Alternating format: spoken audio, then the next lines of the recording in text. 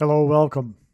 This video is predicting that famous singer-songwriter Paul Simon of Simon and Garfunkel will fall and injure his head on July 26th, 2026, and that there will be a stock market crash of 13% in one day on August 18th.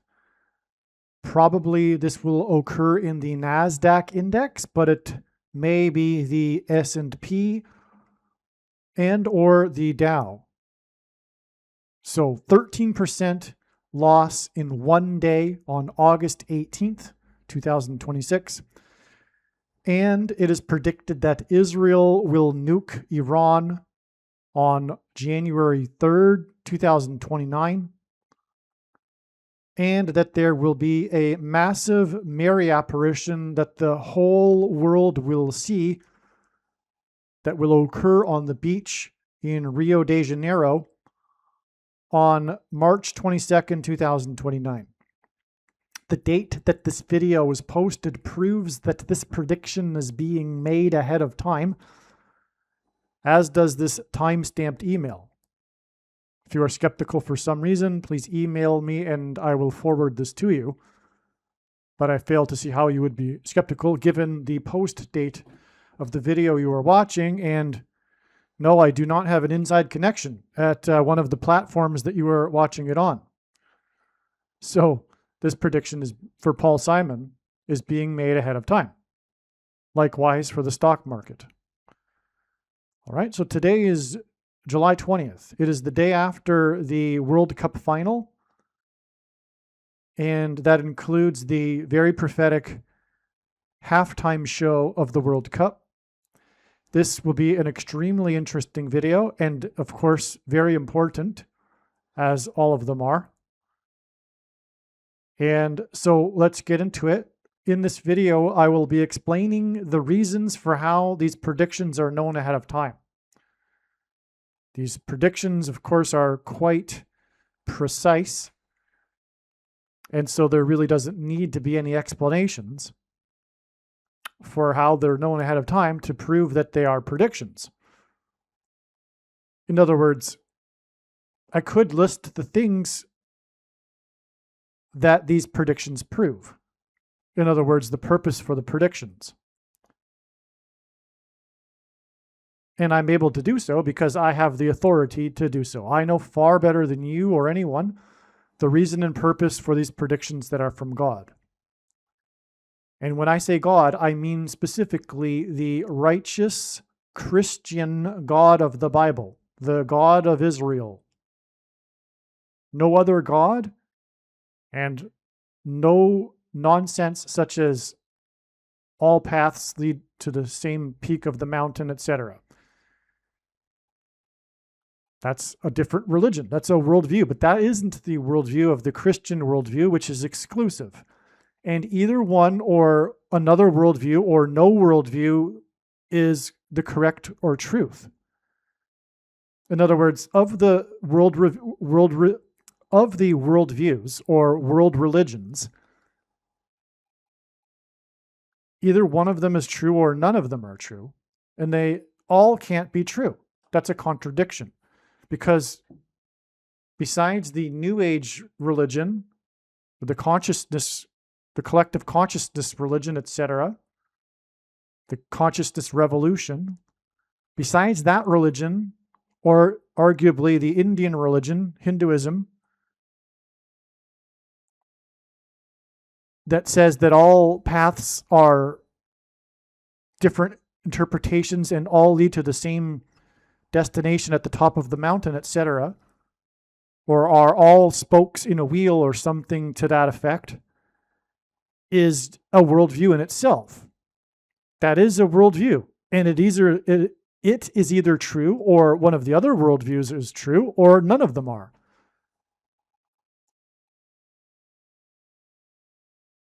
But that worldview is contradictory to other worldviews. Right? So if the Christian worldview is correct and the truth, that worldview isn't. for one thing, we can start with the basics about the nature of God and whether or not he is a personal being or an impersonal energy. He is either the creator of the creation or he is the creation itself. And it's not a creation if it's a creation. If he's the creation itself, obviously, it just always was. There's nothing created. That's the Hindu religion. That's called pantheism. And the notion of a personal being God that is holy, the Hebrew word for separate from, not the creation itself, but separate from the creation and the creator of the creation, that is called monotheism. Both can't be true. Obviously, it's the same as either the world is flat or it is round. It's not subjective. It is either flat or it's round. Either the flat earthers are correct or those that believe that the world is round are correct, but both are not correct.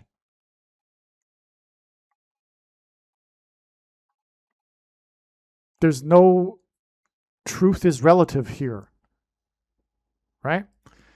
Now, what I am saying is that these predictions will prove not only monotheism, but which of the monotheistic religions or worldviews is the truth, which is the righteous Christian God of the Bible worldview. All right? And I know far more than you the reason and purpose for this prediction. Now, if you are a New Ager or a collective consciousness, whatever you want to call it, yoga person, and you think that the way in which I was able to know these predictions, if you think you know more than me regarding how I know these predictions, I feel sorry for you. But these reasons that I'll explain will also prove that I know what I'm talking about. And so I know you would like to conclude, because otherwise you'd have to change your worldview, that the way in which I was able to know these predictions ahead of time was through some sort of supposed tapping into the collective consciousness, etc. But that's not the case, and I know more than you, far, far, far more than you, how these predictions are known. And you are going to have to change your worldview because that isn't the answer. Now, if you are an Islamist or a quote-unquote Christian and you would like to chalk this up to demonic influence or something to that effect, you are also incorrect, and be warned, Jesus said that the unforgivable sin is blaspheming the Holy Spirit. And if you are a member of the new religion of our age, a very, very popular religion in our modern time, that doesn't even have a name yet because it's so new, but if you are a member of the conspiracy theory worldview and religion, no, you are not correct. The way in which I know these predictions is not through somehow deciphering the code of the Illuminati and Satanists. All right, let's begin. These reasons that I'll be explaining here, as you will see, clearly are from God. No human being is creative enough to concoct these reasons in their own imagination. And there is only one conclusion here, and that is, of course, the one that I am saying, and that should be logical in the first place because I am the one making the predictions. I know how these predictions are known. You don't. Okay? One more thing before we begin. In addition to proving the righteous Christian God of the Bible, for which there is already an overwhelming amount of evidence, and overwhelming isn't even the right word. In other words, these predictions are not necessary for such a purpose. These predictions will also prove the controversial things that I'll be saying in this video, all of them. And in each case, there is zero debate. That's the purpose of the prediction. I know more than you. I know why God has given me a voice through these predictions. It is to prove these controversial things for which God's true big picture of signs, patterns, and connections, which is only being explained on this channel, overwhelmingly proves. And when these predictions come to pass, it will prove that this is God's true big picture of signs, patterns, and connections that is being explained in this video and on this channel.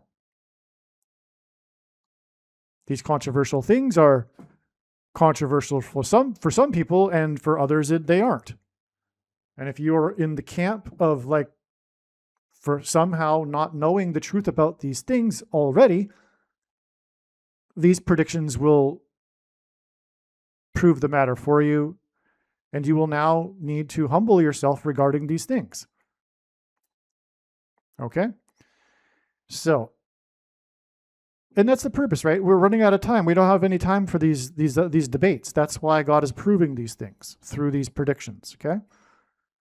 So we're going to focus in this video specifically on the World Cup and the halftime show. It's quite something. There's been a lot of chatter on the internet regarding this World Cup. And specifically what I mean is regarding prophetic signs surrounding the World Cup, although, very importantly, they aren't being credited as prophetic signs. That's a big problem. As far as I'm aware, this is the only channel in which it is stated that these are prophetic signs, and they are not. These coincidences that I'll be explaining are prophetic signs and are not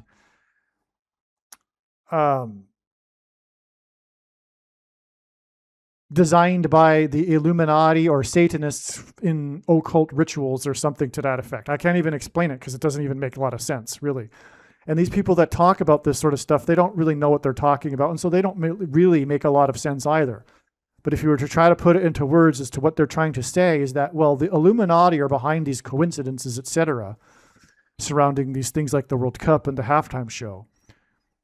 And they can't really tell you who they are or what they're really doing, but they're just, and we have to give some empathy to it, because it is really dark. And it's hard for people to believe that this could come from God, even quote unquote Christians, because of the nature of the matter being, the information being so dark. But rest assured, I know how these predictions are known, and I'm proving the matter right now that these coincidences, I'm proving it once and for all. There's no debate. These coincidences, and this isn't only applying to the World Cup coincidences, but these coincidences that people have been attributing to Satanists are from God. I hope I'm clear. It's very important that we establish this and finally end this religion that's emerging of the conspiracy theory religion.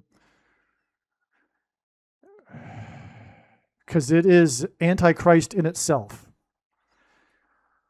Now, so on July 19th, we'll just begin with the PGA, the Open Championship in Southport, England. By the way, what I'm doing here is I'm reading notes.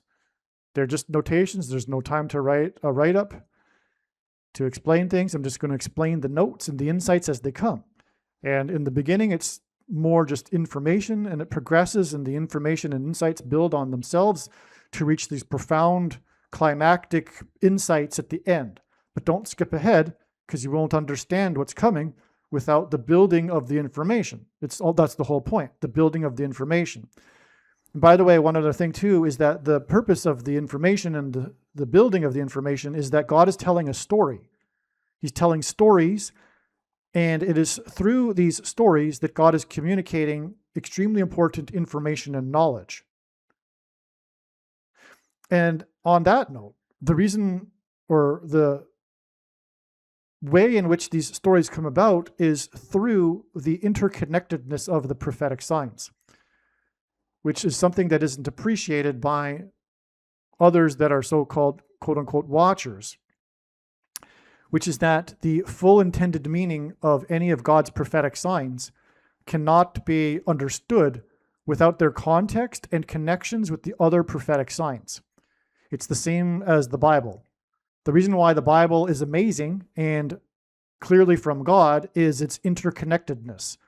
One can take an infinite number of pathways through the Bible into these books that were written many centuries apart, and it's all the same. It all overlaps, and is interconnected, and it's clearly supernatural in how it does so. It's the same with God's signs. And without appreciating that, not only are you not going to understand the full intended meaning of the prophetic signs because it's their context and connections that give them their full meaning, but you will also miss the vast majority of the prophetic signs. And we're talking at this point thousands of signs that are only being recognized on this channel.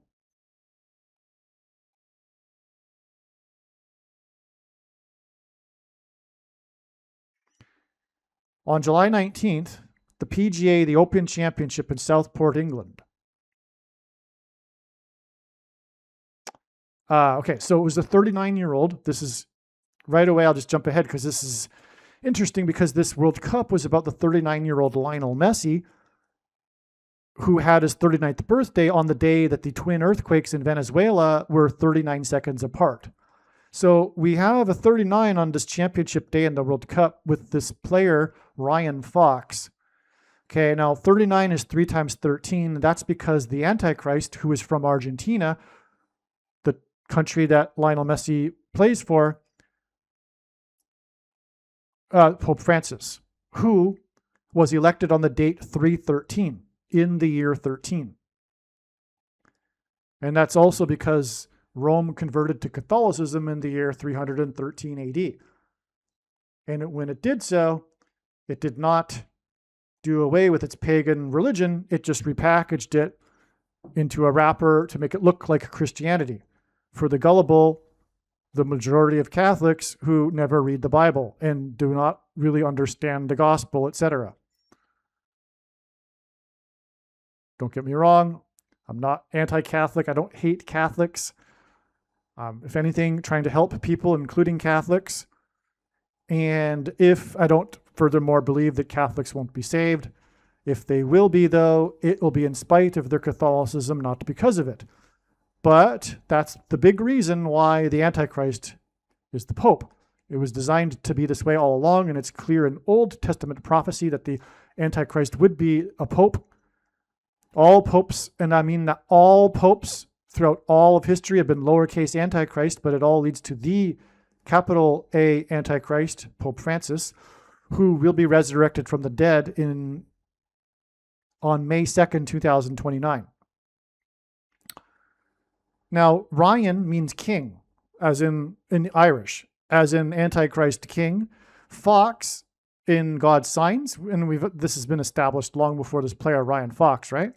See, the thing is, we're talking about almost a decade of full-time analysis of God's prophetic signs from morning until night so we've got Ryans and Foxes before in God's signs. Okay, this is immediately recognized. That's the thing right at this point. There's so much background or basic learning and understanding throughout the years now that these signs can be quickly, immediately recognized. And look how much information is here, just for example, just from one day. All of what you're looking at is really profound. Every single line of the text here, okay? And this is all discerned in like 24 hours or just a few hours because of the background to be able to recognize something like Ryan Fox immediately. And the reason why Fox is 666, the number of the Antichrist in Bible prophecies, because F is the 6th letter, O is the 15th, and 1 plus 5 is 6, and X is the 24th letter, and 2 plus 4 is 6. Okay, so this guy, Ryan Fox, who is 3 times 13 years old, took up golf at the age of 13. That gives us the date 313 in the year 13, the day that Pope Francis was elected. And again, he's from Argentina, which is why we have this sign here of Ryan Fox on the day of the Lionel Messi sign, okay? Now, Ryan Fox just made a birdie on the final hole to win the Open with 10 under. Lionel Messi wears number 10. The final putt he sunk to make birdie was 11 feet and 7 inches, which gives us 117, which is the year of maximum expansion of Rome. Rome being symbolic of the Antichrist kingdom and the symbolism or system that Pope Francis will lead. Okay, so in other words, 117 is a number that symbolizes Rome. The final putt he sunk to make birdie at 11 feet 17 inches. I just restated what I just said. Okay, so the final leaderboard was Ryan Fox minus 10, Cam Young, which is interesting because Young, and God has used Cam Young for this purpose before, Young is hinting at what the Antichrist will promise through the mark of the Antichrist, which is eternal life, which is also, incidentally, why he will be resurrected through demonic power. If you take the mark of the Antichrist, you're going to hell according to Bible prophecy, and it is the VACCINE, and it is in its current form and past tense, and the vast majority of quote-unquote Christians have already taken it. And again, the purpose of these predictions is to prove what I am saying. There's no debate. The Bible nowhere says that one cannot repent after having taken it. So Cam Young, okay, because the big lie at the end of the age is the same as the first lie told by Satan, the serpent, to Eve in the garden. Eve hints at Evita or Eva Peron, the wife of the socialist dictator, communist dictator, Juan Perón from Argentina. Okay. We have also this guy, Sam Burns, and there was a lot of fire theme going on in the World Cup that was won by Spain. And in Spain, right now, the forests are on fire. All right. Let's just go on here. So, Scotty Scheffler, the name Scheffler means bailiff or keys. Keys symbolize the Vatican.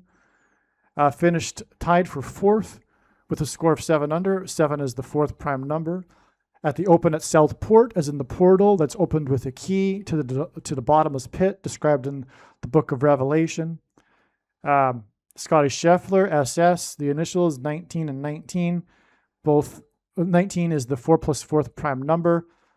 Okay, the number 4 symbolizes the door that's opened with a key, because the fourth letter in the Hebrew alphabet is a door, a symbol for the door.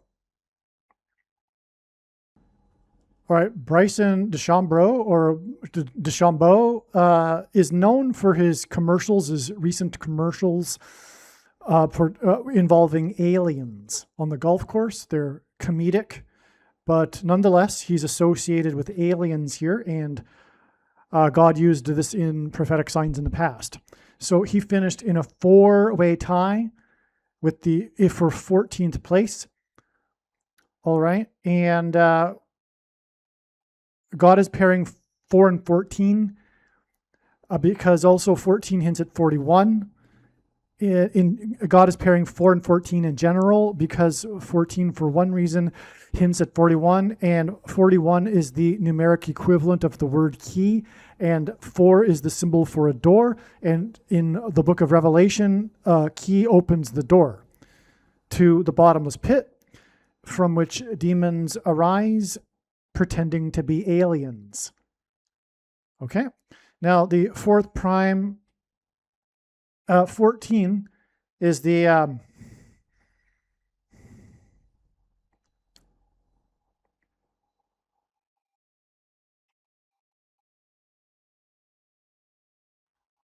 I'm not sure what my friend wrote here. He followed this tournament.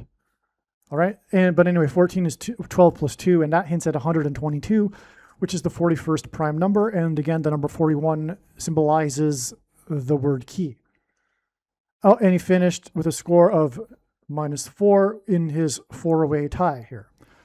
Okay, now Ryan Fox, which we talked about earlier, This is the following day that I'm recording this, so I'm not exactly sure what was said yesterday, but okay. So Ryan Fox, he won $3.2 million out of the $17,750,000 total prize money. That hints at 1776, which is 4 times 444, which hints at the 44th president, Obama, whose name is equal to 32 in simple English gematria. A equals 1, B equals 2, C equals 3.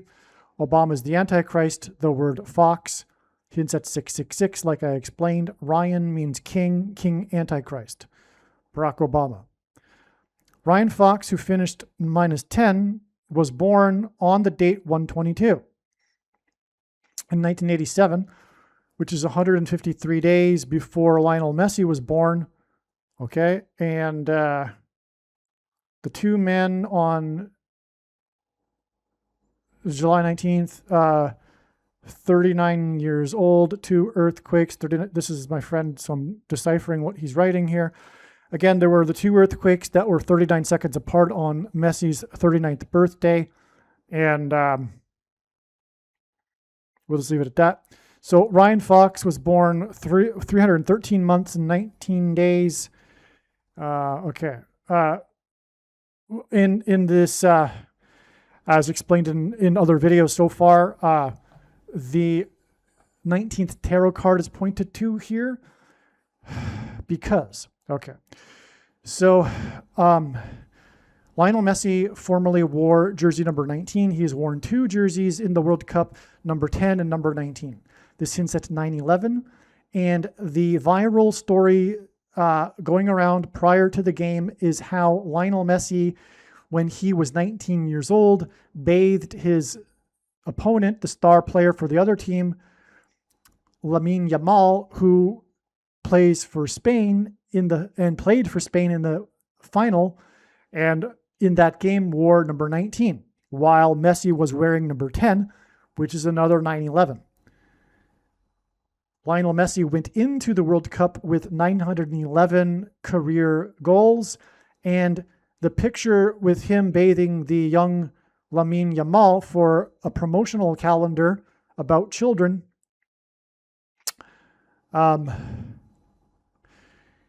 symbolizes Lionel Messi's son, or points to Lionel Messi's son, because he would have bathed his son, and his son was born exactly 11 years, born on the date 9/11, exactly 11 years after 9/11, when Flight 11 with a crew of 11 flew into the Twin Towers that looked like a giant 11 in New York State. The Twin Towers, twin earthquakes. Okay, the twin earthquakes were 39 seconds apart on Lionel Messi's 39th birthday, and the towers were struck 17 minutes apart. And Lionel Messi's first goal of the tournament gave, or maybe it wasn't, I'm not sure, but when he scored his 17th goal, it set a new record for number of goals scored by a player in World Cup games. That hinted at the 17 minutes in between the 2 towers, which was hinted at through the 2 earthquakes, 39 seconds apart on Lionel Messi's 39th birthday. Now, also, Lionel Messi scored his 19th goal in the 80th minute of a game, and Lionel Messi was born exactly 80 days before 9/11. All right, so you get the idea here, the pattern of 19. Oh, and there were 2 players on the team for Spain in the Cup final that were 19 years old, another twin theme. They weren't literally twins. Just like Lamine Yamal and Lionel Messi are, in a way, twins, right? It's just a theme, it's symbolism, and we had the twin earthquakes that pointed to all of this from the beginning. Well, the 2 earthquakes were 39 seconds apart, and 39 is 3 times 13. That's because the Antichrist was elected Pope on the date 313, in the year 13.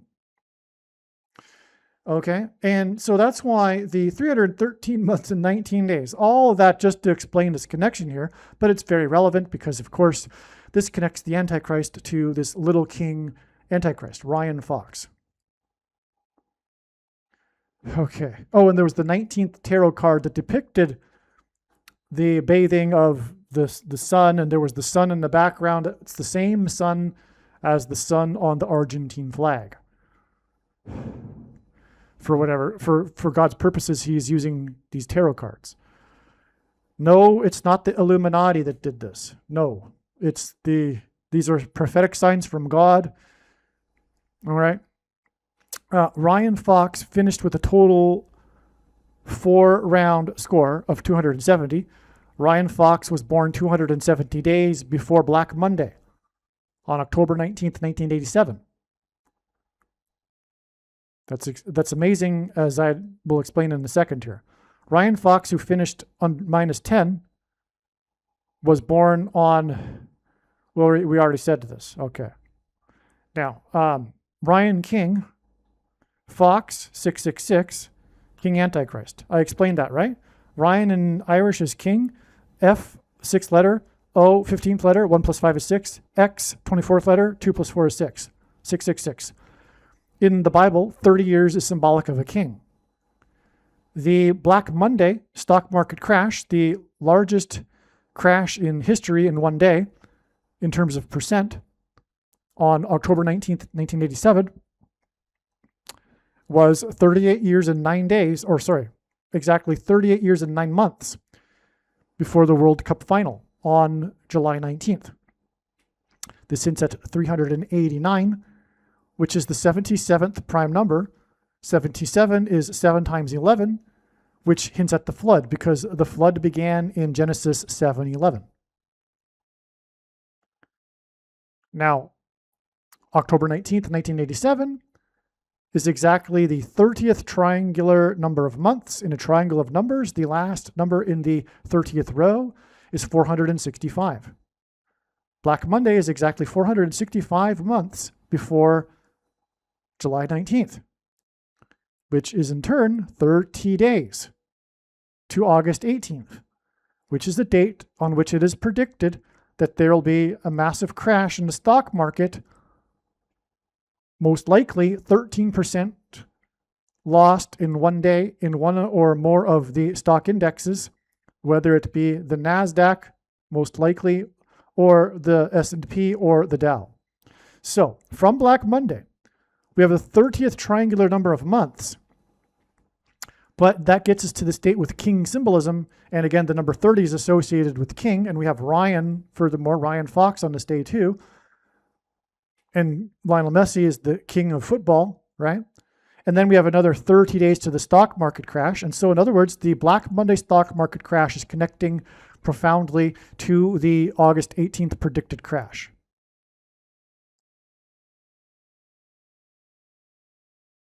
And again, we're expecting a 13% crash.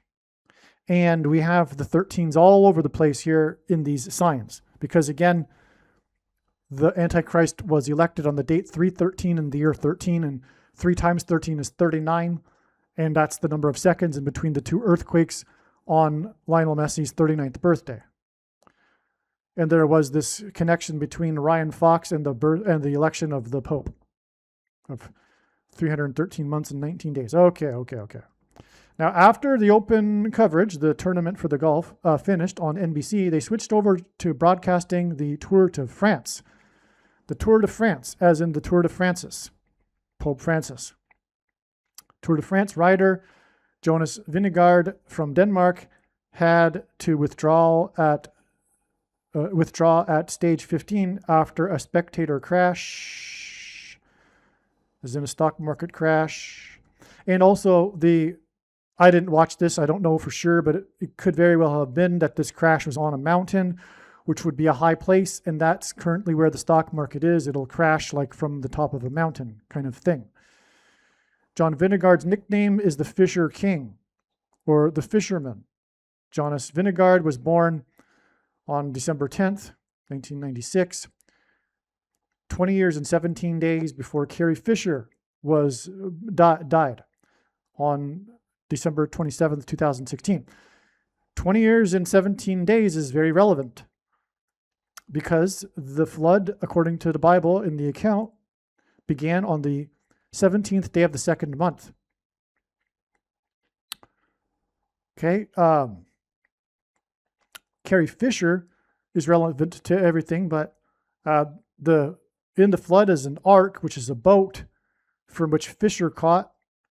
Okay. And Paul Simon famously dated Carrie Fisher. Paul Simon is predicted to slip and fall and injure his head exactly 115 months after Carrie Fisher died.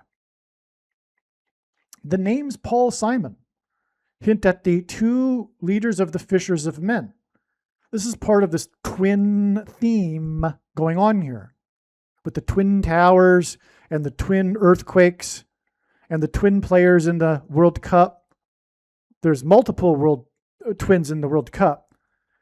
There were the two players that emerged with Madonna in the halftime show from Brazil, former players, Ronaldo and Ronaldinho. Madonna and Shakira in the halftime show was another twin symbolism. We had the two 19-year-olds playing for Spain, and we had Lamal and Messi being like twins, as I already explained. Okay, now the reason why this 115 months is astounding and why there's an exclamation mark here is because of the pattern that God has established regarding this number, because of Amos chapter 1, which has 15 verses. The agent that first signed Simon and Garfunkel was Wally Amos, the founder of Famous Amos Cookies, the biggest cookie company in America. And he lured Simon and Garfunkel into his office with a box of cookies. Okay, and so Famous Amos. Okay, so Amos chapter 1 with 15 verses. In it is a repeating Jewish idiom or Hebrew idiom, and Paul Simon is Jewish. The idiom is for 3 transgressions and for 4, which is an idiom that means the limit of transgressions has been reached and is now overflowing, and so judgment must commence. Paul and Garfunkel's first album was Wednesday morning, 3 a.m., after they signed with Famous Amos, as in the Famous Amos Prophet. Wednesday morning, 3 a.m., Wednesday is the 4th day of the week. That gives us a 4 and a 3. For 3 transgressions and for 4. Paul Simon's prophetic dream that instructed him through a voice to make the album and name it 7 Psalms was on the date 1/15, January 15th. In interviews, he shows the interviewer the framed paper that he wrote on after he received the dream.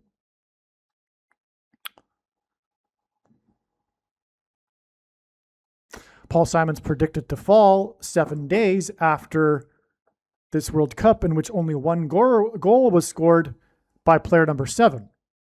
But I'm jumping ahead. So now Paul Simon, the name is, like I said, Paul and Simon, because Peter was Simon before he was renamed Peter by Jesus. So Paul Simon represents the 2 fishers of men. That's why it's interesting, of course, not just interesting, but prophetic, that Paul Simon famously dated Carrie Fisher. All right? Now, kings. A king in the Bible is symbolized by 30 years. Fishermen as boats. John Vinegard, the Fisher King, born on December 10th, 1996, exactly 30 years before it is predicted that U.S. boats, warships, will be sunk. And America is the nation of fishers of men that God set up to spread the gospel around the world in the 19th and 20th centuries. Through boats, at least before the age of airplanes.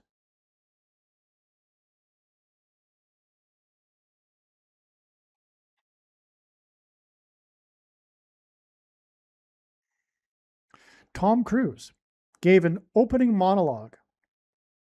So now we're into the World Cup stuff. Okay, stay tuned, stay with me. Like I said before, if I didn't, this video will get more and more interesting as it goes, because the insights build on themselves to climax into profound discoveries. Don't skip ahead though, because you won't understand it without the background. So Tom Cruise gave an opening monologue, and furthermore, the whole point is to not just learn the prediction. It's to learn why God is giving these predictions. And that can only be learned through all of the information that God used to tell the prediction. Like I said, it's not for the sake of the prediction. The point of this prediction from God is not for you to go, oh, cool, neat. You were able to know this ahead of time. That's pretty cool. No, that is not the purpose of the prediction. The purpose of the prediction is for God to communicate the extremely important information and knowledge that is controversial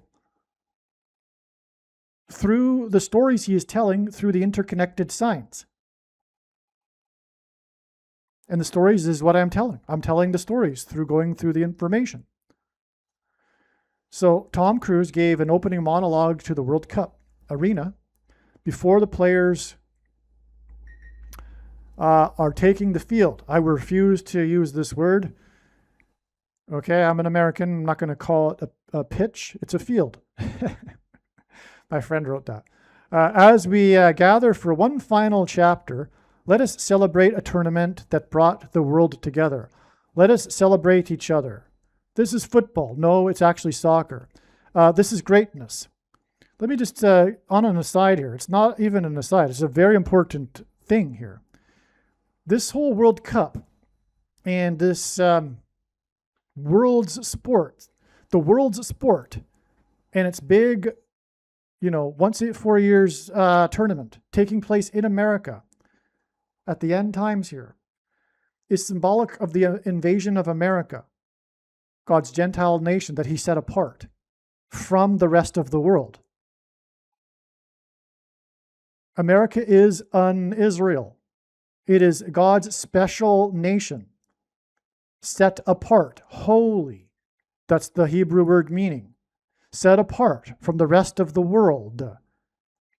There is a good, symbolic, profound, spiritual reason why Americans don't play soccer and aren't good at soccer. America was never intended to be good at soccer, what the world calls football. It's just symbolism. Don't get me wrong. I don't hate soccer, okay? But it's not the greatest sport ever. Come on. But there's good reason why it's the world's sport. And that's because and symbolically, this is just symbolism. It restricts people from using their hands. They're only allowed to use their feet. They're not allowed to use their hands. They're allowed to use their foreheads, which incidentally hints at the hand and forehead symbolism regarding the mark of the Antichrist, which is another evidence for why football is symbolically the world's sport and not America's sport, because America isn't the world. America is better than the world, or at least it was. It's a good thing that America does not have the values of the world. And the values of the world, which is what we're really talking about, which aren't Judeo-Christian values,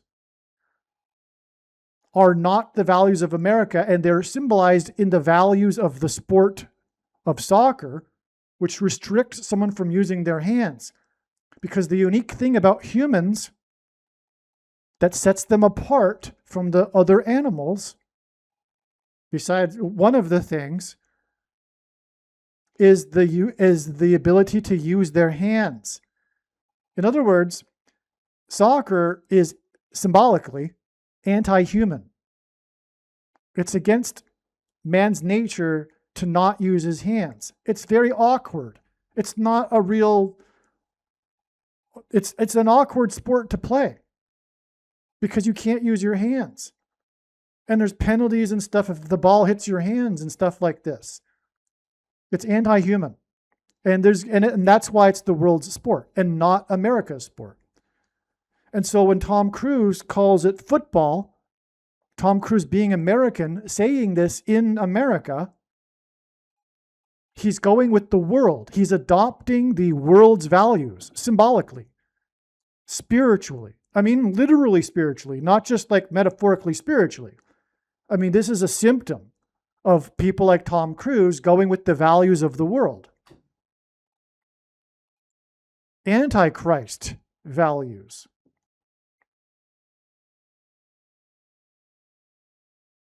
Right? That's what would motivate Tom Cruise to say the word football instead of soccer. Of course, he's speaking to the world, but the fact that the World Cup is being played in the nation where it shouldn't be played is something in itself. It's symbolic in itself. And then Tom Cruise says, this is greatness. No, it's not greatness. This is symbolic of the opposite of greatness. It's symbolic of the invasion of the world and its values into America. Which, by the way, of course, has been the symbolism of the invasion through the southern border wall of security, which ties to the Bible and the walls of security collapsing in God's judgment on ancient Jericho. Before the walls collapsed, trumpets were blown. What's Trump's presidency, his first one and his first election campaign, most known for?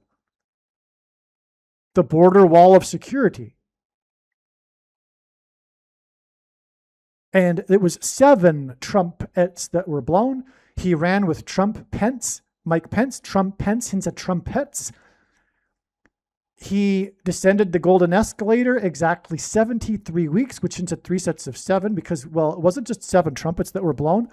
It was part of a symbolic 3 sets of 7, because they marched around the walls once per day for 7 days. And then on the 7th day, they marched around 7 times and blew 7 trumpets. It was a 3 sets of 7. Trump symbolically descended the golden escalator, like King Jehu descended the stairs of the mountain when he was anointed by God. Trump descended the golden escalator of Trump Tower exactly 73 weeks before he won the election by 77 electoral votes against Hillary, who in this paradigm parallel is symbolic of Jezebel, whom King Jehu went off to defeat. Anyway, that election was, and that was also the day that Benjamin Netanyahu had been in office for exactly 7 years, 7 months, and 7 days. And that day was 73 days, as in 3 sets of 7, before Trump's inauguration, when he was 70 years, 7 months, and 7 days old in the year ending in 7. God was blowing the trumpet with his inauguration. Okay, and now that day, his inauguration was 7 years, 7 months, and 7 weeks. Or no, 7 years, 7 years, 7 months, and 7 weeks and 77 days, I think, before the second election. And that day was 77 days before his second inauguration. You get my point. Okay. That's a lot of coincidences of 7, by the way. It's because of the 7 trumpets. Oh, and what's Trump's second term known for? Not so much the border wall of security this time. Oh, and by the way, of course, the border wall of security collapsed after Trump left office. And that was when the invasion happened. But in the second term, we have the same theme going on, but this time it's not the border wall, it's not the physical wall, it's the tariffs, which is about the border wall of security. And of course, been a myriad of signs regarding the tariffs, regarding this theme and symbolism. All right. Now, so Trump was responsible for bringing the World Cup into America. It was a trumpeting of the invasion, like the Book of Jericho, when the Israelites invaded Jericho after the walls of security collapsed. Trump has been trumpeting, well, he doesn't know this, of course. God has been using Trump to trumpet the collapse of America's walls of security, which is thus symbolized by the World Cup being played by the invaders symbolically all over in all of the cities of America. With the halftime show and its theme of the rainbow colors and all this. There's lots. Trust me. Stay tuned for all of this video, because I'll be getting into what happened in the halftime show. It's truly amazing. So, but that's the symbolism with the World Cup. Okay, so that's why. Let us celebrate together each other. Celebrate each other? What's that about? That's not biblical. Let us celebrate each other? Don't you mean let us repent together? Isn't this the opposite of Christian values? Let us celebrate each other? Because in the Bible, pride is the root of sin. Celebrate each other for what? Exactly. For just being? Well, if you are an Antichrist spirit, if you've got a worldview that is Antichrist, you will believe, like the left does, which is Antichrist, that people are inherently good. And I guess that would be the underlying meaning here of let us celebrate each other. What are we celebrating, and why are we celebrating each other? Let us repent together. Let us celebrate the tournament that brought the world together. This is the spirit of the Tower of Babel coming together, bringing the world together without God in this sort of quote unquote celebration. This is Tower of Babel symbolism. As we gather for one final chapter, Tom Cruise says, is he not referring to the 11th chapter of the book of Genesis and the coming together of the world's people and the attempt to build a tower to heaven without God through technology, through their own innovation, etc.? In fact, one of the cities that hosted the World Cup games was Toronto, which is the Tower of Babel city in God's signs. I mean, literally it is the Tower of Babel city because the peoples of Toronto speak a myriad of different languages from all over the world. I mean, it is not a Canadian city, whatever that means anymore, because there's no such thing as Canada. As Prime Minister Trudeau said, Canada is the first post-national country. It isn't a country. It's just a place where the world's people have gathered together, especially in Toronto, the Tower of Babel city. And why did that happen to Canada? Because its elite rejected Christianity. And when Christianity is rejected by the elites, in the vacuum comes the world's values and the world. It's the invasion.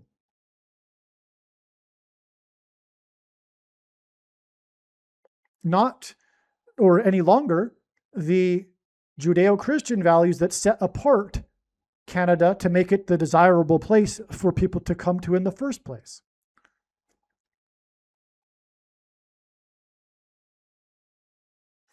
Okay. And so the final, and I'll give you more evidence that we're talking about chapter 11 here, because this game where Tom Cruise is speaking from is right near New York City. And as I'll be explaining, and I have already explained somewhat through Lionel Messi and him entering the tournament, for example, with 911 goals, it hints at 9/11, which occurred in New York City, which brought down the World Trade Center towers. The first plane was Flight 11. It had a crew of 11. The towers looked like a giant 11. In New York State, the 11th state to join the Union, New York City is made up of 11 letters. This is the Tower of Babel story in Genesis chapter 11. Also, as I've explained many times, the towers are symbolic of the mark of the Antichrist, transhumanism technology, which is what the Tower of Babel is a metaphor for. The attempt to reach God, which is the attempt to reach eternal life without God, through transhumanism technology, which the elites are trying to do. How is that? How are they doing that? They think they can conquer death through the genetic code, which is what the two towers symbolize. Exactly. Okay, so in the Bible, the most important prophecy is the 70 weeks prophecy regarding the arrival of the Messiah and the end times. Exactly 70 weeks after the Twin Towers officially opened, Philip Petit of France, as in Pope Francis, walked across, evaded security, and walked across the Twin Towers on a tightrope. And by doing so, engendered a cross with a man at the center.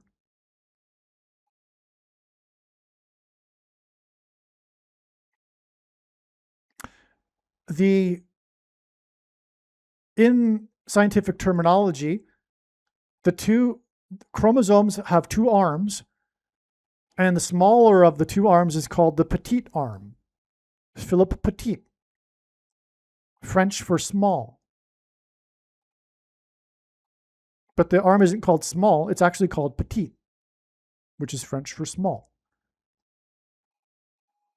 So the two towers are symbolic of the two arms, these chromosomes that have two arms, but they come in pairs also. But and to further this story here, to conclude, or to rather to really drive this home, is what the towers were replaced with, which was the One World Tower. And if you go look at it again, you can clearly see that it is in the shape of a VACCINE needle. It is an injection needle. Clearly.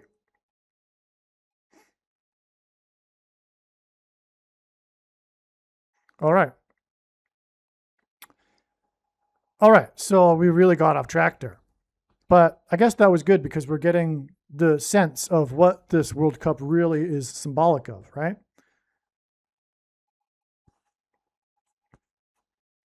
Which is why Tom Cruise said these anti-Christian things. As we gather for one final chapter, let us celebrate a tournament that brought the world together. Let us celebrate each other. See, those who don't know the Bible are scratching their heads. What are you talking about? This is beautiful language that Tom Cruise is using. But it's the opposite. Everything is the opposite. To those who don't know Christ, everything that Christ stands for, they are against, and everything that is anti-biblical, they are for. And they don't even know it. They think that they're on the right side. They think they are righteous. It's astounding how deceived people are, because they refuse to love the truth and so be saved. 2 Thessalonians chapter 2. And so therefore God sends them a strong delusion so that they may believe what is false and be condemned. Because, speaking of this theme of twos and twins, the prerogative of God, again, more opposite to how most the world thinks. The prerogative of God, God's plan, is to divide. We have talk of this unity nonsense here. God's plan is division. Jesus said, "Do not think I came to bring peace and unity. I came to bring division by the sword." These are his words. Do not think I came to bring unity and peace. I came to bring division. God's plan is to divide. His whole plan is to divide the sheep from the goats. It's a weeding out. It's a test. It's a division. We get to choose which way we want to go. With the truth or with what feels right. What the world is telling us is true. What the world tells us is right and good and pure. As opposed to what really is right and pure and good. If you just want to go with the world and these ideas that feel good, that are also in very much so in a way feminine. The spirit of Antichrist and Satan is feminine, which is why more women are deceived than men, especially single women. If you have that worldliness and you like the way this sounds, and that feeling of let us celebrate each other, that's the opposite of going with the truth and God's ways. You're going with the world's ways instead of God's ways. And so that to the deceived will seem like quote unquote greatness, as Cruise said here. Okay, so Tom Cruise repeated this phrase, let us celebrate each other, let us celebrate a tournament. So what's interesting though is that at this very time was, especially on the exact date, it was in the news, one of the top stories was about lettuce. Lettuce from where? Mexico. That's right. The other side of the border wall of security. Exactly what I've been saying. This symbolism of exactly what I've been saying. Mexico symbolizes the other border wall of security. Oh, and by the way, what's something very interesting? If you look at a map of the geography of Mexico, it is a shofar horn. The Yucatan Peninsula is the mouthpiece for the shofar horn, which was the trumpet that was used in the book of Joshua in the Bible. The 7 trumpets. They were shofar horns. Horns from sheep. The mountain sheep, right? It's a shofar horn. And it's on the border wall of security. God's Gentile nation. Okay? And so in the news, not only was Mexico in the news because of the lettuce, but it was negative. It was an invasion of tainted, it was symbolically an invasion, but it was tainted lettuce, but it was symbolic of the invasion of America. But this lettuce, in other words, here's something for you. The word lettuce, as in the thing we eat, was all along designed for this very sign that I'm talking about in this video. Yeah, that's quite the statement. But it's true. God designed the word lettuce because of this sign at the climax of the age involving the World Cup, the last World Cup to be played, that is being played or was played in America. That's the reason why the word lettuce is the word lettuce. Because it hints at let us. And it's exactly what I was saying here because of the repeating phrase of let us in the Tower of Babel story. So I wrote it here. I just copied and pasted, but why not just read it? The Tower of Babel. Genesis chapter 11. Now the whole earth had one language and the same words. And as people migrated from the east, by the way, the invasion from the east is symbolic of the invasion, right? Because Israel was invaded from the east, right? Well, anyway, that's the symbolism in the Bible. Anyway, as the people migrated from the east, they found a plain in the land of Shinar and settled there. So in the halftime show, it was Shakira, which is what's hinted at with the plain of Shinar. I'll get more into that in a second, though. And they said to one another, "Come, let us make bricks and burn them thoroughly." This is their technology of the day, their advanced technology of the day, the ability to make these bricks and burn them thoroughly. And they had brick for stone and bitumen for mortar. And they said, "Come, let us build ourselves a city and a tower with its top in the heavens." Okay? It's all symbolism, trying to reach God in the heavens without God through their technology. And let us make a name for ourselves. Let us make a name for ourselves That's like, let us celebrate each other, with when Tom Cruise said that, right? Let us make a name for ourselves. Let us celebrate each other, lest we be dispersed over the face of the whole earth. And the Lord came down to see the city and the tower with the children of man, which the children of man had built. And the Lord said, behold, they are one people, and they have all one language. And this is only the beginning of what they will do. And nothing that they propose will now be impossible for them. Come, let us go down and there confuse their language, so that they may not understand one each other's speech. So the Lord dispersed them from there over the face of the earth, and they left off building the city. They were unsuccessful in completing the city, because they cannot reach God without God. Therefore, its name was called Babel, because there the Lord confused the language of all the earth. And from there the Lord dispersed them over the face of all the earth.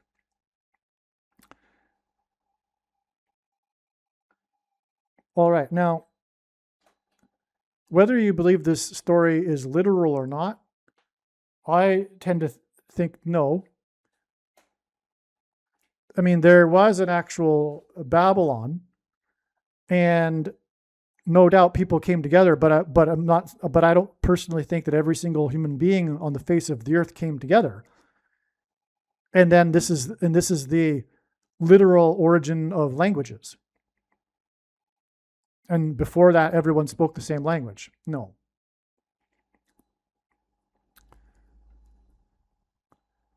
But the story is metaphorically true.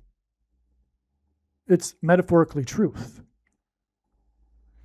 As people migrated from the east, America was made up of a migration from the east. A city and a tower, New York City, Toronto especially, with its CN Tower. I forgot to mention that. It is the Tower City, right? Toronto, it's not just the Tower of Babel City, because it does have this tower, the CN Tower. The whole earth had one language and the same words. World Cup. The Lord dispersed them over the face of the earth. World Cup. Also, the games were dispersed over the face of the earth of America.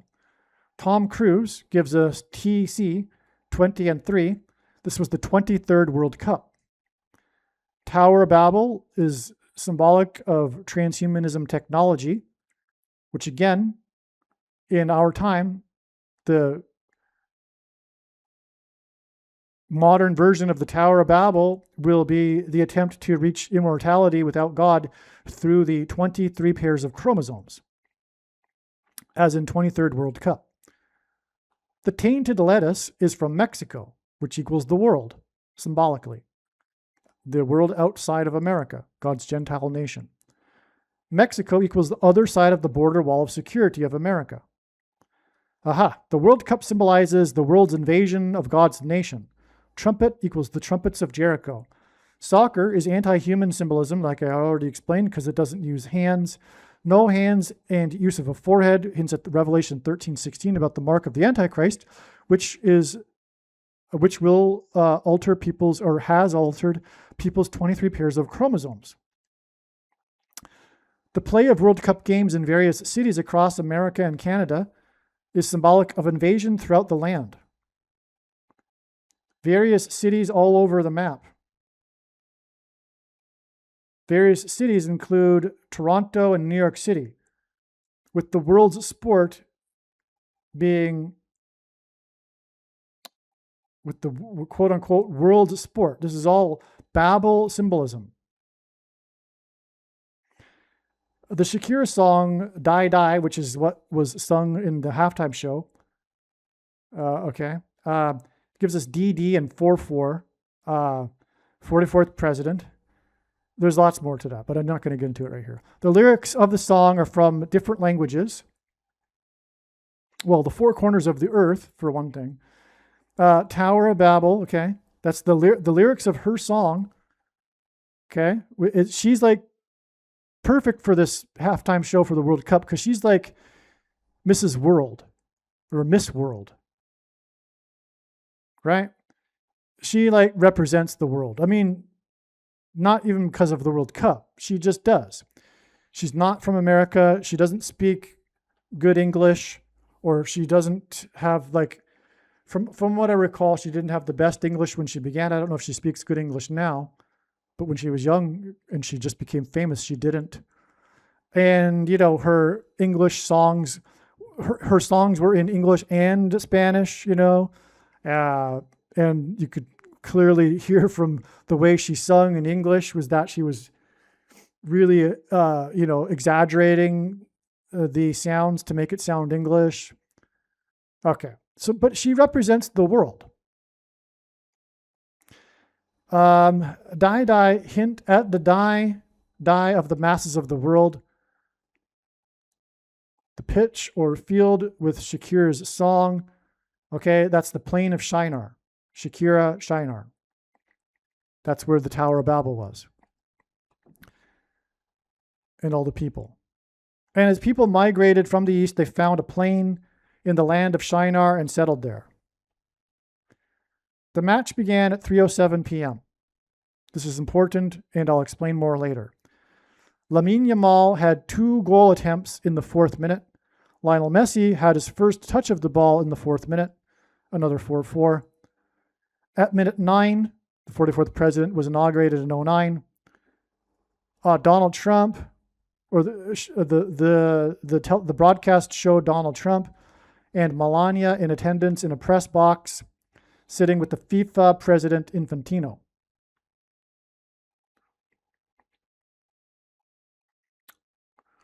FIFA is equal to 22. F, 6th letter, I, 9th letter, etc., equals 22, which in God's signs is symbolic of the mark.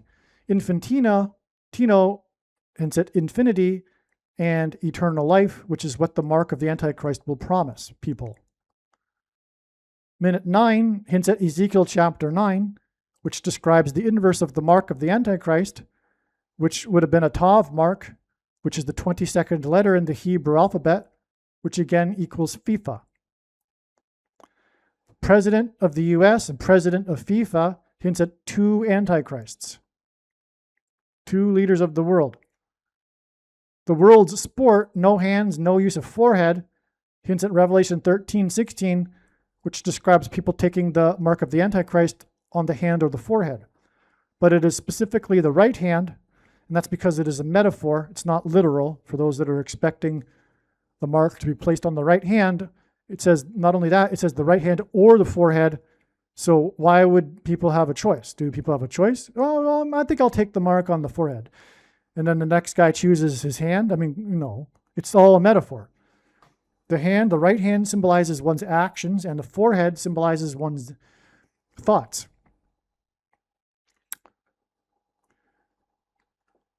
It is the first time a team has started 2 teenagers in a World Cup final. Spain, number 19, Lamine Yamal, 19 years old, and number 22, Pau Cubarsí, 19 years old. Okay, so there's 2 of these players 19 years old. Part of this theme of the twos, and twin theme, right? I explained this earlier. Okay, but one of these 2 is Paul, I don't know how you pronounce it, Cubarsí. Okay, and he's born on January 22nd, 2007. Cubarsí hints at cube.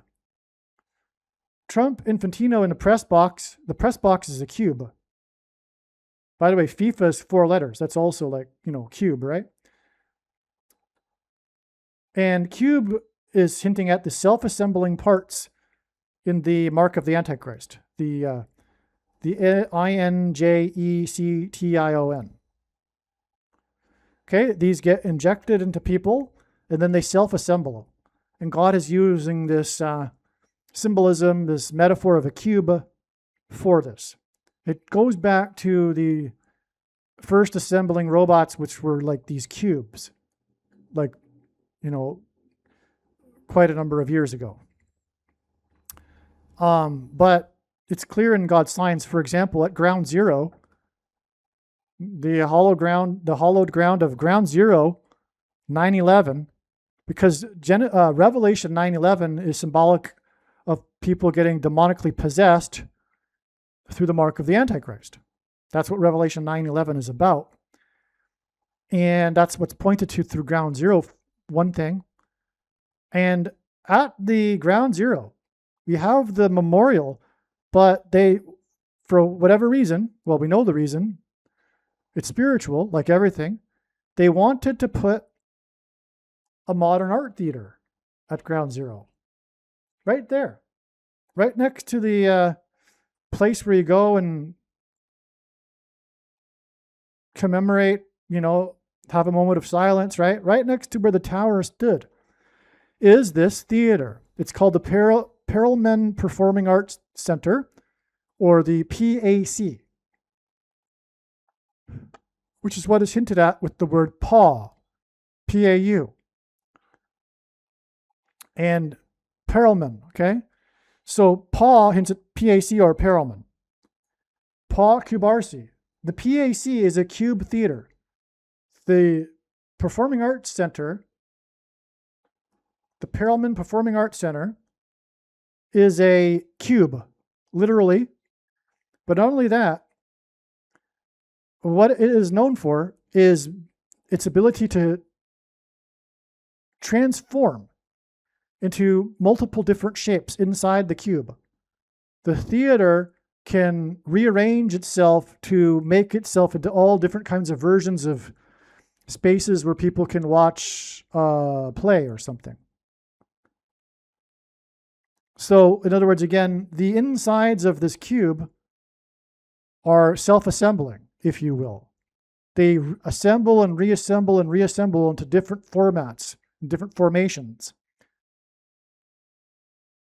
That's exactly what's being hinted at. It's also part of this prophetic sign in which God used the movie Hellraiser, in which the plot involves this assembling, transforming cube, which is like, through this cube, the gate to hell. Hellraiser is at ground zero, which is interesting because Revelation 9:11 is about the raising of hell. In Revelation chapter 9, the pits of hell are opened, and out of which comes a King Apollyon, Revelation 9:11, King Apollyon and his fallen angels. And in the movie Hellraiser, which in the promotional poster for one, I think it's part 2, which was released, I think that one was released on the date 9/11, before 9/11, is an image of the Twin Towers, which, as I said earlier and explained earlier, is symbolic of the mark of the Antichrist. It's a good thing I explained that earlier, because now it fits what I've just been saying here. Because people will become demonically possessed after having taken the mark, which will have components in it that will self-assemble, which is symbolized by these cubes, especially this cube theater that reassembles and, transforms itself through these rotating smaller parts. That's why the player here, who's number 19, Paul Kubarsi, Kubarsi, as in cube, as in the PAC at the ground zero. Now again, his other, Paul Kubarsi is 22, which symbolizes the mark, but his teammate, who's also the other 19-year-old, Lamine Jamal, wears number 19. And Lionel Messi bathed him when he was 19 years old for the calendar, which, by the way, represents God's timing, incidentally, that just came to me. And Lionel Messi is in this tournament wearing number 10, whereas Lamine Yamal is wearing number 19. That gives us the 9/11, which connects us to Paul Kubarsi, like I've just explained, which connects us to the cube at ground zero for 9/11. So if you didn't really believe me at first, perhaps now you do. But anyway, the prediction will prove all of the controversial things that I am saying here. And that's the purpose of the prediction that is from God. But I think I've done a decent job now of explaining how it is that, in fact, this player Cubarsi is hinting at the cube at ground zero. And again, the game that Cubarsi played in, and the game in which Trump sat in a cube with the president of the FIFA, is right near ground zero. It's in New York. Well, New York Stadium. Just across the river, which is completely relevant to 9/11 because the views of the attack, many of them were from just across the river. So anyway, you know what? New Jersey is the third state. And when you want to say something is cubed, when you want to say something that multiplies 3 times, you know what I mean? Like 9 times 9 times 9, right? Is 27. Well, another way to say it is 9 cubed. All right. Now, the center opened on September 15th, 2023. It cost $560 million. On 9/11, it was 56 passengers in the second plane. This opening of Ground Zero was 56 months exactly after Paul Simon had his prophetic dream that instructed him with a prophetic voice to make the album 7 Psalms. And Paul Simon is associated with and symbolizes 9/11. He cold opened the first broadcast of 9/11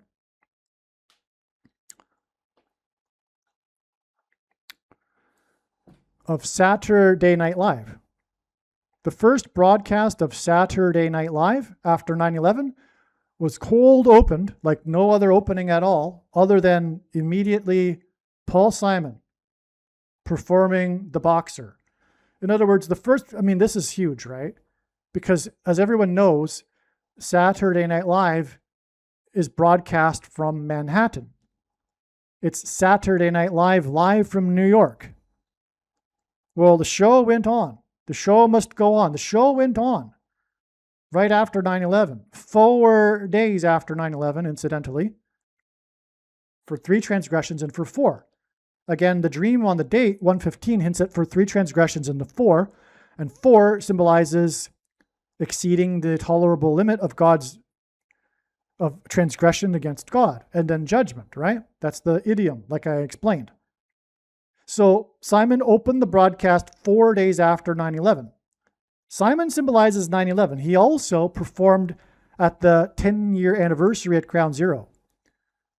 The Roman numeral for 10 is X, and in God's signs, X is symbolic of the mark of the Antichrist. It is the Tav mark, the 22nd letter, and again, Paul Cubarsi is number 22. Okay, now this dream that Paul Simon had regarding making the 7 Psalms album, his most recent one, is 19 months and 11 days before it is predicted that Paul Simon is predicted to fall and injure his head. Now, the injury of his head will symbolize what we're talking about here, which is this demonic possession of people who have taken the mark of the Antichrist after these things migrate to their brains and self-assemble like these cubes to make these transistors that pick up frequencies, which is what music is, that will then engender delta brainwaves in people's brains. This is why Paul Simon's 7th solo album Again, 7 Psalms, his most recent album, but his 7th and best-selling album is Graceland, about a mansion, which hints at the inhabitation, in other words, demonic possession of people's bodies, the mansion of the king of rock and roll, as in King Apollyon, who rises from the pit in Revelation 9:11.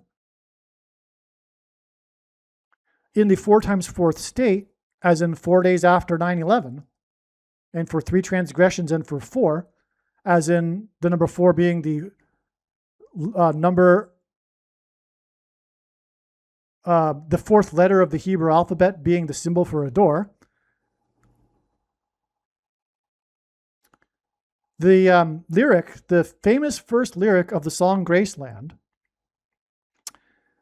is, "The Mississippi Delta was shining like a national guitar."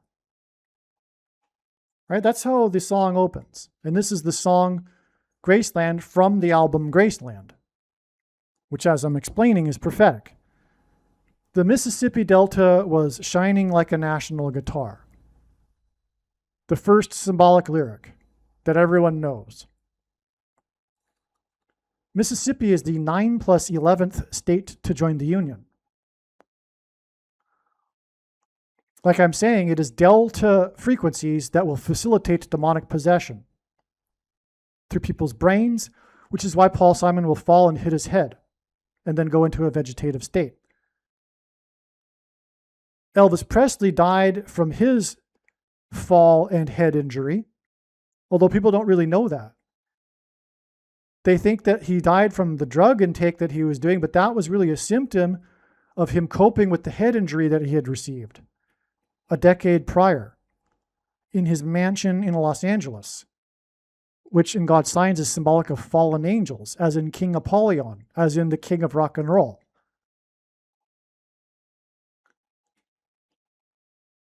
Okay? And so Paul Simon, who sang about Elvis's mansion, will also fall and injure his head.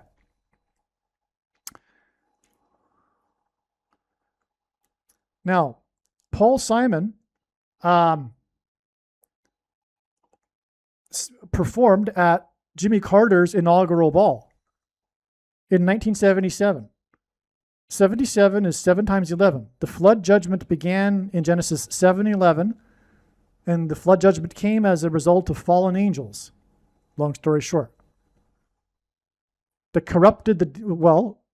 fallen angels that corrupted the DNA of men. See, when the DNA is corrupted, God must destroy it because they no longer are his plan. It's an abomination to alter one's DNA. You cannot do that. You don't have the permission to alter the DNA that God created and then pass down that DNA to subsequent generations, etc. That doesn't work with God. It's the same as you cannot change the Bible, add in your own this or that and then print out your own Bible. You can't do that without suffering consequences. So in the inaugural ball that Simon performed at was on the date 1/19, January 19th, which hints at Revelation 9:11 and 9:11. And in the song that he performed was American Tune, which is about America. In the song, he sang about Apollo 11. He sang about ships. He sang about the Mayflower ship, and he sang about Apollo 11. He sang about Apollo 11 9 days, as in Revelation 9:11, before Stephen King, as in King Apollyon in Revelation 9:11, published his book, The Shining. The Shining is about demonic possession.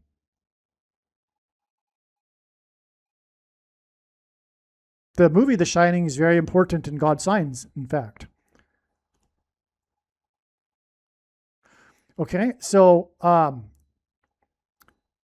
Simon famously dated Shelley Duvall, whom he met while filming the movie Annie Hall, as in Mansion.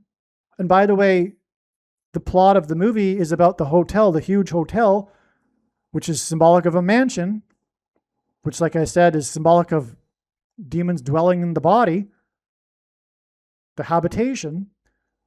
So Shelley Duvall and Paul Simon famously dated, and he famously broke up with her at the airport, as in portal, that will be opened with the key, as in music keys that he uses to compose music with, to the bottomless pit, as described in the book of Revelation, chapter 9, verse 11, symbolized by Revelation 9:11. He broke up with her at the airport before she got on the plane to the UK to film the movie The Shining.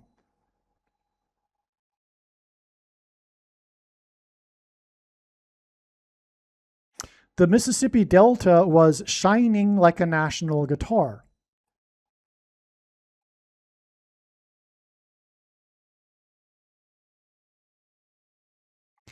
One thing before we move on is that also, speaking of 9/11 and Apollo 11, this is the reason why it was two planes that struck the two towers 17 minutes apart. The moon symbolizes Christ. It is a giant rock, and in the Bible, rock is symbolism for Jesus. The sun symbolizes God the Father, and the sun's light is too bright for us to gaze at, but we can gaze at the sun's light reflected off the moon, which is why in the Bible, watching for the timing of the moon is important and is symbolic of watching for the timing of the Lord's return through moon signs. The first time that an American, God's Gentile nation, went to the moon was Apollo 11. The last time that an American departed the moon was Apollo 17. The two space shuttle disasters, which replaced the Apollo missions, were almost exactly 17 years apart.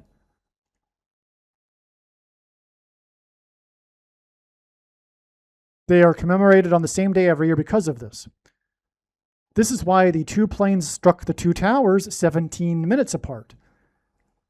The last departure of an American from the moon symbolizes America's departure from Christ, which is what God communicated with two planes 17 minutes apart.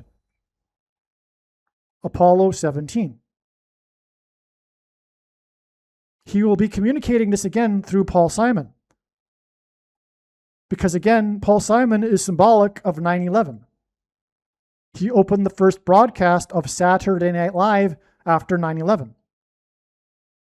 And he performed at the memorial on the 10th anniversary.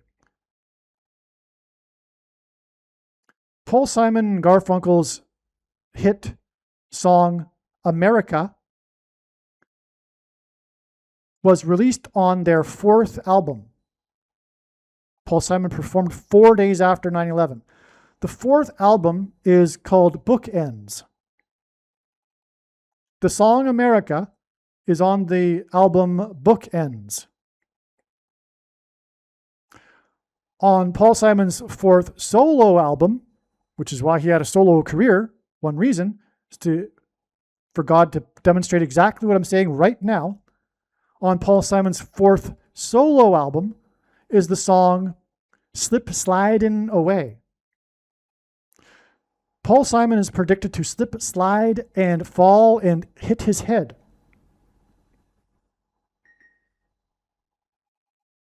When he does, and then go into a vegetative state, which will symbolize Revelation 8:1, which describes the period of the sound of silence observed in heaven. Paul Simon's first hit that launched his career was Sound of Silence.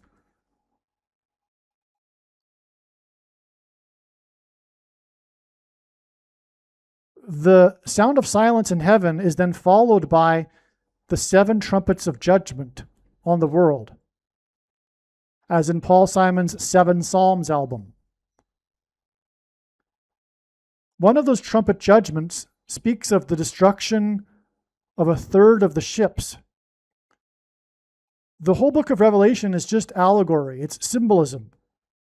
There are those that say America isn't in Bible prophecy, but they couldn't be more wrong, as the ships symbolize America.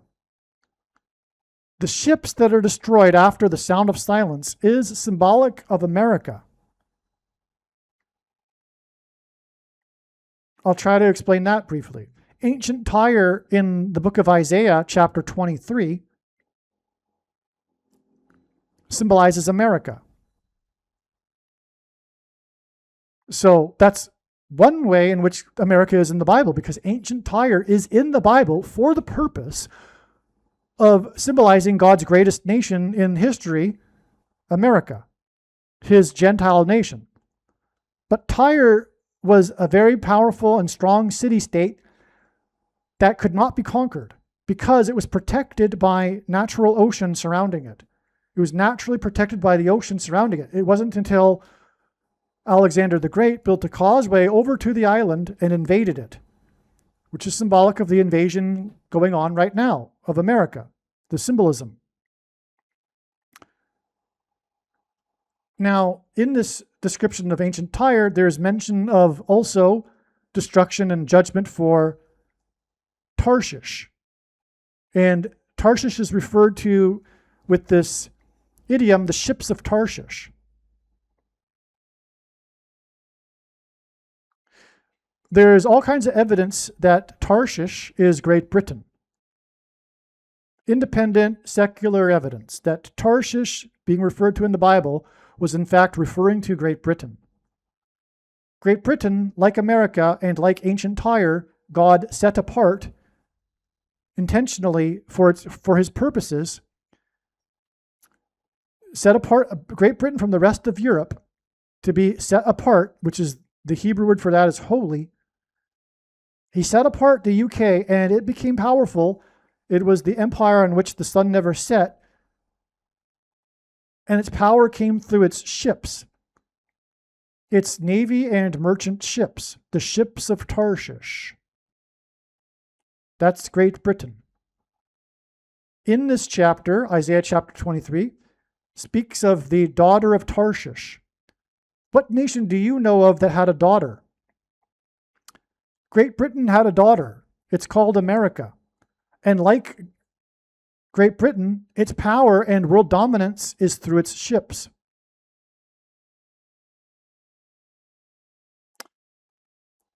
Isaiah 23 is a parallel with Revelation chapter 8, or vice versa. This is why, for example, on the date 8/23 was the Washington, D.C. earthquake that did $34 million in damages to the National Cathedral, otherwise known as America's spiritual home. 34 million hints at for 3 transgressions and for 4. 34 is also 2 times 17, as in 2 planes 17 minutes apart on 9/11.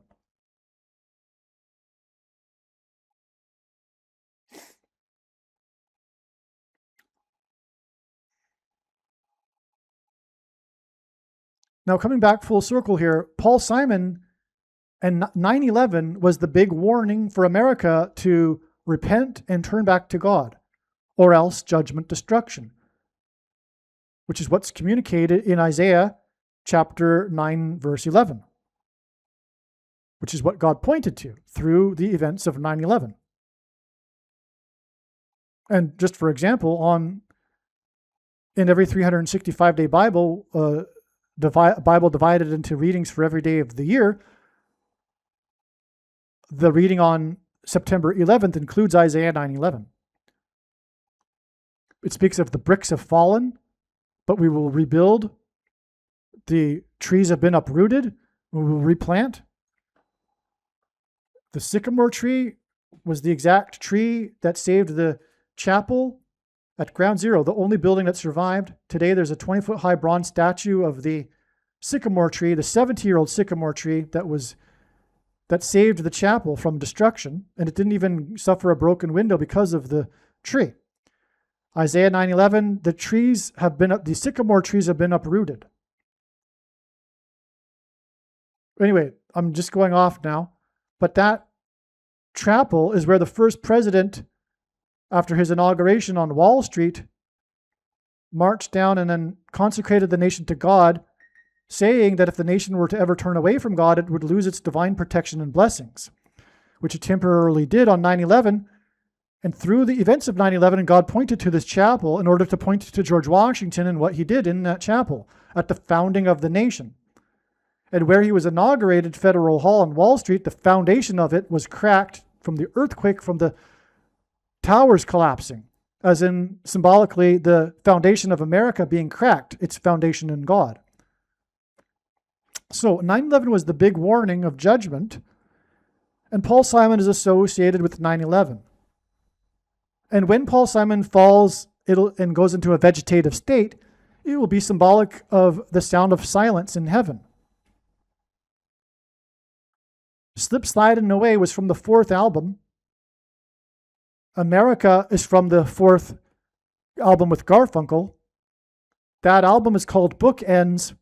And so, in other words, what I'm saying is that when Paul Simon falls and injures his head, it will be the bookend for the opportunity that America has had to repent and turn back to God that has slidden away. It'll be closure to that window of opportunity, the bookend.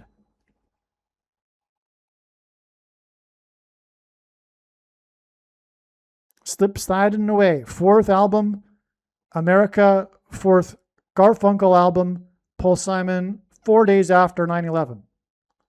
For 3 transgressions and for 4, as in judgment.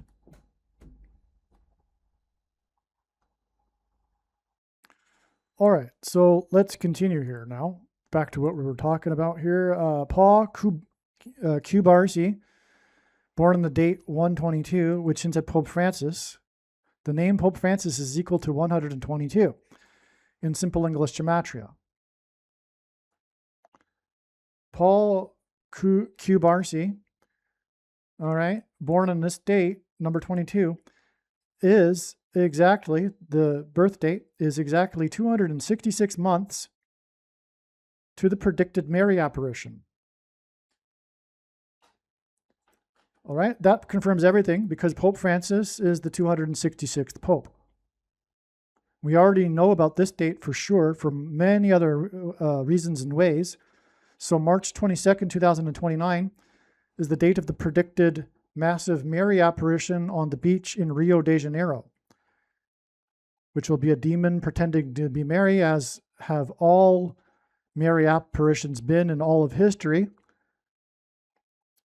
Demons pretending to be Mary to fool the gullible, which is the majority of Catholics, or basically all Catholics, because all Catholics subscribe to this nonsense about Mary. And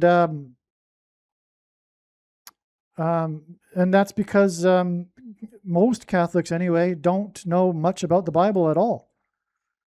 It's like a superstition for them. And that's why in Catholicism, really the big or the main reason for people believing in their religion is their constant encounters with the supernatural. But as 2 Thessalonians chapter 2 tells us, people get the deception they ask for. They aren't the only people of other religions that are being fooled by demons with supernatural experiences that make them, or have designed to have them believe that it's confirmation of their religion or their worldview. I mean, New Agers are constantly also having supernatural, quote unquote, spiritual experiences that are in fact, in truth, encounters with the demons, including the supernatural highs people get from yoga and meditation. I know firsthand from in my early 20s. Okay, and again, I want to be very clear. The reason why God has given me a voice through these predictions is to prove what I am saying. There is no debate about anything that I am saying. Zero. To not appreciate this is to not appreciate the purpose of this prediction. In fact, you might as well turn off the video now. You are wasting your time. But this is an amazing thing that confirms everything, because this Paul Kubarsi was born exactly 266 months before this great Roman Catholic thing that's going to happen when the demon pretends to be Mary on the beach in Rio. This is also 22 years and 2 months exactly, which ends at number 22, which is Paul Kubarsi's number. And again, number 22, or 22 is symbolic of the mark. The reason for the Mary apparition is because of Genesis 3:22. The reason for the date 3:22 in the Mary apparition is because of Genesis 3:22, which is the verse that symbolizes what will be promised with the mark of the Antichrist, which is eternal life. Because the big lie at the beginning of the age, told by the serpent to Eve in the garden, was that she shall surely not die. And that is the big lie at the end of the age as well. Now, the Mary apparition will be 41 days.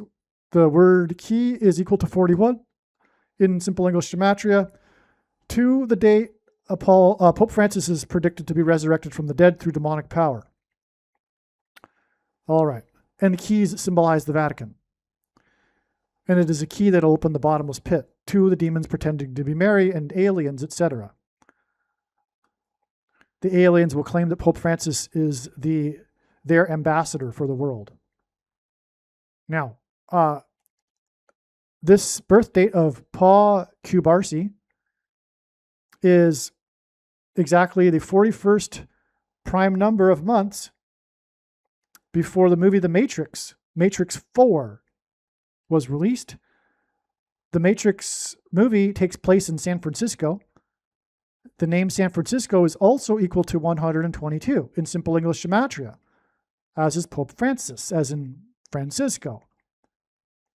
Also, San Francisco is located on the 122nd meridian line, which is interesting because of the matrix, because the meridian lines make up a matrix over the world, on the world map. And the movie The Matrix takes place in San Francisco.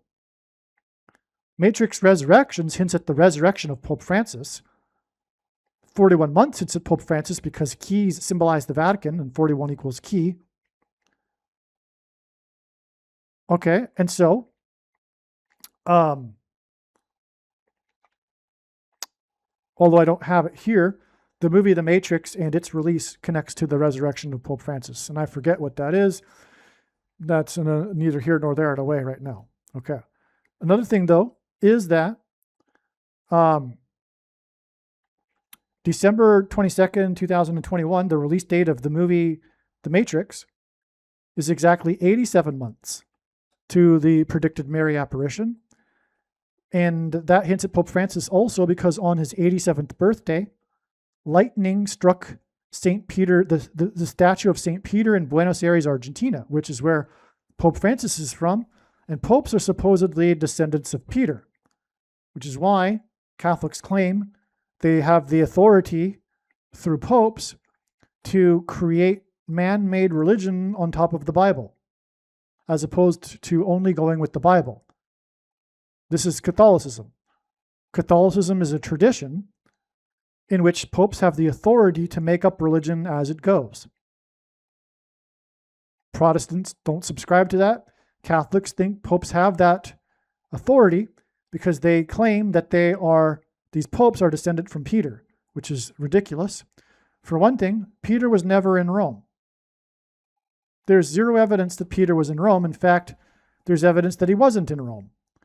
One of the books, or one of the letters he wrote at the end, addressed the people in Babylon, which he used as a metaphor for Rome. And we know he was talking about Rome, and he called it Babylon. Babylon is a metaphor for pagan religion, which is what Rome is. And when Rome converted to Christianity, it didn't do away with its pagan religion. It just repackaged it into a wrapper that makes it look like Christianity. It redid the fertility goddess worship of Ishtar, Aphrodite, Isis, etc., and turned it into Mary, for example. Anyway, Pope Francis is from Argentina. The St. Peter statue symbolizes the Pope. And on the 87th birthday, the lightning struck the hand of the statue and knocked the hand and the keys that were in the hand off the statue. And the keys symbolize the Vatican. In May of 2024, Pope Francis declared that the Pope has the sole authority to affirm supernatural phenomena such as Mary apparitions. There's coming Mary apparition that the Pope will be talking about, obviously. Rio, incidentally, is on the same coast as Buenos Aires, where the statue of the keys were knocked out on the 87th birthday. So, okay, so we get the idea here. Now, on February 25th, 2025, Cubarsí headed in his first goal for Barcelona in a Copa del Rey semifinal against Madrid, which ended in a 4-4 draw. That's, all right. Cubarsí equals 4. 4-4 draw, first goal, Cube 4, Now, Lawrence Fishburne, the actor from the movie Matrix, performed a solo stage show titled Like They Do It in the Movies at the Performing Arts Center, the Perelman Performing Arts Center, after it first opened, shortly after. That's amazing. Because, of course, this movie, this Cube again transforms itself. It's a little bit like a Matrix, but Lawrence Fishburne, the star of the movie, had a show which was just him called Like They Do It in the Movies. In other words, it was a prophetic reference to the movie The Matrix. He played the Morpheus character, which was a type for John the Baptist. If you didn't know, The Matrix is a parallel with the gospel. All right. Now, March 20, let's see. So the date of the official opening of Lawrence Fishburne's show was 850 days before the World Cup final, which was the big ritual. 850 days hints at the 850 false prophets on Mount Carmel that the prophet Elijah battled. All right. And that's why Pope Francis was elected, incidentally, exactly 85 years after the St. Francis Dam collapsed in Los Angeles, as in Fallen Angels. Exactly 85 years. It also hints at the 5th through 8th Kings prophecy in the book of Revelation that identifies Pope Francis as the Antichrist. Now, the last show of Lawrence Fishburne's show, there's a typo here. One of these, the last show is on the 31st, not the 21st. This is 120 weeks. Exactly. 120 years was the period of time in the flood before the flood began in the book of Genesis. So 120 weeks, which is also 40 plus 40 plus 40 weeks, and God repeats the number 3 times for emphasis of its symbolic meaning, to the Cubarsí game. Cubarsí, okay? Cube 4. And again, this cube show here, right, connects with 40 plus 40 plus 40 weeks to Cubarsí in the World Cup final here. And again, he was relevant because of what I just said. And one of the reasons is that he was one of the 2 players that were 19 years old, and 19 is the 4 plus 4th prime number. The psychic medium, with a social media following of 23 million followers, supposedly predicted there would be a portal opened at the June 24th match between Brazil and Scotland. That was the day of the earthquakes. Okay. Now, I'm not saying that she did or didn't have an experience with demons. She probably did. Either way, God knows about it, and it's part of the signs. She has a following of 23 million. And let's see. Okay, so the date of the final was 25 days after the supposed match that was predicted by the psychic. Well, obviously, the event didn't happen. So, I mean, whether she's tormented by demons or not is completely irrelevant. But what is relevant is the news story, which God can use. And so the news story is about extraterrestrials arriving at a World Cup soccer game. Well, the demons pretending to be aliens will arrive upon the world, and it'll be a world event like the World Cup. This is perfect symbolism. Furthermore, the date that she predicted was the day of the prophetic earthquakes that pointed to the World Cup. Now, the World Cup was 25 days later, and the word pi is equal to 25 in simple English gematria. My friend wrote this, and I'm not sure why this is relevant. So just ignore this part for now. Okay, I think the 25 is relevant. So here's what I wrote. The Brazilian-Scotland match with the 23 million followers, with the demonically connected psychic, quote unquote, on the day of the two messy earthquakes near Caracas, which hints at Carcass. I'll explain that later. With the two earthquakes that were 3 times 13 seconds apart on Lionel Messi's 3 times 13th birthday, as in Pope Francis elected on the date 3/13. Okay, they were 25 days to the World Cup, in which Lionel Messi finished second place, and Spain won its second World Cup. And like I explained elsewhere, it all pointed to Psalm chapter 2, which talks about the world. All right, and it's the 23rd World Cup. She has 23 million followers. And that day in turn is 7 days, and the only goal in the game was by player number 7. It's 7 days to the prediction for Paul Simon, whose recent album is 7 Psalms. And here's the thing. This July 26th date prediction for Paul Simon is 970 days before the predicted Mary apparition, which is essentially what she was predicting, over Brazil. And she was predicting it for the game with Brazil. That's it. Okay, so this is extremely relevant. That's why I wrote it in bold. Okay.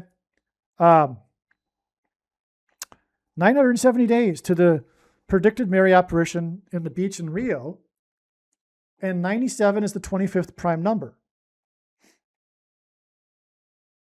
So we have this 25th prime number of days connection here that parallels this 25 days from the Brazil game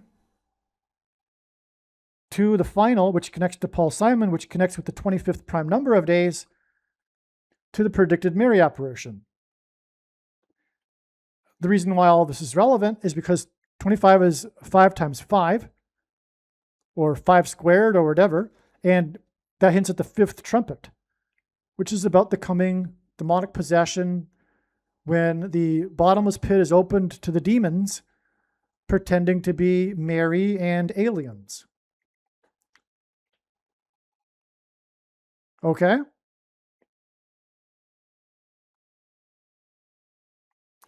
The halftime score was 0-0. Halftime show began in a purple tunnel with a large double door opening to Madonna on a DJ table singing music. Madonna then got on a race car loaded with fans driving through the purple tunnel. The legendary Brazil players Ronaldinho and Ronaldo were driving the car while Madonna sat elevated between them. The only person wearing a visible jersey is number 22. Okay. It's actually not true. My friend here is writing as he's watching it. Okay. Now,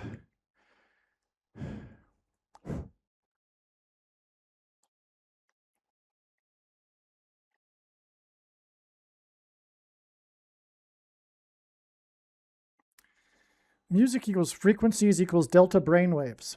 The chorus, music makes the people come together.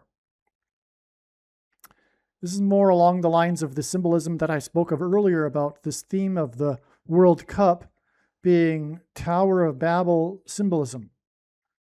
Okay?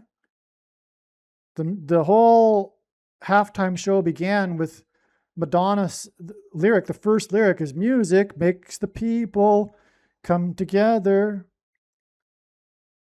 Right? And, well, yeah, they're coming together in a Tower of Babel. And through the technology to build the tower, it's a metaphor for the mark of the Antichrist that will promise immortal life but give people demonic possession through the frequencies, through the music and delta brainwaves. All those that took the mark are riding on with the harlot. Oh yeah, before the World Cup, before we knew anything about the World Cup halftime show, other than that Madonna would be performing, the only thing we knew prior to the World Cup halftime show was that Madonna would be performing. And we knew as soon as that was the case, that it would symbolize, and it was a long time before the World Cup, that would be symbolic of the harlot riding the beast in Bible prophecy. Madonna is clearly symbolic of the harlot, and we knew this already years ago. And she is known for her love of horseback riding. And also there are prophetic signs with her riding a bike. This time, although we didn't know it ahead of time, but we predicted basically as much, she opened the halftime show riding something. She was riding this kind of race car thing. She was riding the beast. The metaphor of the harlot riding the beast is the Pope and the Vatican riding the European Union and the political system, the Antichrist system set up by the 10 kings in the prophecy. This is why the literal symbol for the European Union is the goddess Europa riding the bull, the beast. The parliament for the EU, incidentally, is deliberately resembling a ziggurat. The architecture is resembling a ziggurat. The Tower of Babel, that the type of tower that represents the in art the Tower of Babel, the ancient Babylon type of tower, the ziggurat. That's the shape of the European Union Parliament. My friend wrote, purple is a transformative color. I'm not sure why that is. Anyway, I have my own take, which I think is accurate. Not that this isn't, but just that my take for sure is what God intended, because it aligns with Bible prophecy. The specific Revelation prophecy that I just talked about. As I basically what I'm doing here is I'm reading what my friend wrote, and then I'm going to get into what I wrote. But I'll just jump ahead for now. Purple is representative of Rome. Ancient Rome was known for producing purple cloth, which at the time was very difficult to make. I forget why. It was difficult to attain the dye, or it was expensive to make the dye purple. And Rome exported purple cloth. This is why purple is associated with royalty, and why kings in ancient times wore purple robes, etc. It was because it was considered to be very rich, high class, because it was very expensive. So ancient Rome, anyway, is associated with its production of purple cloth. It was one of the big things that it was known for producing and exporting, which made it wealthy. Okay? And also in Bible prophecy, the harlot wears purple. Okay? That's one way to know that the harlot is Rome and the Pope. All right. Now, after they reached the end of the tunnel, Ronaldinho and Ronaldo walked out with Madonna in the center. On the back of their jumpsuits, Ronaldo had number 9, Madonna had number 10, and Ronaldinho had number 10. So that hinted at 9/11. So they were walking out of the tunnel. The camera was behind them showing the order 9-10-10. That's the order as well in which they're walking. 9/11. Now, there will be those that say, well, this was a ritual by the Satanists or the Illuminati or whatever. I'm here to say, and to prove with the prediction, and that is the point of the prediction, that this is not an Illuminati ritual. This is designed by God. There were no Satanists giving the uniform numbers out to these people ahead of time. And no, the soccer players in Madonna, I mean, maybe Madonna is a Satanist. I have no idea, but there's no reason to believe she is. And I highly doubt the two players are also, if she is. I doubt she is. I mean, it's not necessary for her to be a Satanist. There's no reason to believe that. You get my point. Okay, you get my point. This is a prophetic sign from God. And this is very, very important to appreciate. We need to do away with this new religion that's emerged, the conspiracy theory worldview religion, which many quote-unquote Christians have subscribed to, incidentally, who are currently mixing their religion with the false religion of conspiracy theory. And God hates the mixing of the true religion with the false religion. That's what Catholicism is. If you are a Christian and you want to mix your religion with the new religion of conspiracy theory, you're doing what the Israelites were exiled for. The thing that God hates the most in the Bible, the thing that the Jews were exiled for, was mixing the true religion with the false religion. Okay, so we want to be very careful here. These are signs from God. This isn't a satanic ritual pointing to 9/11. God is pointing to 9/11, and like I just mentioned earlier, through 9/11, God pointed to Isaiah 9/11 and Revelation 9/11. All right, now Madonna's segment then transitioned to a Muppets band playing the song Seven Nation Army by the White Stripes. All right. Well, that's interesting because the only player to score the goal in the game was player number 7. And it is 7 days before it's predicted that Paul Simon will slip and fall. And his recent album is 7 Psalms. The Muppets segment then transitioned to the K-pop group BTS performing Dynamite, which is a song written to uplift spirits during the CVD disease, COVID-19, as in the two players that are 19 years old, and Lionel Messi bathing Lamine Yamal when he was 19. COVID-19, right? All these performers looked half male, half female. That's an interesting insight. That's the desired look among young Asian girls today, women, is this hermaphrodite kind of look, this kind of like feminine kind of look for Asian guys. Anyway, this segment then transitioned to actor Jason Sudeikis in character as Ted Lasso, performing a bit to introduce Justin Bieber. I'm not familiar with any of this. Justin Bieber performed a song called Everything Hallelujah.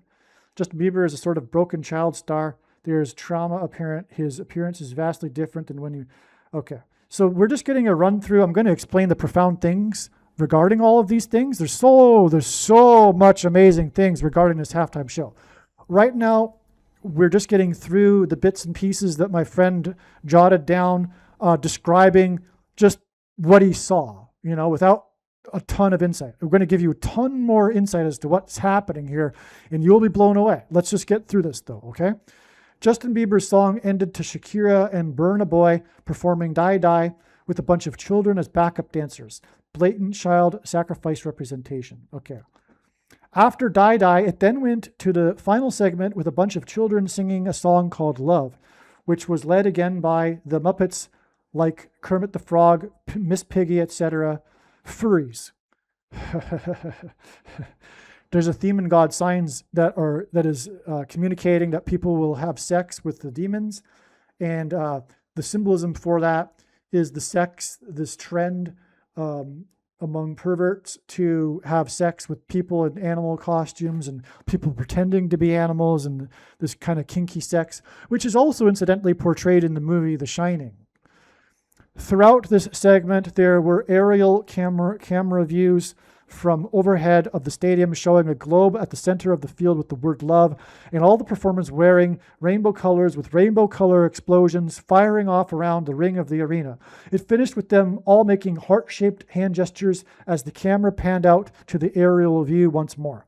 Madonna's segment then transitioned to a Muppets band playing the song Seven. Okay, we already did that. It's me replying, which I already did reply.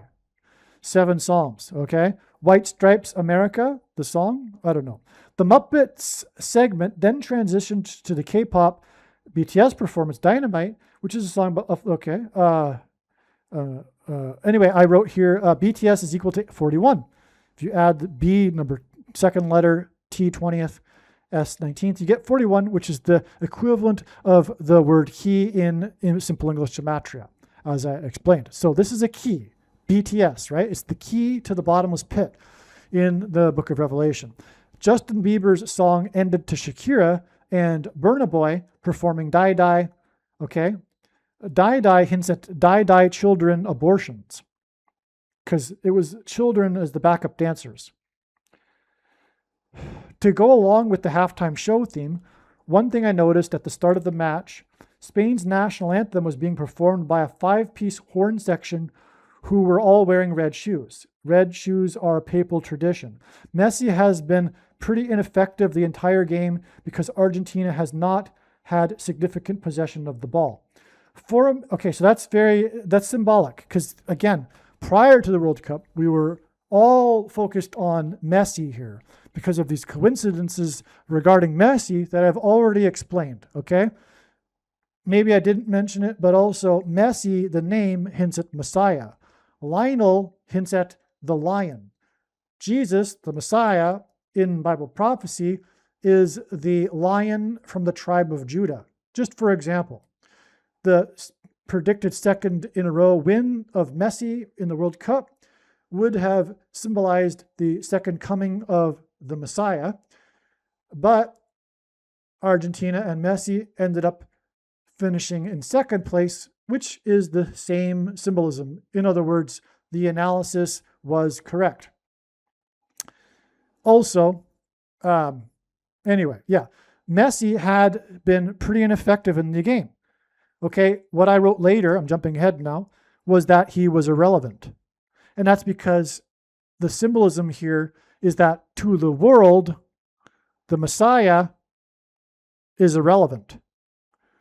4 minutes of stoppage time has been added after 90 minutes of play. Argentina took their first shot in the 92nd minute. That is the 90th plus 1th minute. 9-1-1. Spain took their 14th shot, okay, in the same minute. The red card on Argentina, number 24, on Spain's number 22, was in the 9-11 minute, okay? The Cube Theater, Kubarsi, 9-11, Ground Zero, Revelation 9-11. All right, number 420, Argentina, who got the red flag, 12 times 2, which gives us 122, the equivalent of Pope Francis, who is from Argentina. Okay. The game was played in New York, where the 9/11 Cube Theater is. Argentina goalkeeper, number 23, had 10 saves. All right, anyway, but he had only 9 healthy fingers. 9 out of 10. Okay, he broke the ring finger on his right hand just before the World Cup started. 9 fingers, number 23.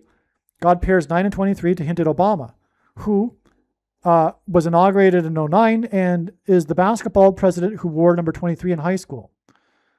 23 is also the 9th prime number. Also, the mark of the Antichrist is described in Ezekiel chapter 9, or the inverse of it, which alters a person's 23 pairs of chromosomes. Fingers on the right hand. That's the mark, because the mark is put on the right hand in Bible prophecy. 9 out of 10 fingers, which hints at the 9 out of 10 Jews, not thankful. In Luke 17, Obama was the president from 09 until 17. In other words, this is a symbolic of judgment. One of the reasons why the number 9 symbolizes God's judgment from the Bible, which is why the Antichrist was inaugurated in 09. 95th minute, Spain appeared to score, but a foul was called and the goal does not count. Okay, let's see. So, the first minute of the second halftime, Spain number 7, Ferran Torres, scored off a header assist from number 17. Okay. So the second extra time in the first minute hints at the total solar eclipse over Argentina that peaked at 2 minutes and 10 seconds.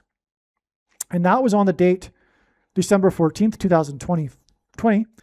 And that date was the day the first American took the VACCINE.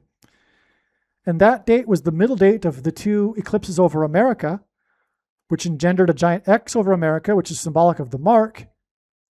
And X's are about their midpoints. The lines meet at their midpoint, which makes an X. And so that's why the mid date of the eclipses, which engendered an X, is the day that the first person took the mark, because X's symbolize the mark. And the X peaked. The two eclipses crossed each other over the area of the country nicknamed Little Egypt. And in the Bible, the king of Egypt is symbolic of, or a type for the Antichrist.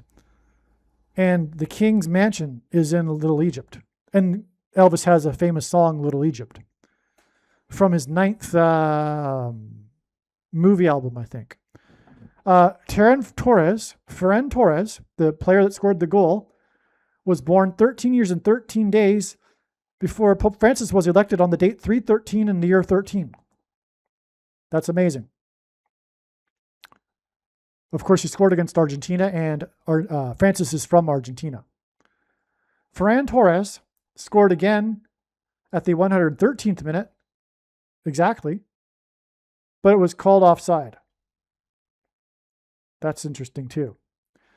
Spain defeated Argentina 1-0. Spain's goal came 39 seconds into the second half of extra time. That's amazing because all along we knew that Argentina would be in the World Cup, although we did think they would win, but we knew they would be in the World Cup because the 2 earthquakes were 39 seconds apart. And the only goal of the game came 39 seconds into the second half of extra time. And again, 39 is 3 times 13, which hints at the date of the election of Pope Francis on the date 313, and the year 313 AD when Rome converted to Catholicism, which isn't the Bible, and is not a legitimate denomination of Christianity because of that.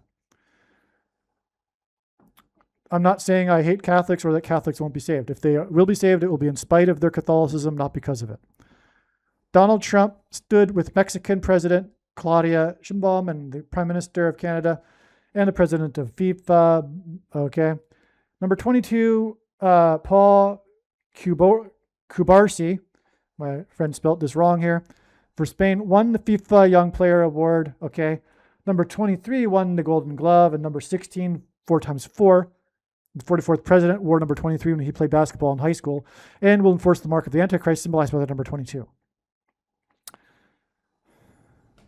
Gold, because gold symbolizes currency, and it'll be programmable digital currency that will enforce the mark of the Antichrist, as opposed to God's currency, which is gold. Donald Trump put the second place medal on Messi when Argentina team went up for their silver medals for their second place finish. Trump put the gold medal on Torres, who scored the goal for Spain. And Trump put the medal on Lamine Yamal. Okay.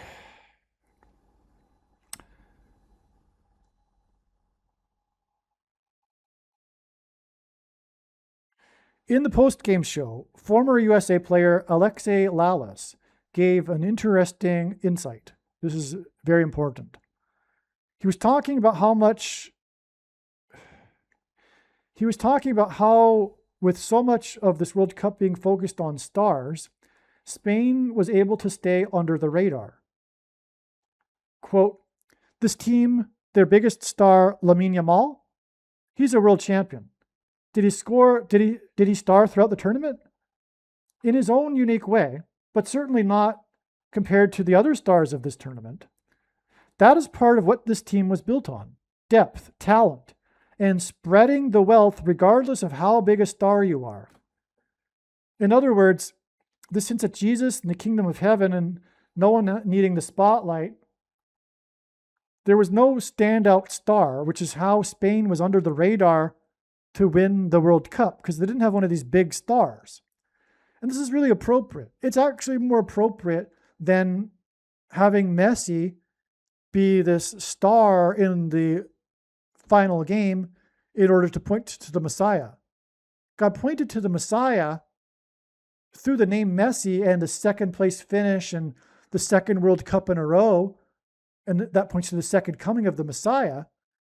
But he didn't use Messi in the way we might think, and God had better wisdom in mind when he used the second win in history for Spain with its team of no-names, with its biggest star, if you will, as the guy is basically saying, this 19-year-old. And there being two star 19-year-olds. Okay, so it's the no-name team, which is Jesus's team. The license plate on the car Madonna that she was sitting on the halftime says Maestro. Maestro means conductor, delta brainwaves. Okay, I think that's Antichrist, conductor, Antichrist, right? Now, or Satan, I should say. In fact, it's really Satan. Now, 19 equals AI, right? A first letter, I ninth letter. This is the reason for all the the 19s that we've been talking about. Maestro is equal to 91, though, in Simple English Gematria. Psalm chapter 2 is about the Son. As I read in another video, Psalm chapter 2. It's about the Son of God. Capital S-O-N.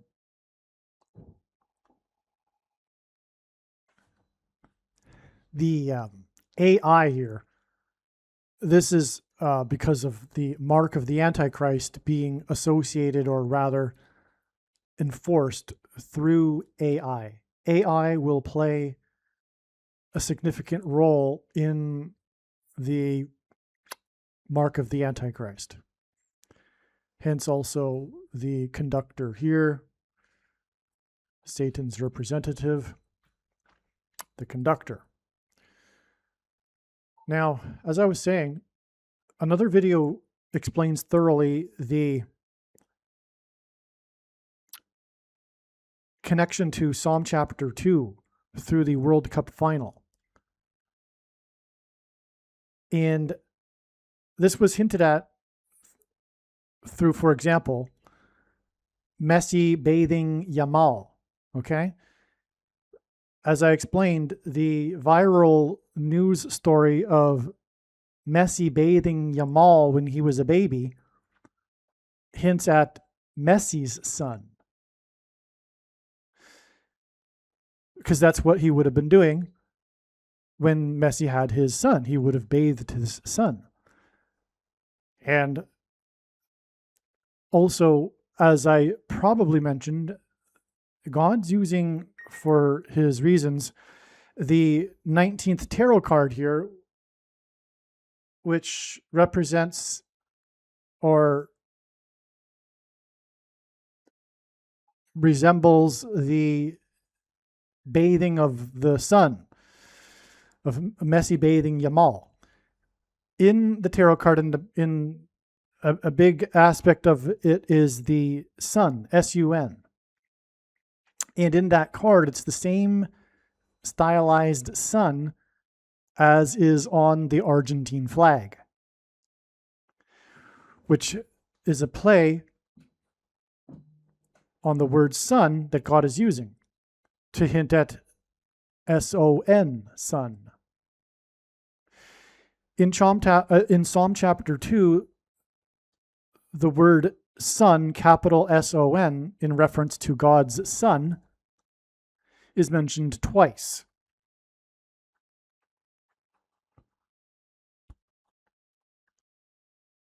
And so, again, the image of Messi bathing Yamal hints at lowercase s-o-n, and it points to Messi's son, S-O-N, who was born on the date 9/11, exactly 11 years after 9/11, when Flight 11 with a crew of 11 people flew into the Twin Towers in New York, and flew into the Twin Towers that looked like a giant 11 in New York, the 11th state. The game between Messi and Yamal was played in New York.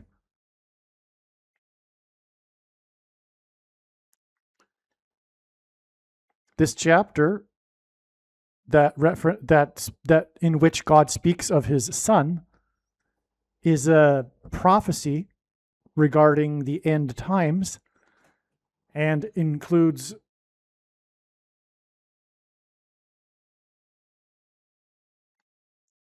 this chapter, and this prophecy is about also the world ganging up on Israel at the end.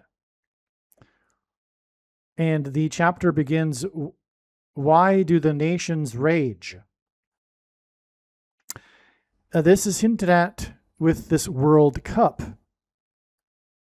This World Cup, like I'm explaining, that points to Psalm chapter 2,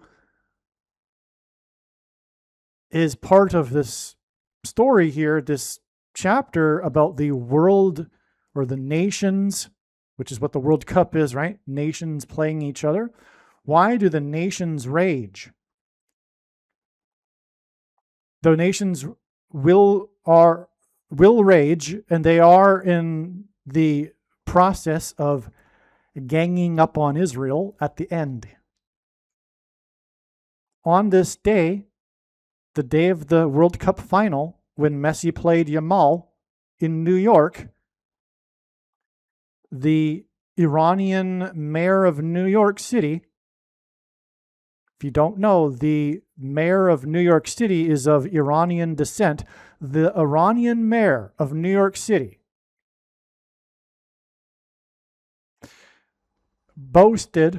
declared on the same day, which was a Sunday, mind you. It's typically not a business day for a government official. But on this Sunday, the mayor, for his reasons, decided on this particular day, the day of the World Cup, to declare and boast that he would arrest Bibi Netanyahu. Bibi is a play on the number 2. B is the letter, or the second letter of the alphabet. This is another Psalm chapter 2 sign. Why do the nations rage? Well, the nations are going to rage after Israel will nuke Iran. Israel will be left with no choice in the near future but to eliminate the regime in Tehran through the use of a nuclear bomb. It'll be either them, Israel, or the regime. Israel will have no choice. The regime is a puppet of Satan, and it will not stop ever in its pursuit of a nuclear bomb with which to bomb Israel with. That's its primary focus. It's its only goal. That is the goal, the only goal of this regime. All right? To not appreciate that, you cannot understand the Middle East conflict and this conflict, for example, between Iran and Israel and what is going on without a biblical spiritual perspective. That is exactly what is going on. And again, the predictions being made in this video will prove this. And I know more than you the reason and purpose for these predictions, and it is to prove these controversial things. And it's all a setup. Iran is used in this chessboard at the end of time as a pawn of Satan. And it's all designed by God. The Strait of Hormuz was designed from the beginning of time, from the beginning of the world, from the beginning of humans on the world, to play this role that it's playing right now in the end. I mean, think about it. I mean, in my opinion, how in the world can you be an agnostic atheist? It's so obvious. It's so freaking obvious. Look, a fifth of the world's oil is trapped inside the Persian Gulf and Iran has control of that? Give me a break. Obviously, that's designed by God for what is unfolding right now. Wake up.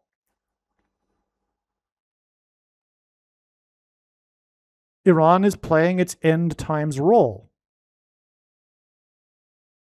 for Satan, the ruler of this world, according to the Bible.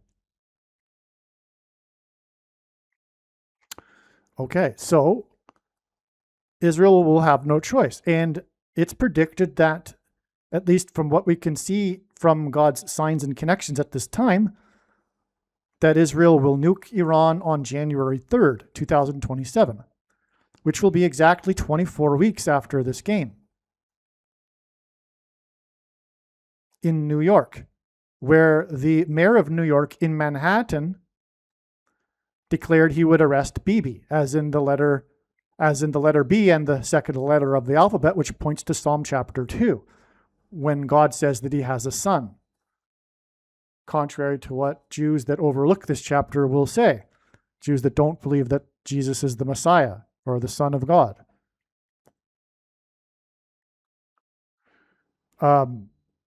The area code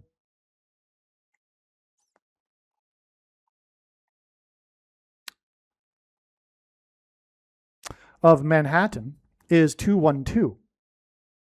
January 3rd next year, the date it is predicted that Israel will bomb Iran, nuke bomb it, is exactly 2 times 12 weeks after this declaration by the Iranian mayor of New York City. In Manhattan. He declared this in Manhattan. The area code is 212.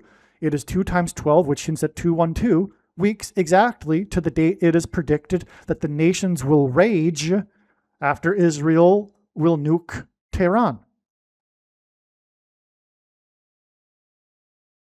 And you better believe they're going to rage after that. Because the world, like I've been explaining in this video, is unrighteous. And it has the world's values, which have invaded America, which is represented through this World Cup. And America is turning into the world.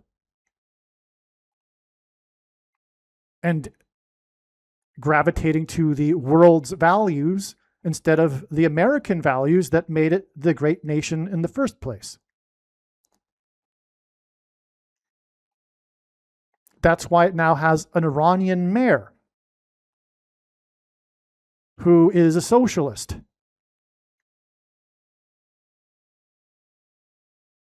Currently the most dangerous man in politics in America. I mean, that's another thing. Give me a break. Agnostic atheist, give me a break. After 9/11, we have a Muslim mayor of New York City, and that's not judgment from God? I mean, That irony is lost on you?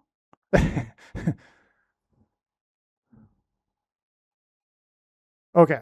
Now, it is the 23rd World Cup. 7 days later, after this World Cup that pointed to Psalm chapter 2, is the predicted fall of the composer of the recent album, Seven Psalms, Paul Simon, who is Jewish and was born right near where the World Cup was played.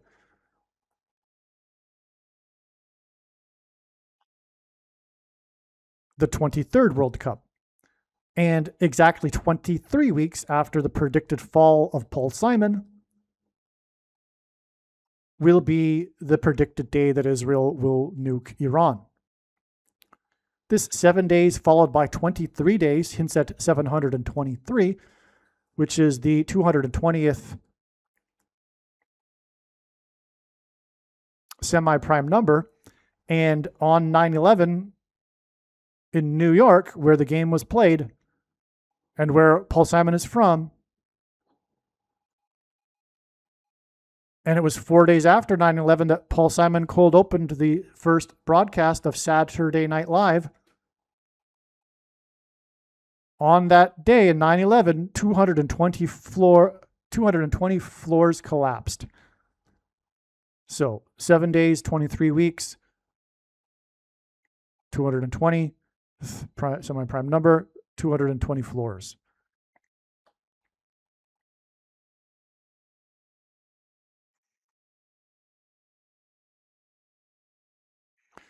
All right, now where the Giants play. So the stadium in which the final was played is the stadium in which the Giants play. And giants in the Bible is, or can be interpreted as a metaphor for demons, which will pretend to be aliens. And the aliens that are demons will claim to be here to help us with our nuclear weapons, which is why they will resurrect the anti-nuclear weapon Pope Francis.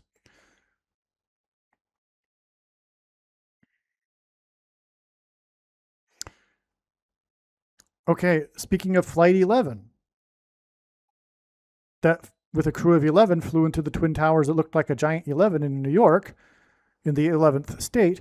The halftime show here that was pointing to 9/11, like I'm explaining, was 11 minutes. It was an 11-minute show, okay? And it featured Shakira, Madonna, BTS, Justin Bieber, and Burna Boy.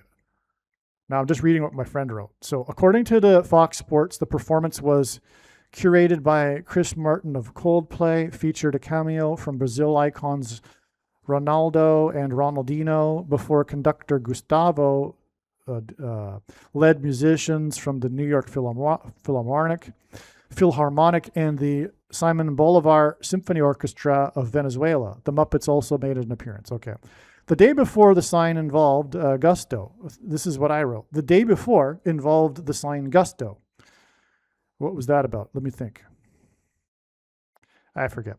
Gustavo led the Simon Bolivar Symphony Orchestra of Venezuela, and I don't mean to be nonchalant about that, but I've reached a point, and just recently, but after about 10 years of this, and just the constant amount of information and signs on a daily basis now, it's not possible for any human being to remember everything, and so I've just accepted it. So and it was hard to accept, but I have to accept it. I have no choice. Paul Simon will fall 970 days before the Giants in Brazil on, okay, so here we go here. So what's predicted for March 22nd, 2029 is there will be a massive Mary apparition on the beach in Rio de Janeiro in Brazil. And along with that, likely on this date will be demons pretending to be aliens. It could very well be that the world is also made aware of demons pretending to be aliens, and it is world news on the same day as Mary shows up on the beach. Well, not on the beach, but like an apparition of Mary, probably maybe like a huge one over the beach, which is, near where that big statue of Christ is. Okay, the Venezuelan symphony played 25 days after the Venezuela earthquakes that were 3 times 13 seconds apart. Simon was born on the date 1013 in the 13th prime number year. 3 times 13 again hints at the date on which the Pope Francis was elected, and also when Rome converted to Catholicism in 313 AD. The damaged Simon Bolivar airport, as in portal to the demons, is 13 miles from Caracas. I say Caracas because God is playing on the name Caracas to hint at Caracas. And that's from Matthew 24, and the eagles circling the carcass, which was represented by the U.S. ships, the America symbolized by the eagle. When the U.S. ships circled Caracas before they extracted Maduro. Well, there's going to be an attempt to extract the nuclear dust using the U.S. ships, and there'll be a massive death because of the sinking of the ships. That's Caracas, okay? All right, and 13 symbolizes America, too, because it was founded with 13 colonies. Now, Simon Bolivar is known as the quote-unquote liberator of America. Anyway, I don't mean to be anyway, but we need to move on. The 2 pillars of Hercules on the flag of Spain is the 2 pillars of Hercules, and they represent the Strait of Gibraltar. Gibraltar is UK territory. Argentina beat England in the semifinal.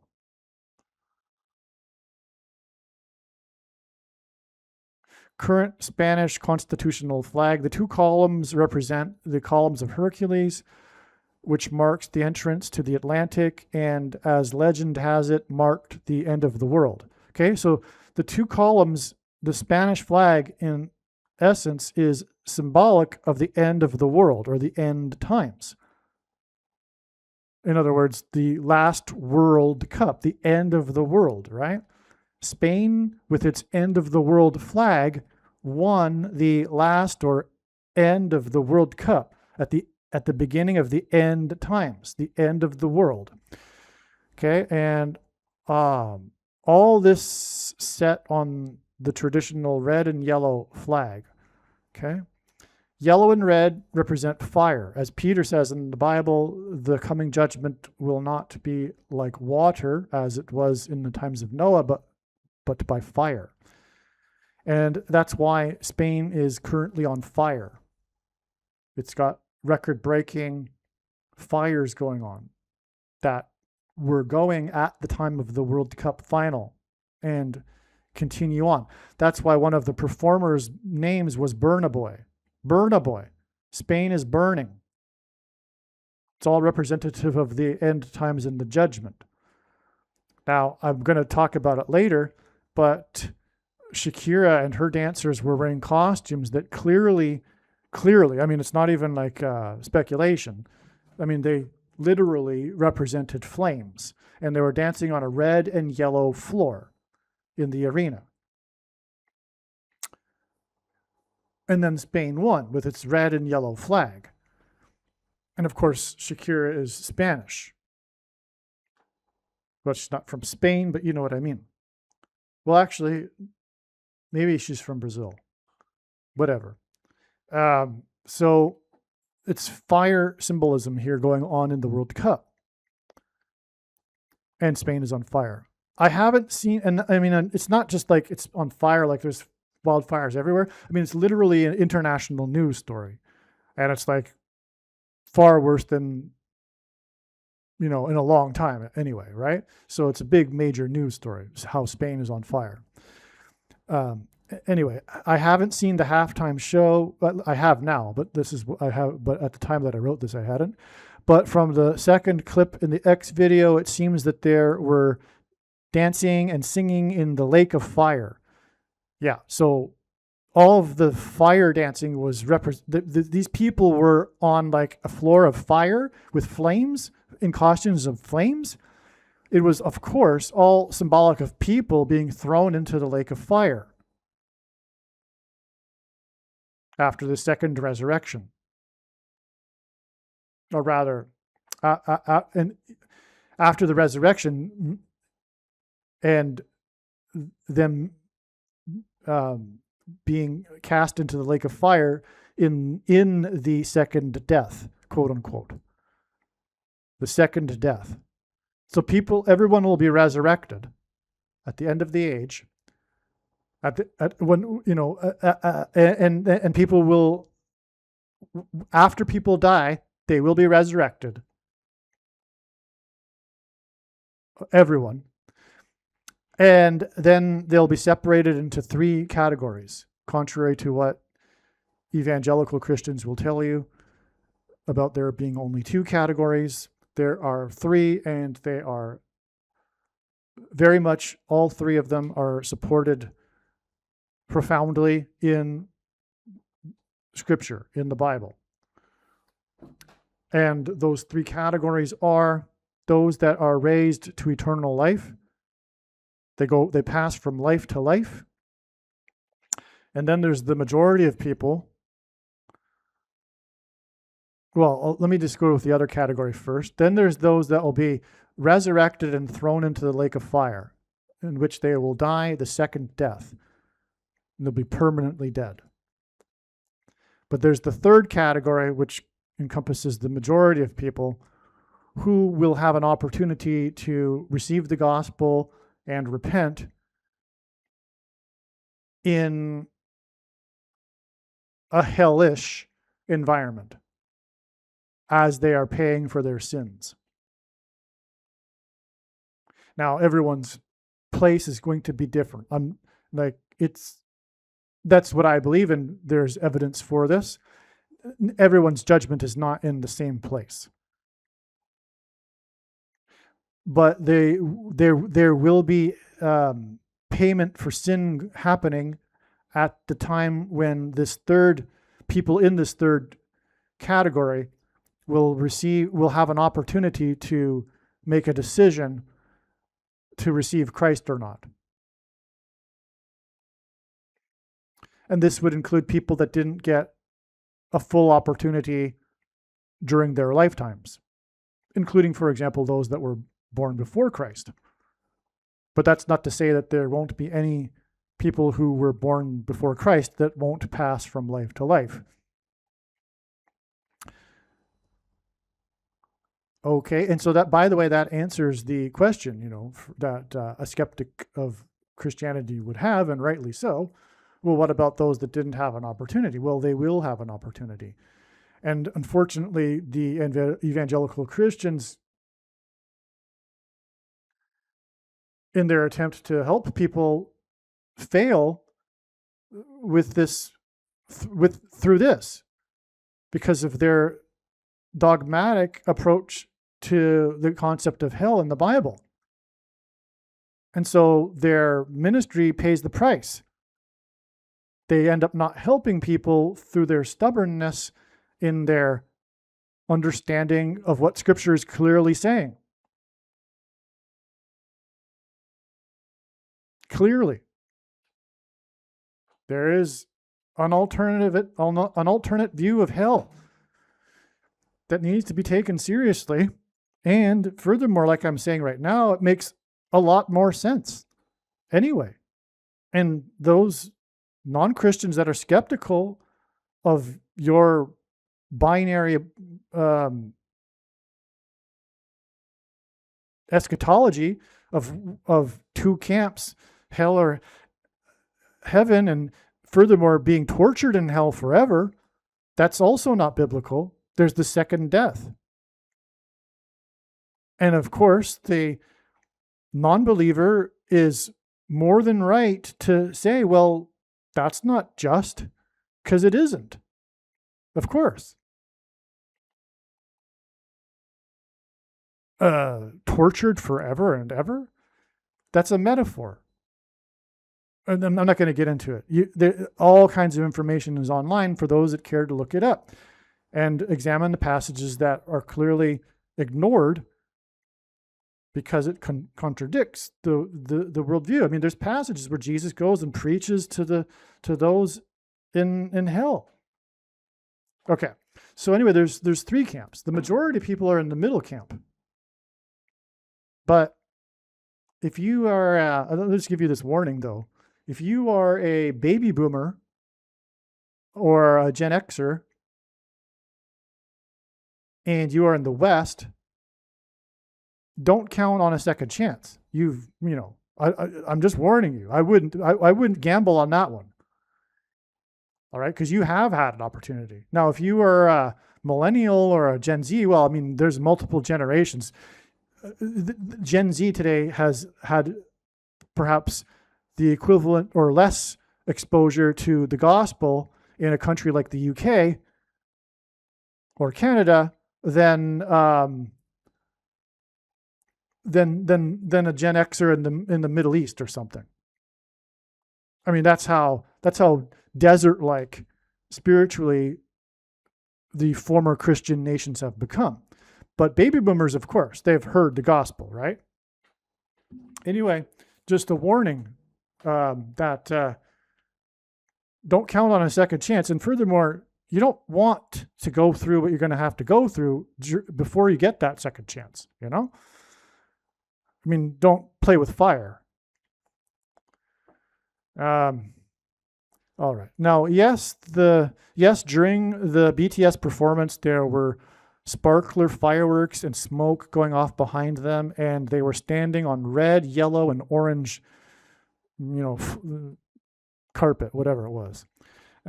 You may have mentioned it, but Madonna and the twins, Ronaldo and Ronaldinho, emerged from the tunnel that is symbolic of a birth canal and or emerging through a portal from the pit. That's the tunnel symbolism in the halftime show. The halftime show began with Madonna and Ronaldinho in the pit, you could say, coming out of the pit through the tunnel.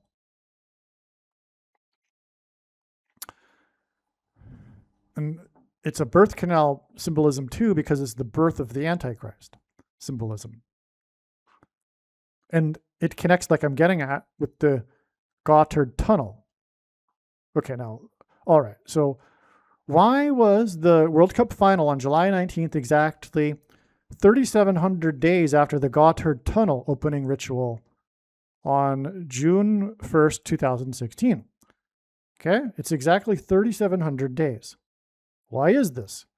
Because that's interesting. I mean, to get an even number like that, and 37 itself is an interesting number for a number of reasons.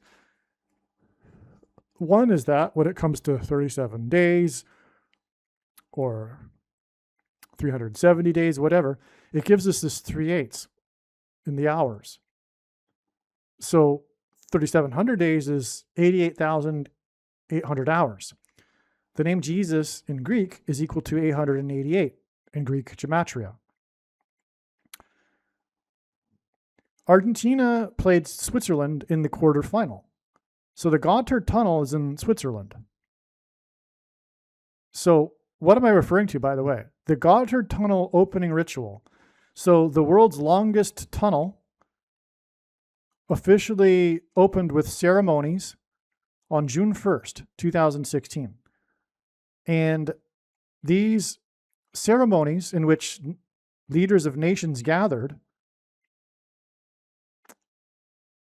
were clearly occult. Like,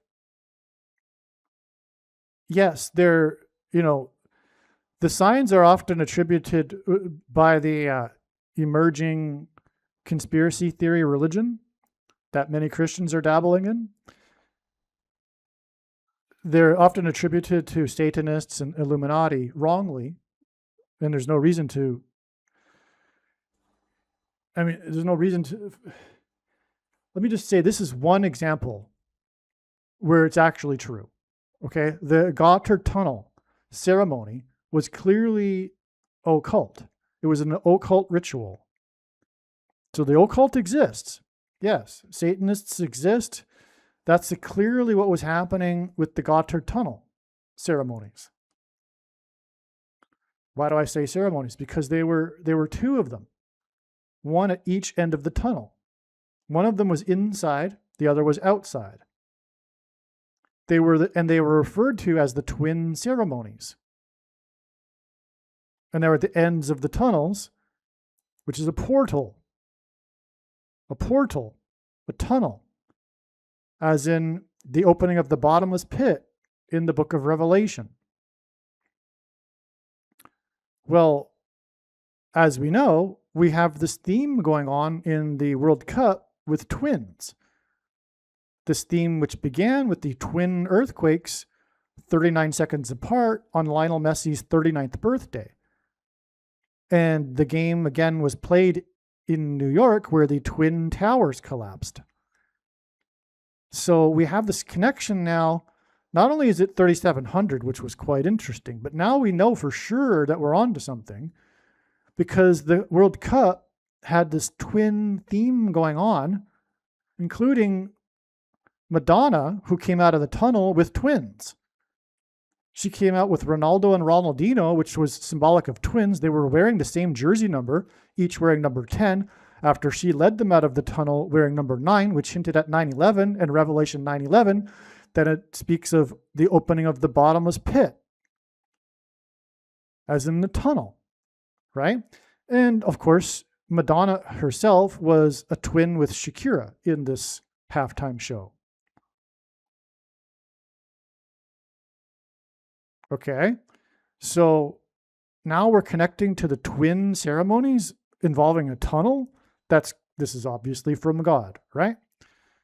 So the Gotthard-based tunnel that was inaugurated by the president of the Swiss Federation, Mr. Johann Schneider-Ammann, and Federal Transport Minister Mrs. Doris Leuthard on June 1st with simultaneous ceremonies at the northern and southern portals of the world's longest mainline railway tunnel.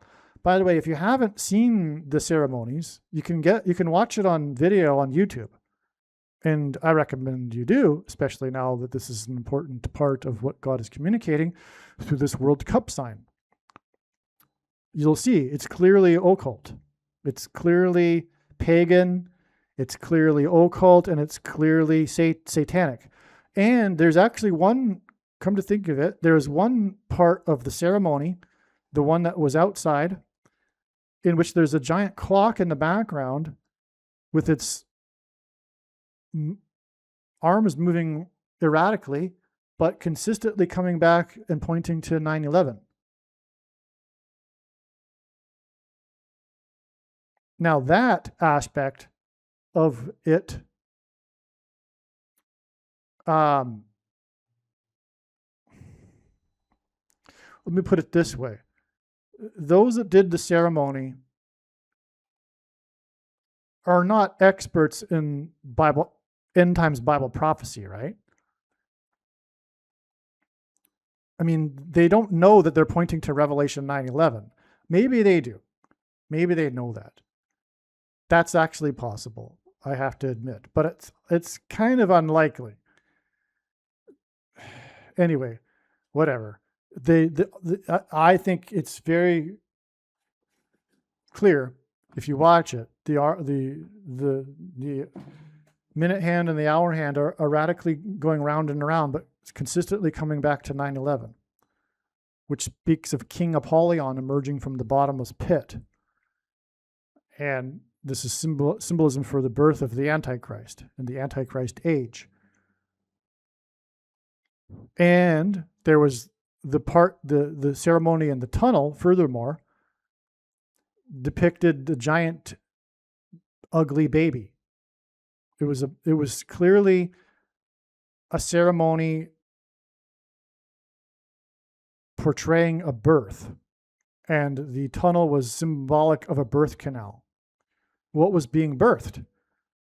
The Antichrist and the kingdom of King Apollyon, described in Revelation 9:11, which is why then outside you had the clock pointing to 9:11, the birth, when they come out of the tunnel, which is in Revelation 9, the pit. They come out of the pit when the door is opened with a key. That's what was being depicted. Now we get this exact 3,700 days later, and we have the Gotthard, from the twin ceremonies, and then we have this theme in the World Cup of Twins, and also the halftime show beginning with an emergence from the tunnel. The harlot, who is also symbolic of the Antichrist in Bible prophecy. And that harlot is the Pope and the Vatican that rides the beast. The beast is the European Union. Literally, the symbol for the European Union is the goddess Europa riding the bull, the woman riding the beast, the harlot riding the beast. So Francis is the harlot, which is why the twin earthquakes were 39 seconds apart on the Argentine player's 39th birthday, because Francis is from Argentina, where he was birthed. He was birthed in Argentina. Here we go. Now, I mean, this is all coming to me right now, right? Yeah, he was birthed. He was born. The Antichrist was born in Argentina. That's why the twin earthquakes 39 seconds apart, 3 times 13. Francis was elected on the date 313 in the year 13 on the Argentine's 39th birthday, right? And Argentina played in the end in the World Cup final, which connects to the Gotthard Tunnel ceremonies, the twin ceremonies, as in the twin earthquakes that pointed to Pope Francis, the Antichrist, who will be resurrected. That will be like a birth, if you will. A second birth. Yes, 2 earthquakes. There we go. It's a second Pope Francis. Furthermore, actually, this has actually already been demonstrated by God in his signs. He'll be cloned, and that's associated with the number 2. Already we've known that. So it's like in the movie AI, Artificial Intelligence by Steven Spielberg, where at the end of the movie, the artificial intelligence boy who misses his mother, the mother is resurrected by the aliens that come to Earth centuries later and find in the boy's teddy bear, who's also artificial intelligence, a clipping of his mother's hair, and through that the aliens are able to resurrect the mother so that the artificial intelligence boy, who is still alive centuries later because he's a robot, can have what he wants and his meaning in life because he was programmed to love his mother. So the mother is resurrected by the aliens, okay? So anyway, my point is that the aliens will resurrect Pope Francis. And it'll be like a second Pope Francis, as in the twin earthquakes, 3 times 13 seconds apart, as in Francis, who was elected on the date 313.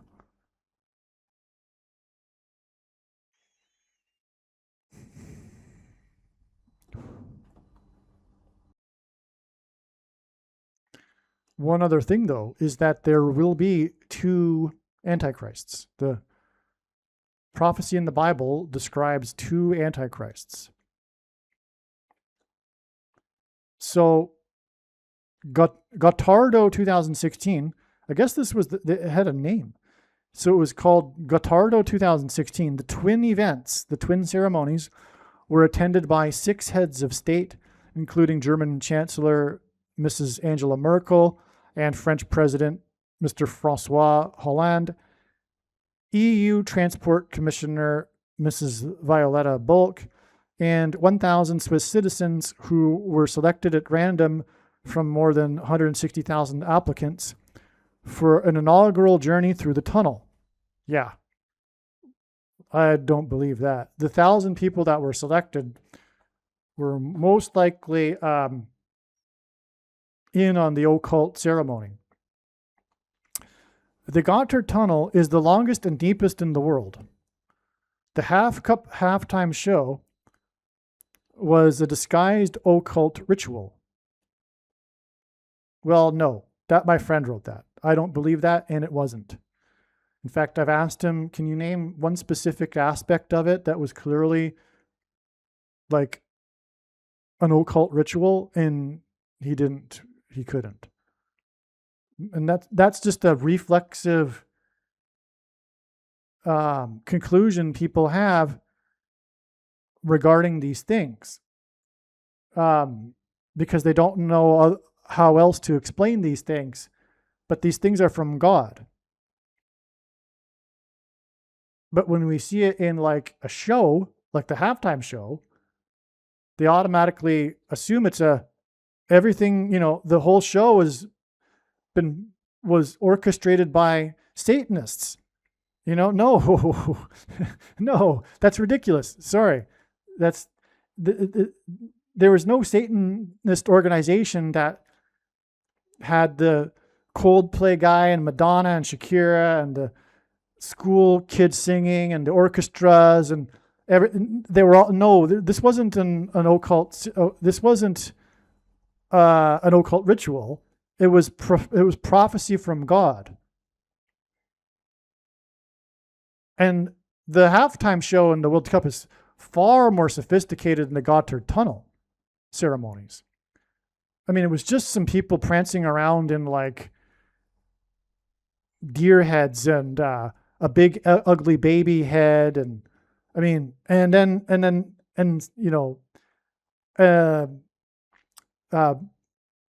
what's his name?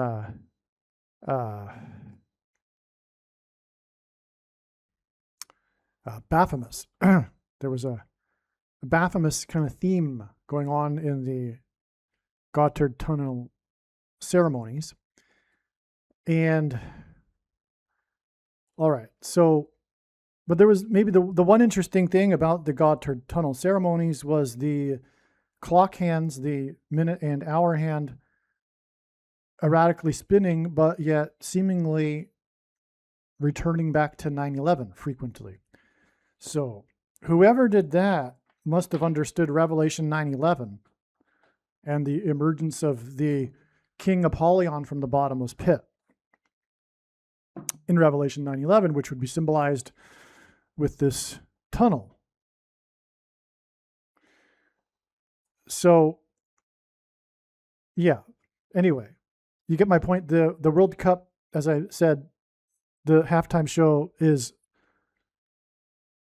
not a occult ritual and is way more sophisticated, or not sophisticated, but there's way more to the World Cup halftime show than simply the costumes that were occult in the Gotthard Tunnel ceremony.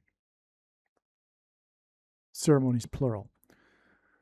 Now, the 3,700 days is interesting also because it gives us the number 37, which is the 4 plus 4th plus 4th prime number. And it is Switzerland, which is known for it being mountainous. It's known for mountains. It is symbolic of a mountain. And on Mount Carmel, and the Jews in the Bible conducted their pagan occult rituals on the tops of mountains. The euphemism for what they were doing in the Bible is high places. The name Bama, capital B-A-M-A, in the Bible means high place. In the Bible, the false prophets were challenged by the prophet Elijah in, if you will, a ritual on the top of Mount Carmel. And the prophets attempted to call upon their gods to call fire down on their altar and were unsuccessful. Whereas Elijah called upon the God of Israel to light his altar on fire after they were unsuccessful, and Elijah was successful. Fire appeared from the heavens and lit Elijah's altar on fire. Prior to that, though, Elijah doused his entire altar in 4 plus 4 plus 4 large jars of water.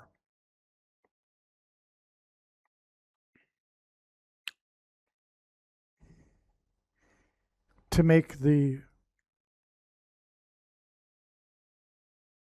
feat that much more supernatural.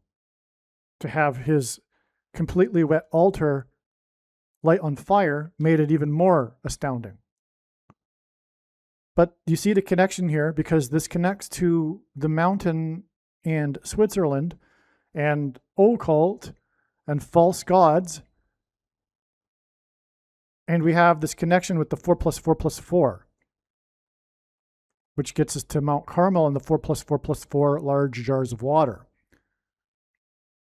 And this is significant, the 4 plus 4 plus 4 large jars of water. This wouldn't be the first time God has used this in his signs, this repetition of 3 4s and its association with the 4 plus 4 plus 4 large jars of water. The fire on the mountain in the Bible would be symbolized, there's this theme in the World Cup halftime show of fire. Actually, if I'm not mistaken, the fires in Spain are on mountains, the forest fires. Yeah, I'm pretty sure that's the case, yes. Wow.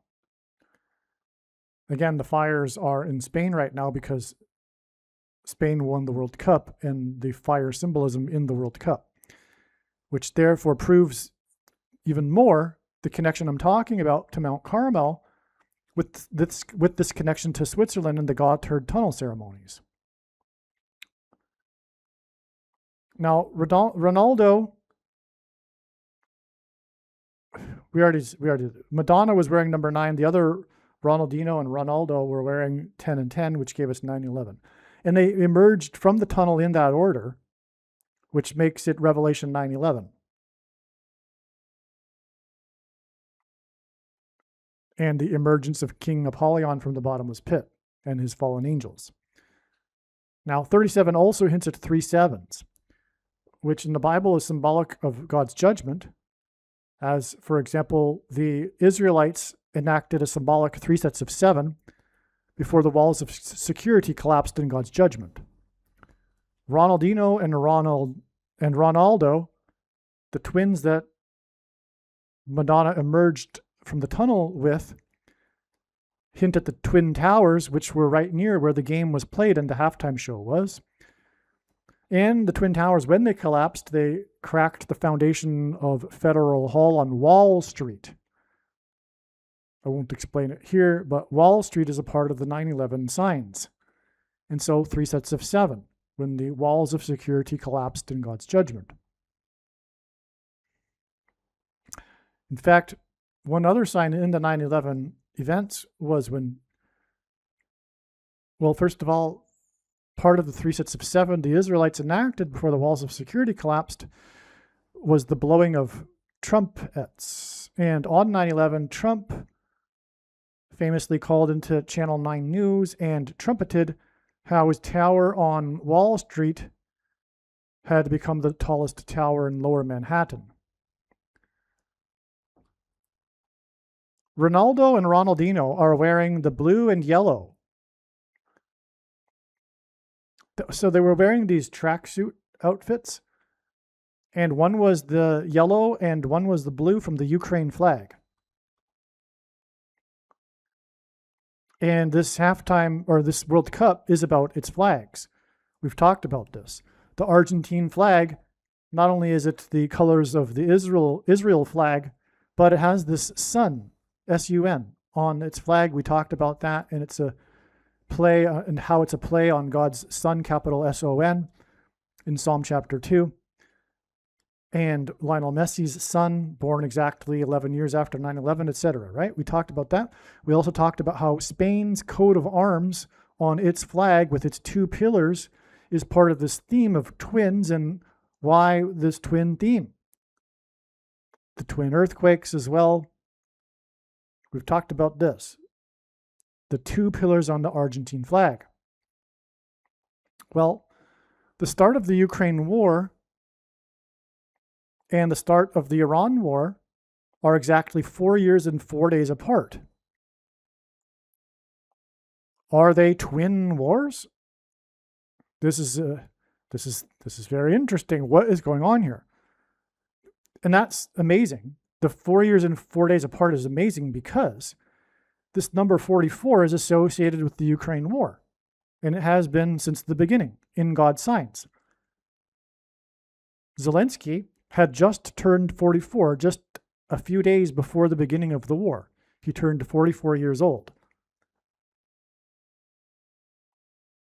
And the appearances of Zelensky on the world stage in the first year especially, at the United Nations, the ICC, the G7 summits, etc., these were symbolic of the 44th president Antichrist on the world stage.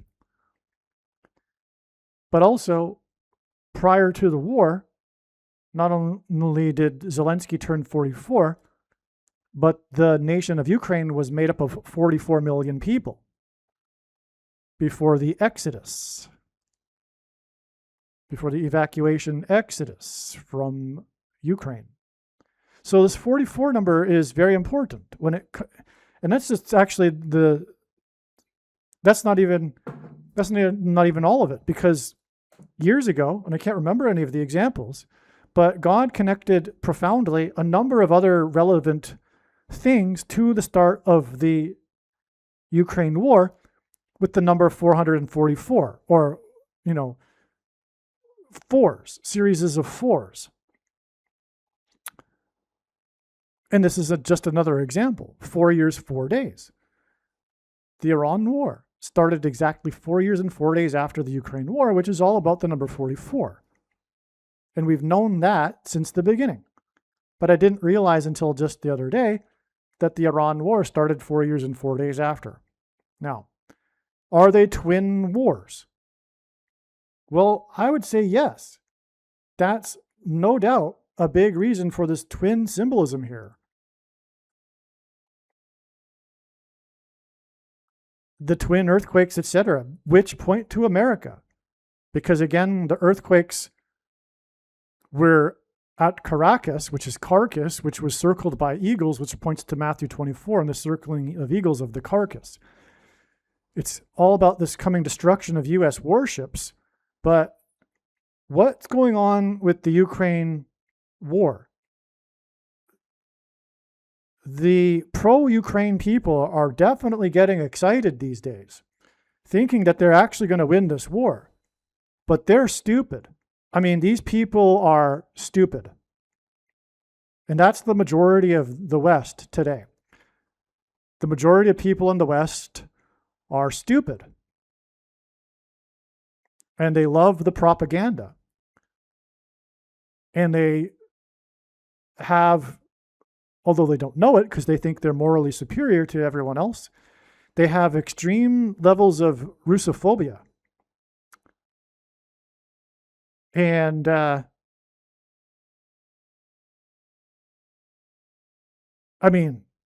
have no knowledge of the background of the war. They have no understanding of the war. They just think Ukraine good, Russia bad, Goliath versus David, the way leftists think. It's all about power. And they refuse to even contemplate anything about the history of Ukraine and Russia that came prior to the war. And if you even mention anything, it's all Russia propaganda. Anything that contradicts their narrative is Russia propaganda, and they swiftly shut you down and block you out, just like they did when the CVD disease was raging, which is why the pro-Ukraine people are in a mass hypnosis, a mass formation, cultish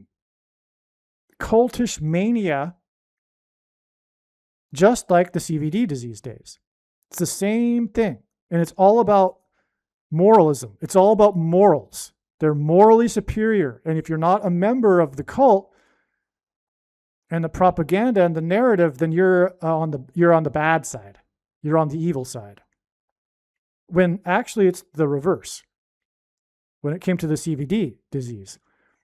But to claim that the Ukraine is some morally superior people, it's just Russophobia. And furthermore, the war is the cause of NATO and the West and America. You know, that all sounds like propaganda because you know nothing. You know nothing. You don't know anything. Like basic things about the history of what's going on there. And I'm not pro-Russian. You idiot.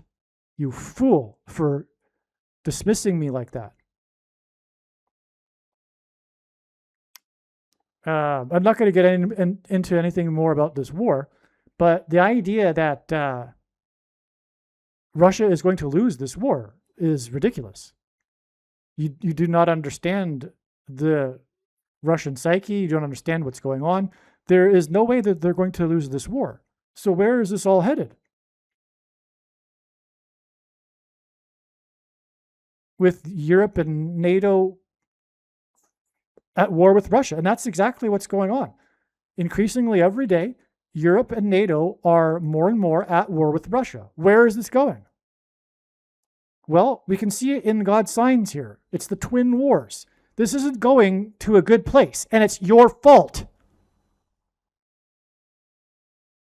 You pro-Ukraine Western narrative propaganda consuming person.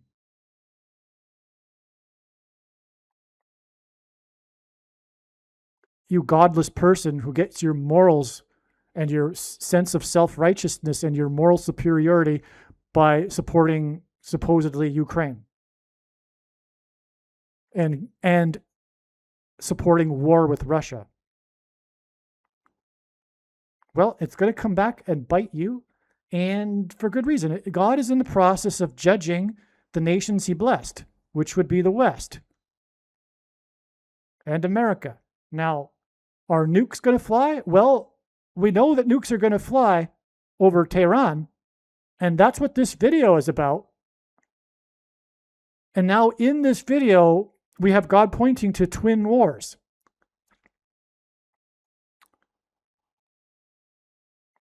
And we have an increasingly arrogant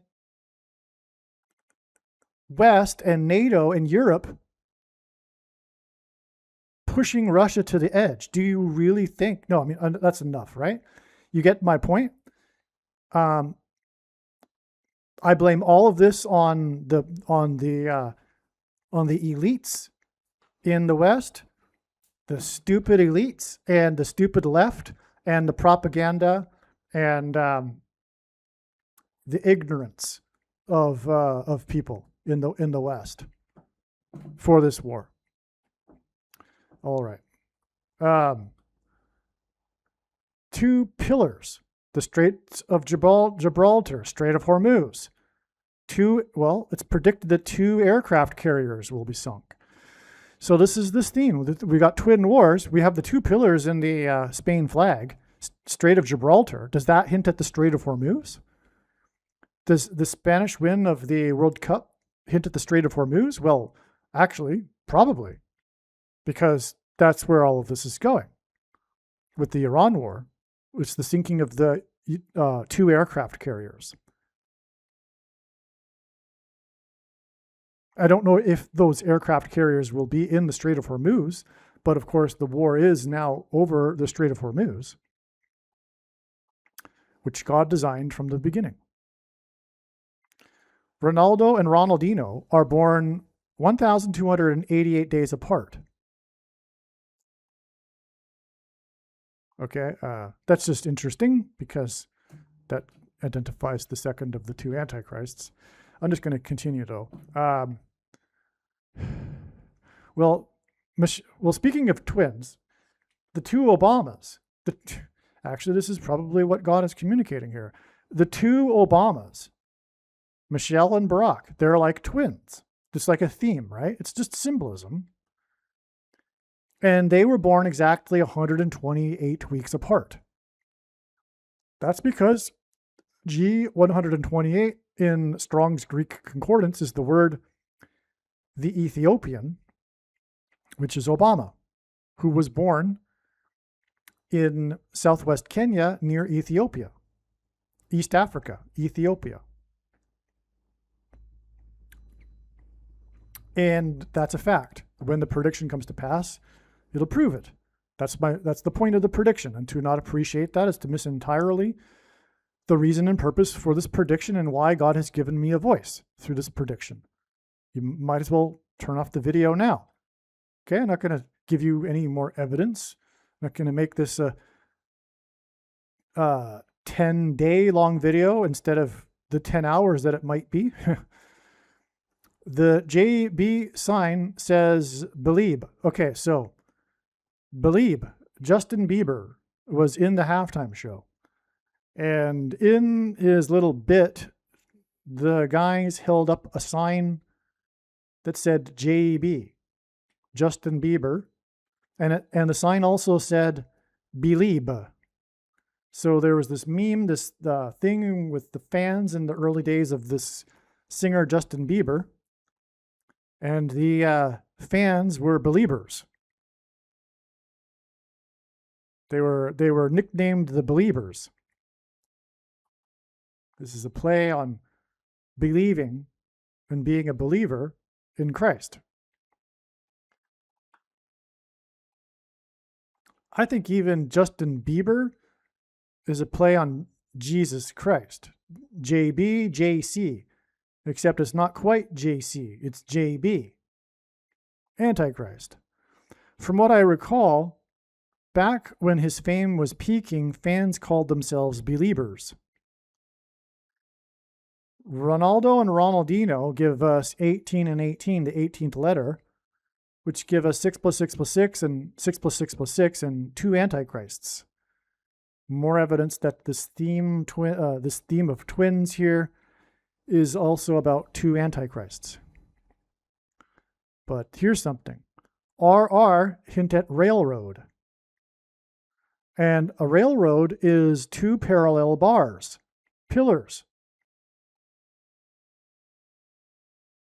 Pillars. The Gotthard Tunnel was a railway. I'm pretty sure. I mean, it was probably both. It was probably a railroad and a road, right?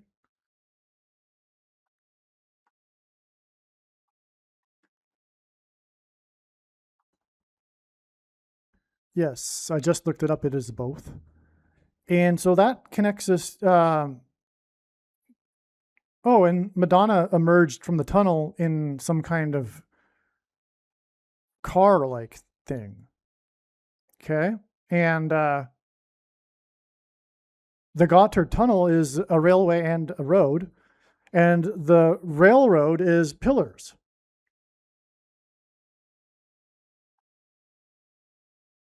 And Spain won the World Cup, and the flag is about pillars.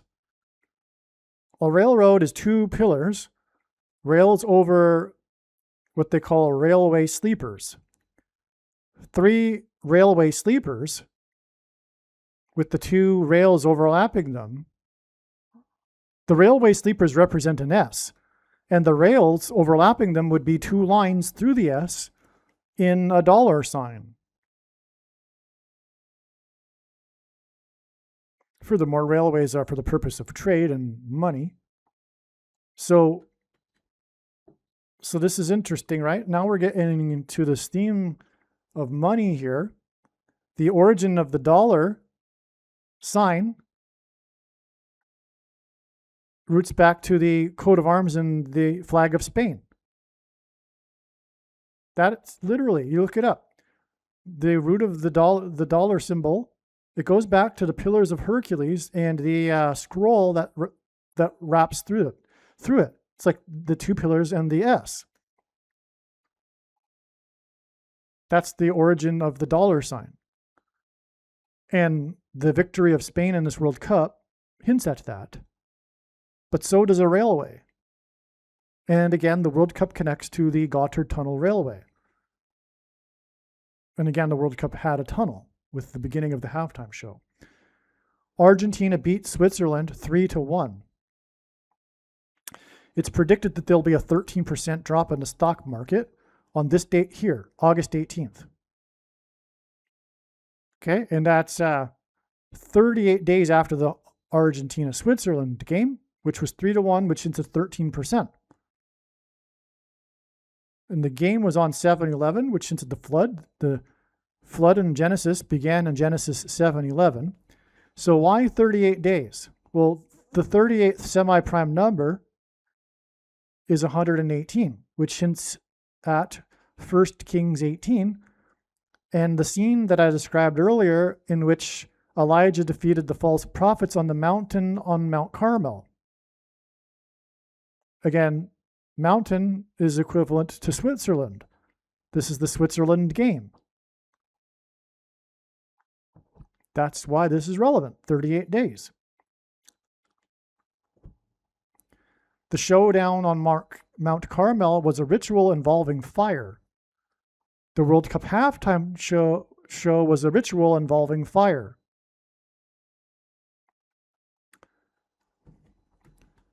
July 19th, the day of the halftime show and the World Cup, is 30 days before August 18th, the date of the predicted 13% drop in the stock market in one or more of the indexes, whether it's the NASDAQ or S&P 500.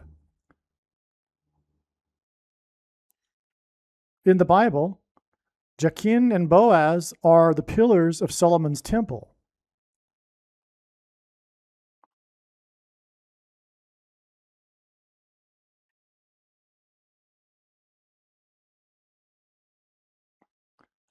Solomon, in the Bible, is associated with 666 talents of gold. There's a case to be made that Solomon is actually a type for the Antichrist. There's good reason for that. It's very interesting if you want to look it up, if you don't know about it. So that's why also the 666 talents of gold in the text regarding Solomon, King Solomon. Now, Switzerland is known, of course, for banking. Okay, so we've got Switzerland here involved because Switzerland played Argentina here. We've got the connection to the predicted stock market crash from the Switzerland game. And it's a 13% crash that's predicted. Argentina represents Pope Francis, the first of the two antichrists described in Revelation 13. And the Antichrist's number in Revelation 13 is 666. And Switzerland is known for banking. Okay. Ronaldinho and Ronaldo, again, give us 6 + 6 + 6 and 6 + 6 + 6. And that hints at the two pillars, Joachim and Boaz, because of the 666 talents of gold and these two pillars associated with Solomon.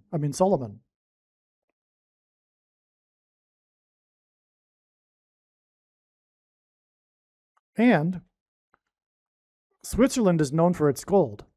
I forget what percentage of the world's gold is refined in Switzerland, but I think it's more than 50%.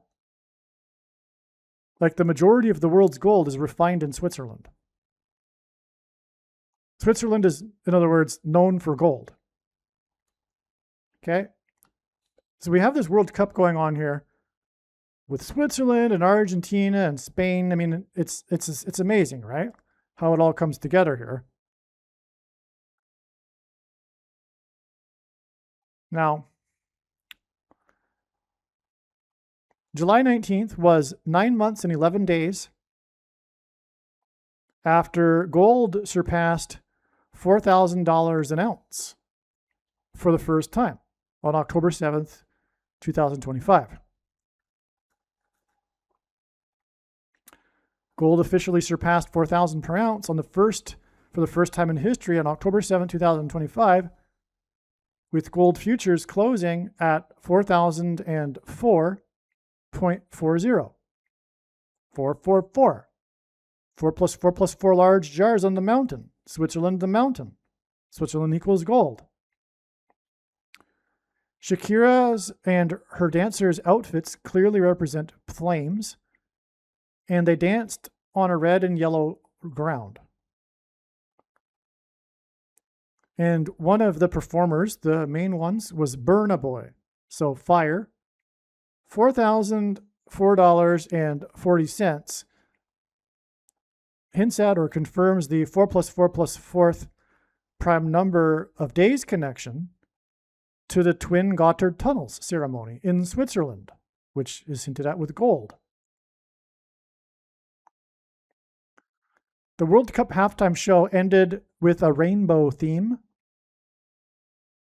The flood account ended with a rainbow theme, with the rainbow being God's symbol regarding judgment. The halftime show was 4 plus 4 days after Argentina versus Switzerland on the date 7/11, which, as I mentioned, hints at the flood, which began on the date 7/11. Began in Genesis 7:11.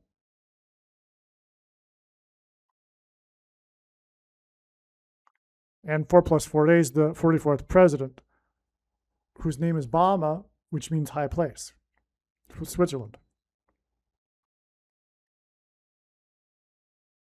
July 11th, again, is 38 days before the predicted stock market crash. 38 equals 19 plus 19, and again, this World Cup, one of the aspects of this theme of twins was the two teenagers, the two 19-year-old players for Spain. Twins, two pillars, equals the dollar. Spain won its second World Cup. Argentina finished second. In the game, Messi was irrelevant. That was the story of the game. How irrelevant the star player Messi was. And that hints at how the Messiah is irrelevant to the world. And this hints at the second coming of the Messiah in 31.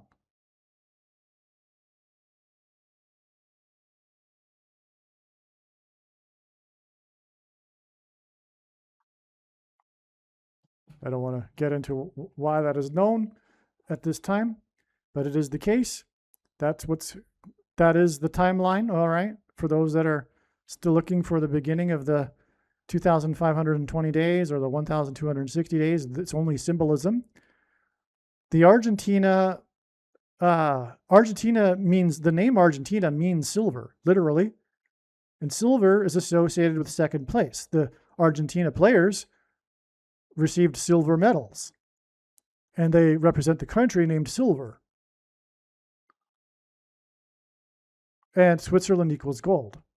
So the Argentina versus Switzerland game was 3-1. Does that hint at the year 31? When they chanted at the end of the halftime show, "We dance, we dance."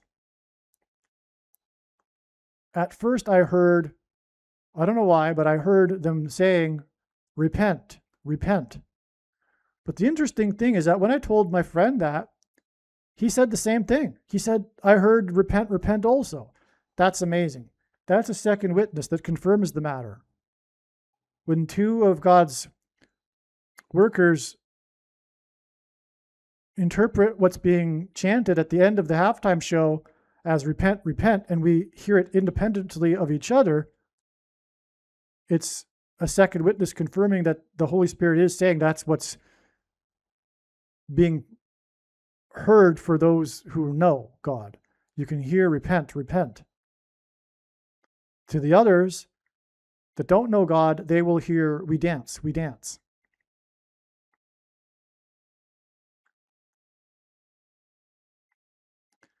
So Isaiah 2:20-21, in that day, people will throw away to the moles and bats their idols of silver and idols of gold, which they made to worship.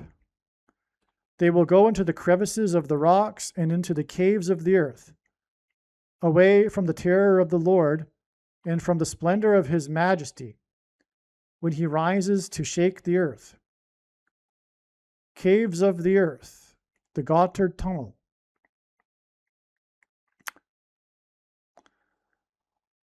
The game began at 3:07 p.m., and that confirms also this 3,700 days. There's even a 0 in 3:07 p.m., and you can't have 3:70 p.m. So it's 3:07, which since it's the 37 and the 2 zeros afterwards, it's amazing. The game started at 3:07 p.m., and that confirms the 3,700 days to the Gotthard Tunnel twin ceremonies. And again, there was all this theme of twins, and there was the tunnel in the halftime show. The twin players is in the 4th minute hinted at Simon and Garfunkel's 4th album. I mentioned a long time ago in this video, Messi touched the ball for the first time at the 4th minute, and there was something about Lamine Yamal in the 4th minute, okay? But that hints at the duo Simon and Garfunkel. It's another part of this theme of twins, Simon and Garfunkel.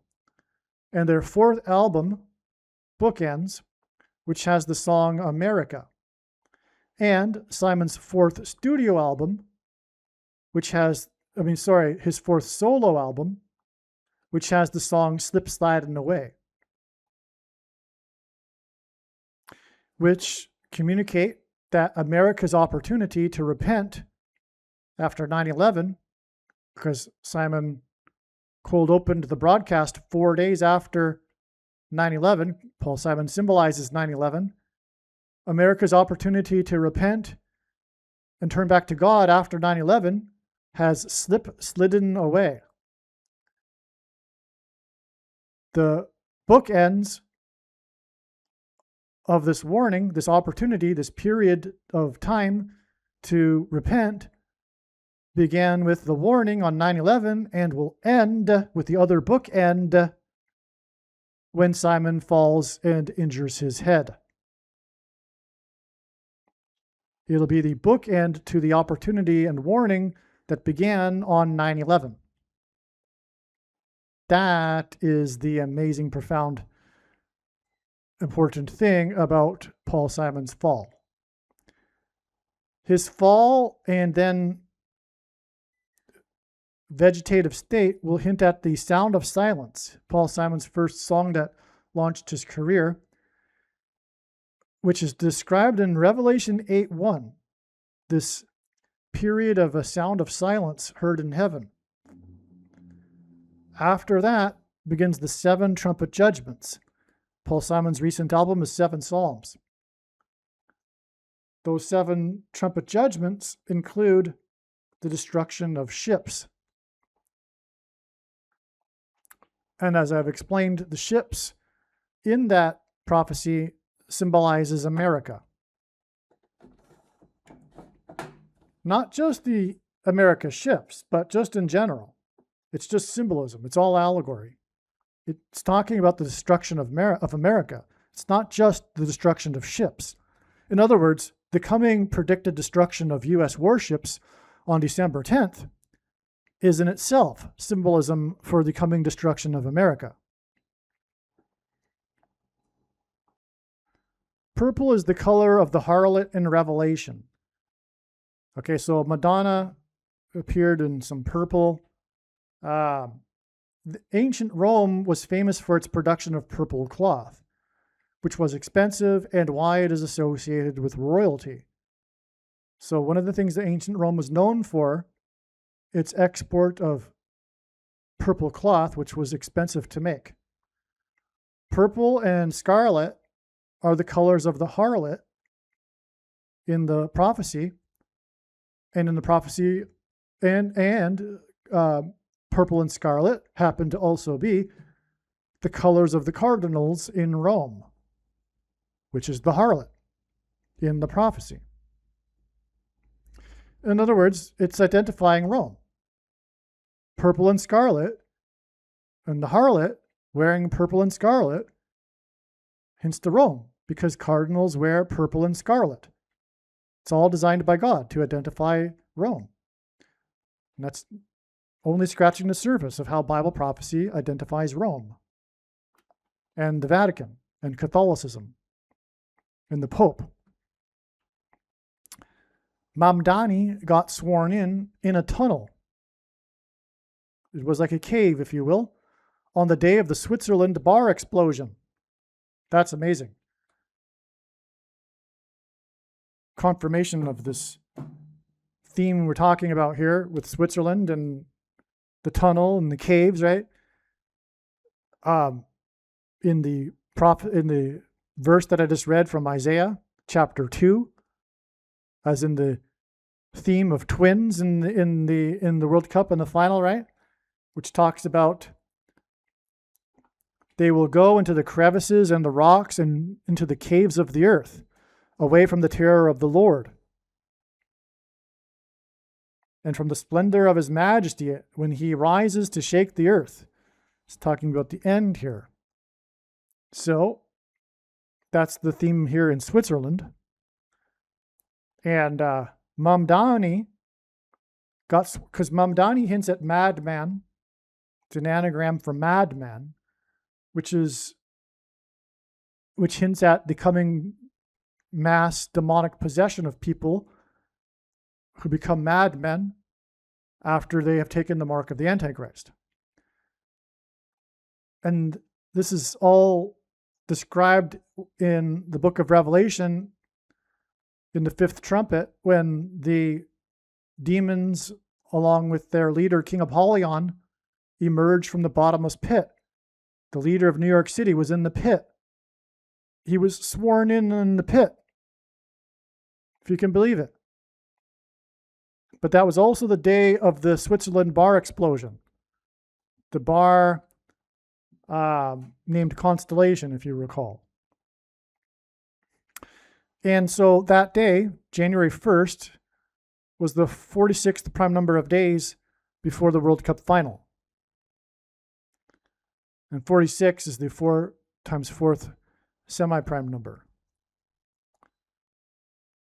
I don't know. But it's 199 days, and that could also hint at 9/11. Well, we'll leave it at that. That's a little bit, that connection is a little bit neutral in my opinion, but whatever.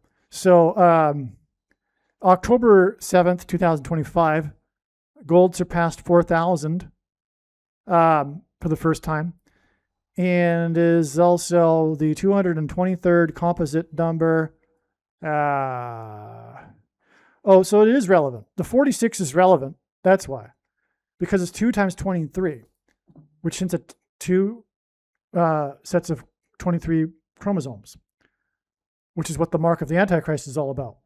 Altering a person's chromosomes, and that's what marks them.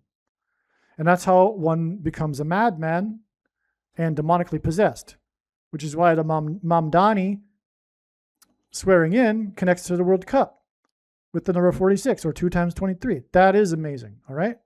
So now we get it. And we have this 2 times 23 hint here with the gold, because that day that gold connects to the World Cup and the dollar sign and the flag and all that, right? That's the 2 times 23 too.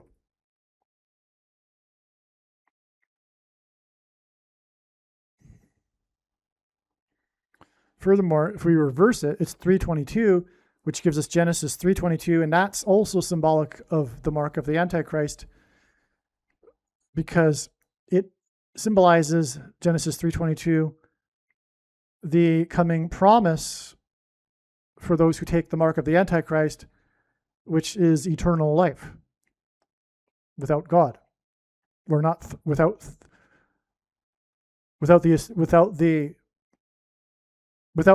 God in the process. In other words, it's impossible, and it's demonic. But that was the first lie ever told, and the age will finish with that same first lie. The serpent said to Eve, "You shall surely not die," in Genesis chapter 3. Okay, now on the World Cup day, Mamdani declared he would arrest Bibi Netanyahu, like I explained earlier. Oh, so that's why it connects. Yeah. So Mamdani was sworn in. We have this connection to the World Cup date, but it's not just about the world. It's about also Mamdani himself, because that's the very important prophetic sign in which he said he would arrest Bibi Netanyahu. And again, the B is number 2, which gives us Psalm chapter 2, and why do the nations rage? And it's because of God's Son, capital S-O-N, and the second coming. And yeah.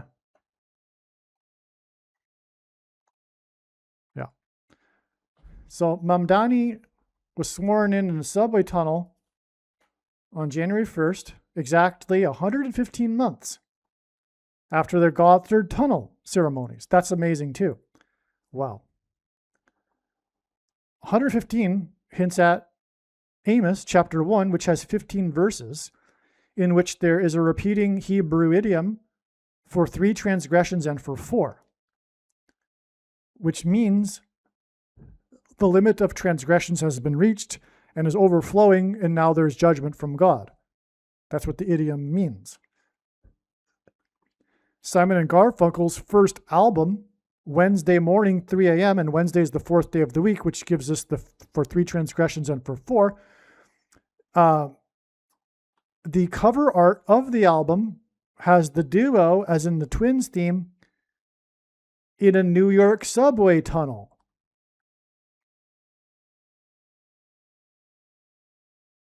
And again, Simon is predicted to fall 7 days later because of 7 Psalms, his recent album. The only goal scored in the game was by number 7 on the day that Mamdani spoke about Bibi and the emergence of Madonna from the tunnel. And this connects back to it when Mamdani was sworn in the subway tunnel, and connects back to the Gotthard tunnel twin ceremonies.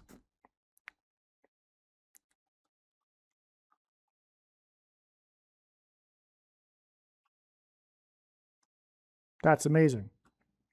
And the reason for Amos and the connection to Paul Simon too is because famous Amos, the founder of the biggest cookie company in America, was the agent who first signed Simon and Garfunkel. And he lured them into his office with a gift of cookies.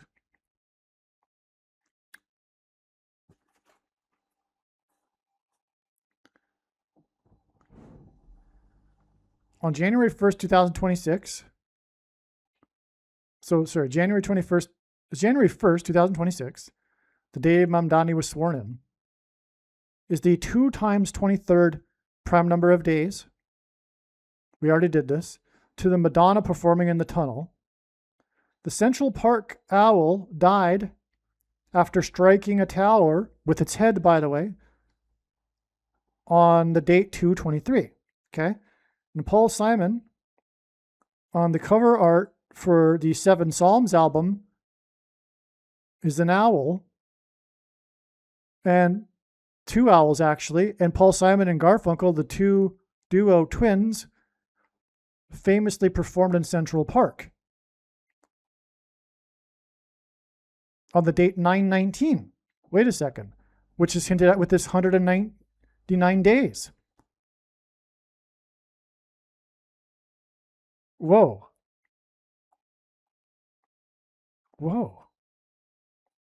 Huh.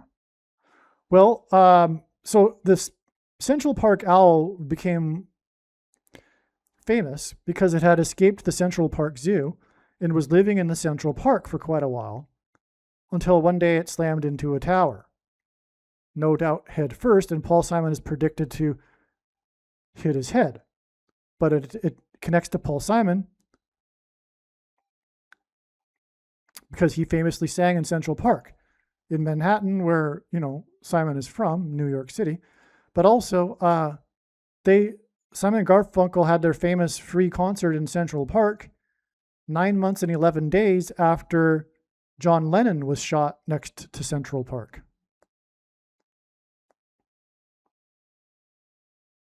That's important too because of John Lennon and the theme from his song Tomorrow Never Dies or something, which gets us back to the mark of the Antichrist and the promise of eternal life, etc., which gets us back to Revelation 9:11. And the demonic possession will be of people through frequencies, which is what music is, and the shots, and John Lennon was shot. The mark of the Antichrist is the SHOT, right? And John Lennon was shot, and yeah, you get the idea. Revelation 9:11 is why 9 months and 11 days. That separates Paul Simon, who sang about the Mississippi Delta shining like a national guitar, which into the coming shining, demonic possession, that's what the movie The Shining is about, through delta brainwaves. Mississippi, the 9 plus 11th state. Paul Simon, the Graceland album is his 7th solo album and his best-selling one, and he's predicted to die, or hit his head anyway, 7 days after this World Cup, which with Madonna, which connects to Mamdani. Madonna hints at Mamdani. Madonna also hints at Madman, which again is demonic possession when you take the shot through frequencies, music. Now, the owl died here on February 23rd, 2024. But he slammed it into the tower, and again, the towers are symbolic of the mark of the Antichrist, as I explained, because the two arms of a chromosome, and Philip Petit walking across the towers exactly 70 weeks after they were opened, and the 70 weeks prophecy in the Bible. Now, 1 year, 10 months, and 9 days, which hints at 9/11, the owl hit the towers before Mamdani was sworn in New York City. That's amazing too, because that hints at Revelation 9:11, King Apollyon, the mayor, king of New York, the mayor in the pit, King Apollyon from the pit. This is also exactly 97 weeks, and plane crash is equal to 97 in simple English gematria. That's another story, though. The cover art of 7 Psalms depicts 2 owls, as in 2 towers, and also as in Simon and Garfunkel. Simon will fall 7 days after Madonna in the tunnel, and the goal scored by player number 7 in New York, where Simon is from.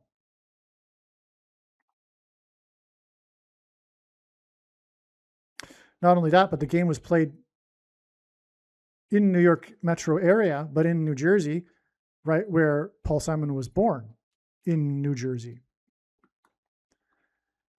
January 8th, 2024, former Baltimore Raven, forget his first, Joe Flacco. He won the comeback player of the year. Okay, the veteran comeback player. He won the award that year. And that hints at the comeback of Barack Obama, who was the night owl, known as the night owl, in stark contrast with his predecessor, who was known to be an early bird. Okay, in the White House, Obama was the night owl. So Flacco won the award. His jersey number is 5 + 5 + 5.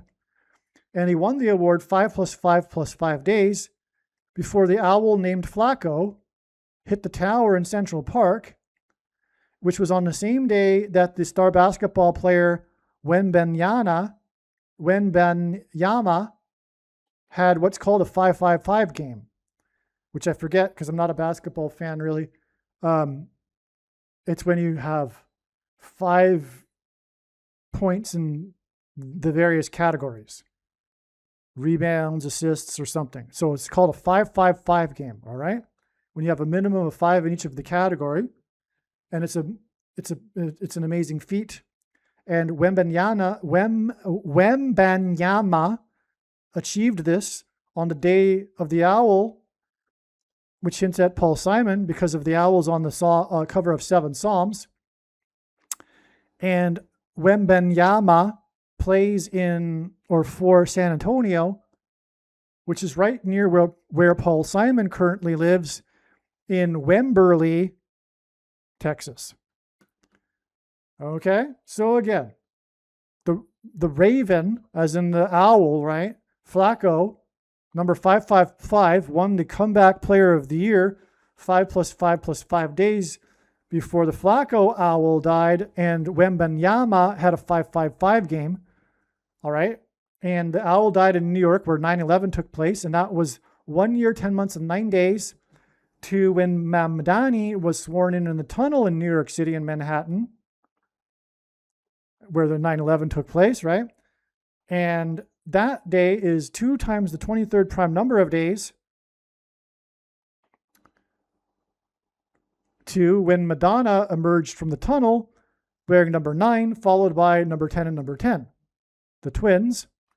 And that's when player number 7 scored the goal. And it's 7 days before Paul Simon, the composer of 7 Psalms and the 7th solo album, Graceland, is predicted to fall in Wimberley, Texas. And 7 Psalms is Paul Simon's 5 + 5 + 5th solo album, which is the relevancy of these series of 5s at the beginning of this timeline. This is an amazing thing here that you're looking at, this paragraph right here. Now, the World Cup is 24 days to August 12th. The World Cup was won by Spain, and on August 12th, the solar eclipse will go over Spain, the first one in a few centuries. It'll also go over Greenland, and these are really the 2 countries it'll go over. There's a small sliver of it going over Portugal too. So it's going over Greenland and Spain, and the capital of Greenland is Nuuk. The capital of Greenland, the name of the city is Nuuk. Okay? It's 24 days from the World Cup, in which Spain won, to the Nuuk eclipse. That's because it hints at, it's confirmation for, it's pointing to the exact 24 weeks from the World Cup, and Mamdani saying he would arrest Netanyahu to the date, the Iranian mayor, to the date it is predicted that Israel will nuke Iran, which will cause the nations to rage, which is again what the World Cup pointed to through the twin theme, Psalm chapter 2. Why do the nations rage?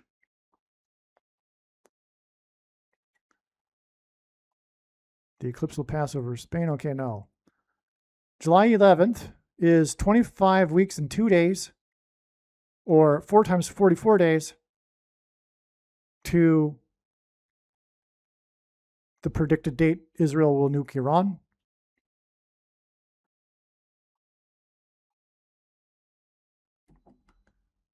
On July 19th, Mamdani said he would arrest Bibi Netanyahu when he comes to New York. Okay. So this hints at the 44th president, and 25 and 2 hint at 2,520 days in Bible prophecy regarding the period of the end and the Antichrist. The game was played in New York, New Jersey. The halftime show was in New York. Okay. Spain's dollar sign is the second win in a game against Argentina. Spain's second win was a game against Argentina, and they finished second place, and Argentina means silver, which is what people get when they finish second. Points to Isaiah chapter 2, like I was explaining. Their land is filled with silver and gold. This is from prophecy. Against every high tower and against every fortified wall, against all the ships of Tarshish and against all the beautiful craft. In that day, mankind will cast away their idols of silver and their idols of gold. Isaiah chapter 2 here, okay? So why were the kids in the halftime show at the end wearing soccer shirts that had PS22 on the front? Okay. It's because they represent this public school number 22 in New York. PS gives us 16 and 19, plus 22 gives us 57, which is the equivalent of the word vaccine in Simple English Gematria. Spain is known for bullfighting. A soccer arena is the equivalent of a bullfighting arena. Psalm 22. PS 22 hints at Psalm 22.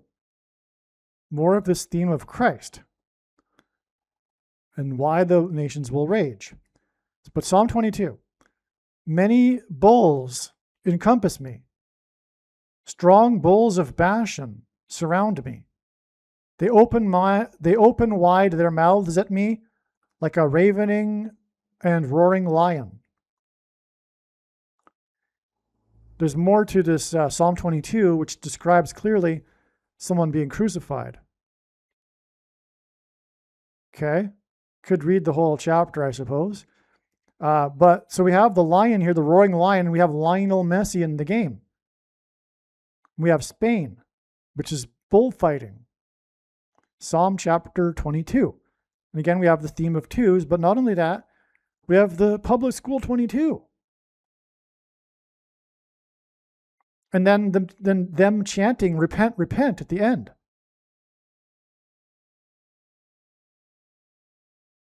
Because that's what the cross and Christ's crucifixion is all about. The bulls of Bashan is symbolism for demons.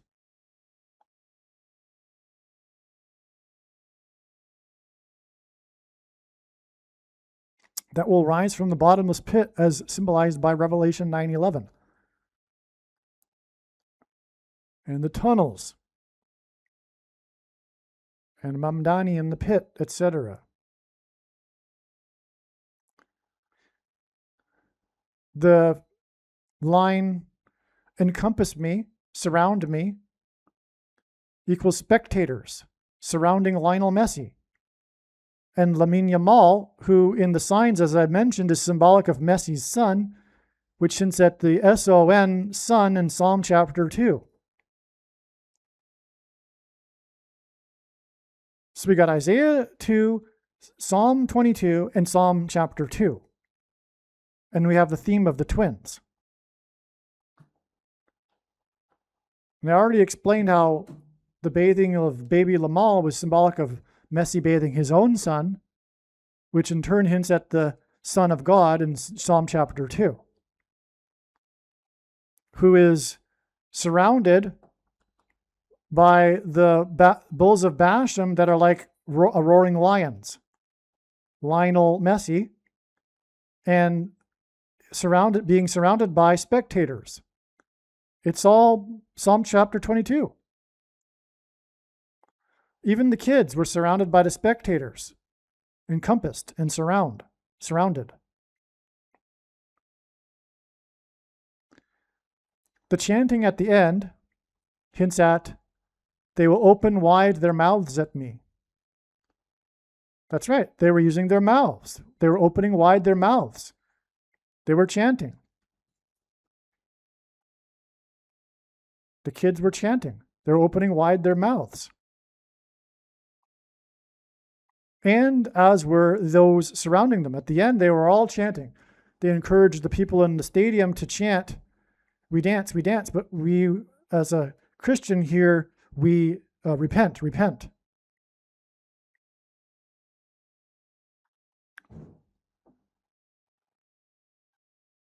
22 also hints at the mark, and Bieber believer. So the nickname for believers is Bieber believer. He's a Bieber believer, not a Christian believer, but a Bieber believer. Bibi Netanyahu. Second letter of the alphabet, 2-2. Psalm 22. Public School 22. Bieber believer was singing with the PS22 children at the end. Bieber, furthermore, is known for being a child singer.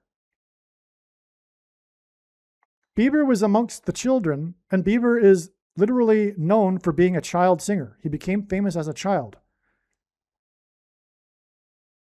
PS22, child singers. Bieber's first album was My World, as in the World Cup, as in the world's values, as in the ruler of this world, Satan.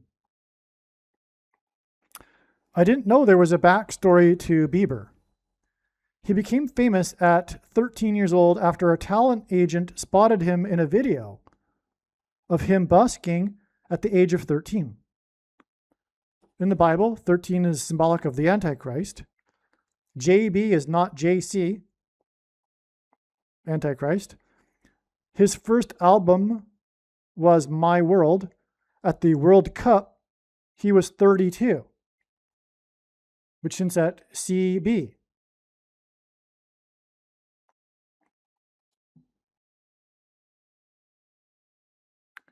Which hints at the B and the C in the equation JB, not JC. Bieber believers. Bieber was discovered busking on the steps of the Avon Theater. Bieber believer plus Avon hints at Babylon. It really does. Bieber believer on the steps of the Avon Theater hints at Babylon.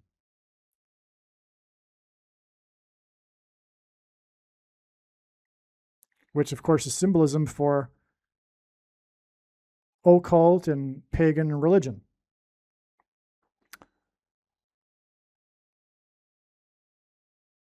Which is the symbolism, and it's just symbolism, of the chanting at the end, etc., and the performance in the halftime show.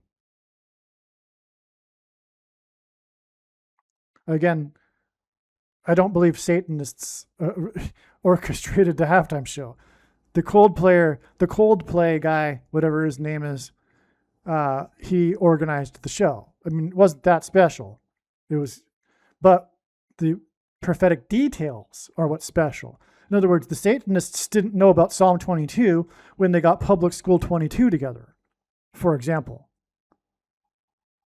and combined it with Justin Bieber, who is known as for being a child star. No. That's from God.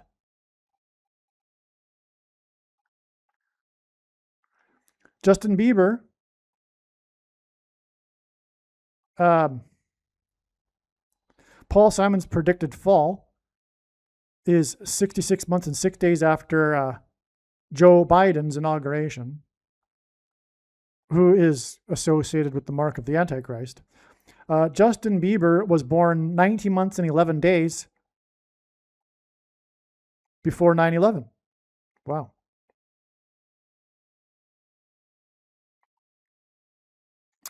Paul Simon's predicted fall will be 90 months and 11 days after Simon's dream that instructed him with a voice to make his Seven Psalms album. He tells the interviewers this story and shows the framed piece of paper. It has a date. January 15th was the day of Simon's prophetic dream. He's predicted to fall 90 months and 11 days after that dream to make seven Psalms, and he's predicted to fall 7 days after the goal was scored by number 7. Justin Bieber was born 777 weeks exactly before Obama was inaugurated. Interesting. Justin Bieber was born 313 weeks before Spain scored the goal. The name of the player is Ferran Towers. Towers is Spanish for, Torres is Spanish for towers, okay? Um,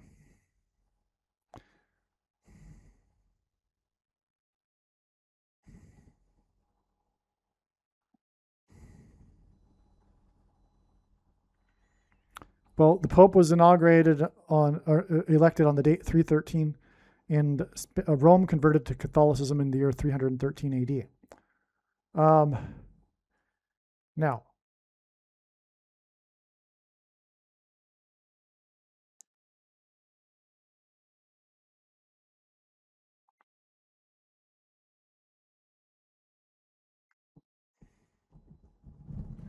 well, my friend added here that, speaking of Justin Bieber being a kid, he was born 6 years, 6 months, and 6 days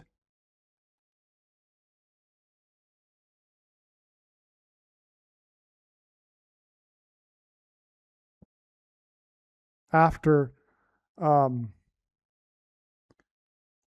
23rd, 1987. Anyway, the pilot in the story, his name is Barry Seal. Okay. The two, so there's this, and I'm not going to get into it. There's just so much. Let's move on. Because, well, it's really because I'm not that familiar with this story. These kids were murdered. They are found on a railway track, which ties into the Spain thing here, like I explained earlier. The railway and the pillars and the dollar sign. Yeah, let's move on. The two pillars, JB.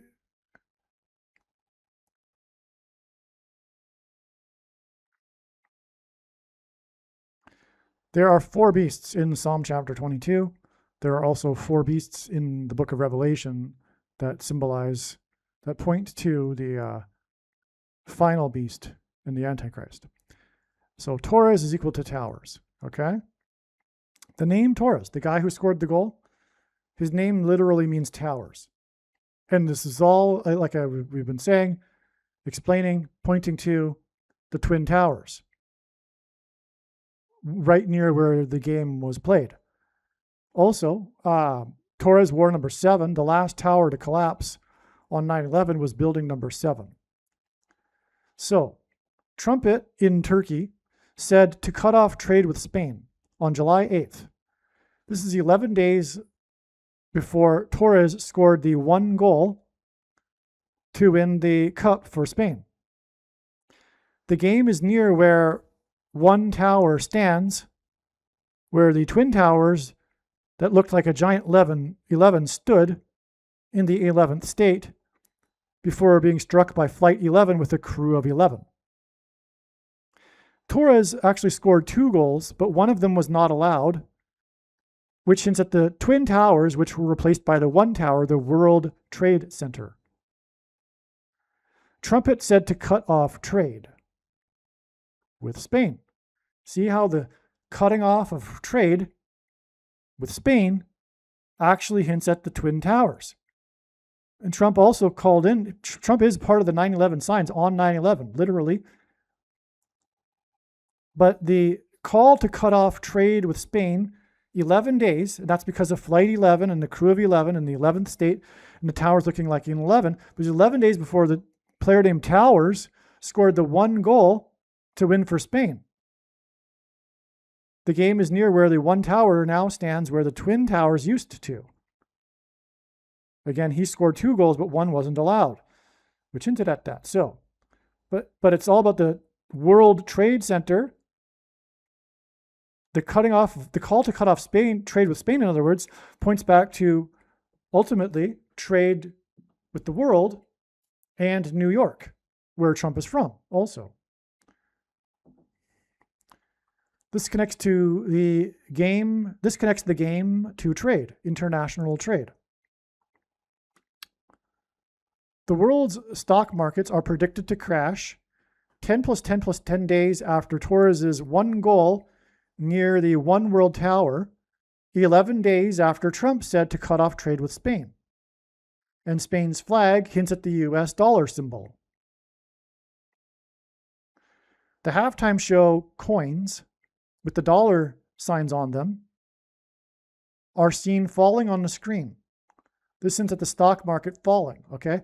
So in the halftime show, behind on the, the jumbo screens in between the spectator decks, these big screens are displaying these images of cartoon illustrations of coins, and they've got dollar signs on them, and they're falling, okay? It was during the performance of BTS. It was behind the performers. Behind them were these screens with these big coins falling with dollar signs on them, okay? The last tower to collapse on 9/11 was World Trade 7. Player number 7 for Spain scored the one goal of the game 11 days after Trump said to cut off trade with Spain. This hints at Genesis 7:11 and the flood. Right? We got the 7 and the 11 days. The flood began on the date 217 in the biblical account. On 9/11, the two towers were struck 17 minutes apart. That's why. 2 towers were struck 17 minutes apart because the flood judgment began on the date 217.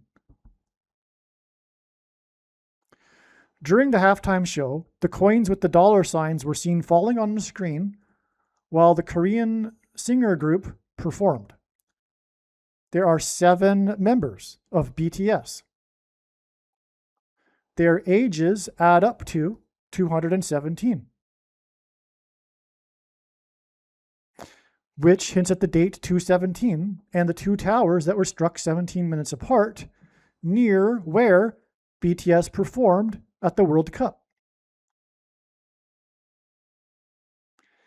The average of their ages is exactly 31. In other words, 7 times 31 is equal to 217. 31 is the 11th prime number. The Twin Towers looked like a giant 11. Towers, who scored the goal, whose name means towers, Torres, number 7, scored 11 days after Trump said to cut off trade with Spain. The age of the BTS members is roughly 30 years old. The performance of BTS and the falling coins with dollar signs is 30 days before the predicted fall of the stock market that is located near where the performance was. And I don't think this is just arbitrary. Yes, technically, the average of their ages is exactly 31, but God is also playing on the 30 years, because 30 years is symbolic in the Bible too. King David and King Joseph were made kings. Joseph was made essentially a king, and King David, they were at the age of 30 years old. And we're talking about King Apollyon with Revelation 9:11, which is hinted at through the events of 9/11, and BTS and the Towers player is pointing to all that, like I've explained. So that's one reason why it's relevant. But when we talk about the BTS members and how old they are, people are going to say, well, they're 30 years old now. Because literally all of them are right around the age of 30. A couple of them are exactly 30. So when we think of the BTS performers, the members, we think of them as now being 30 years old. And again, all of this points to trade and the falling coins, and the predicted collapse in the stock market of 13% in one day is 30 days after the BTS performance of the members who are 30 years old. Okay? Paul Simon equals 9/11, like I've explained. The one goal by player number 7 is 7 days before it is predicted that Paul Simon will fall, as in the Twin Towers that fell, as in the player named Towers, and the towers that fell on 9/11, okay, and will injure his head and go into a vegetative state. The demonic possession of people will come through people's heads. The official death toll from the twin earthquakes on the day of the World Cup which it's with its theme of twins, as I've been explaining, and the halftime show with its theme of twins, is 5,208. Okay, the official death toll on that day was 5,208.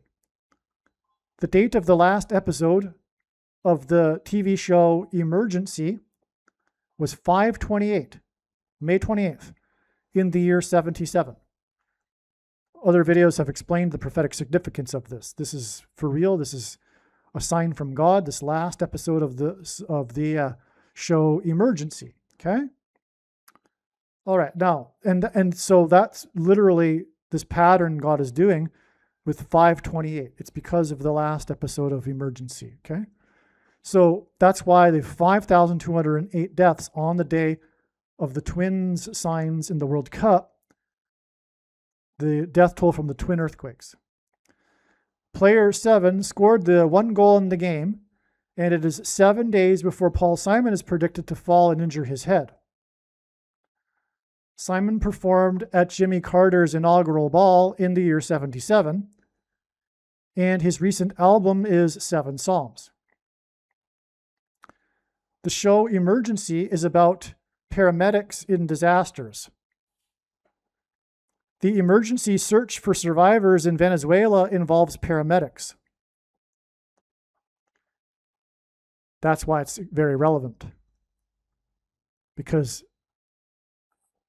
the death toll in Venezuela is about paramedics.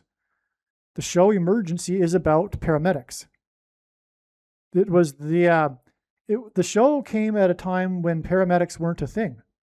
There were only a handful of paramedic units in California, and there was like none really anywhere. The TV show actually revolutionized this form of healthcare with paramedics and ambulances. That's what this, that's how significant this show is in history. It's not just a TV show. But anyway, this is the Venezuela earthquakes and the death toll, because it's about paramedics and finding survivors. And the last episode of the show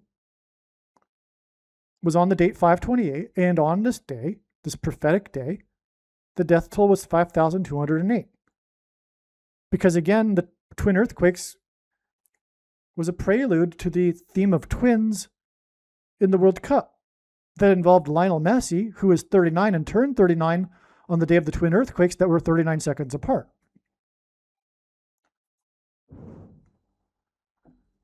Simon's predicted to fall will be 90 months and 11 days after his prophetic dream that instructed him to make 7 Psalms, which was on the date 115, which hints at Amos chapter 1 with its 15 verses, in which is the repeating Hebrew idiom for 3 transgressions and for 4. 34, 3 transgressions and for 4, 34 is 2 times 17. That's another reason why the 2 towers were struck 17 minutes apart. It hints at for 3 transgressions and for 4, which again is an idiom that means the limit of transgressions has been reached and now judgment.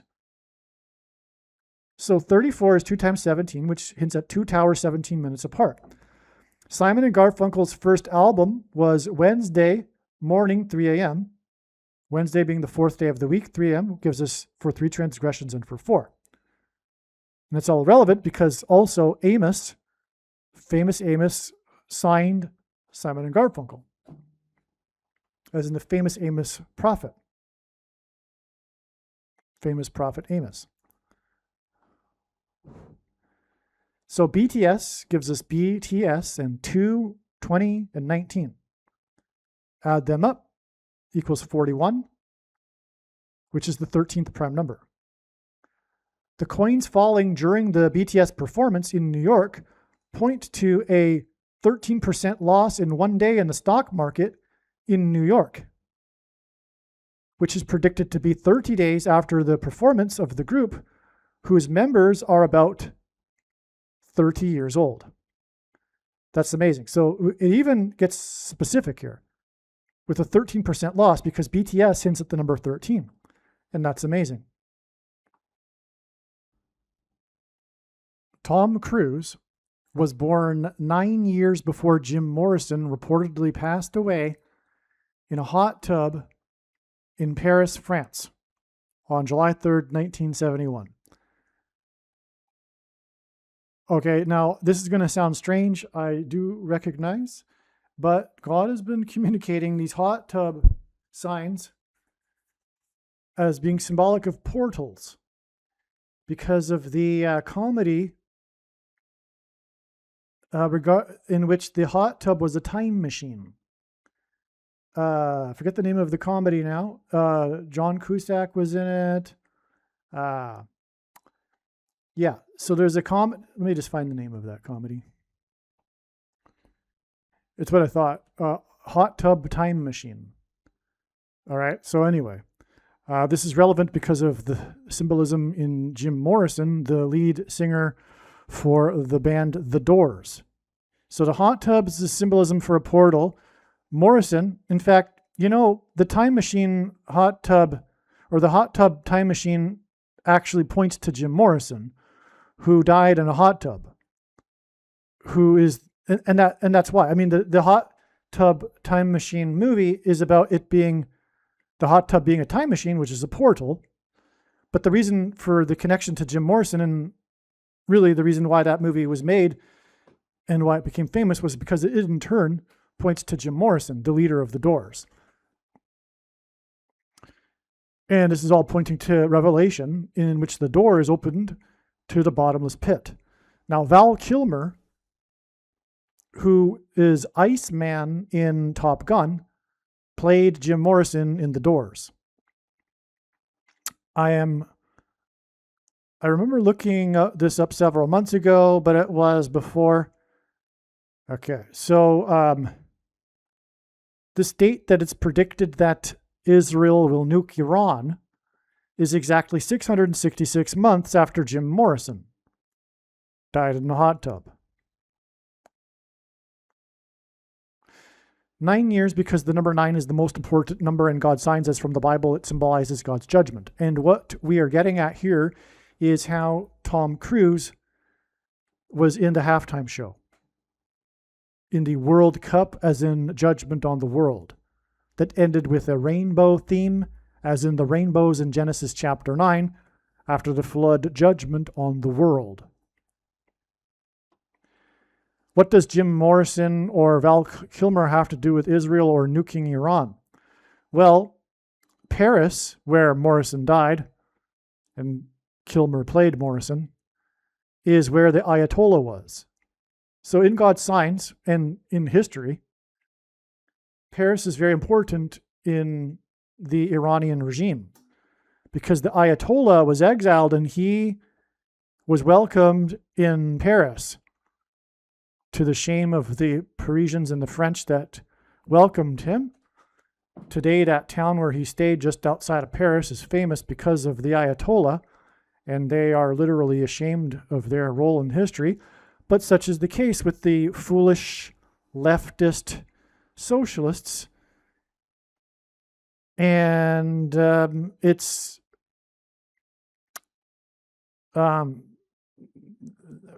extreme Islam and leftism have overlapped many times in history, because really they are two prongs or two pincers of the same beast, Satan. Apocalypse Now, the movie, begins with the song The End by The Doors. Okay. Now, France, since it Pope Francis, as I'm just, saying, and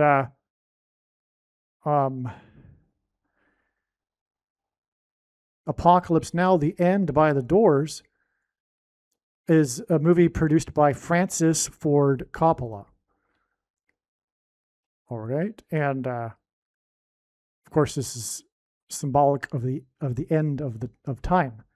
The End by The Doors in the movie Apocalypse Now, because the word apocalypse is the Greek for Revelation, the book of Revelation. The meaning of apocalypse means the removal of the veil, the pulling away of the veil and seeing the reality underneath. So in other words, the book of Revelation, the last book, is where the whole Bible comes together in the climax. There are Christians that don't know that. The only book in the Bible that is said at the beginning of the book to be a blessing if one reads it is the book of Revelation, but it's probably the least read book by Christians who, for many reasons, avoid prophecy, even though Revelation 19:10 tells us that the Spirit, the testimony of Jesus is the spirit of prophecy.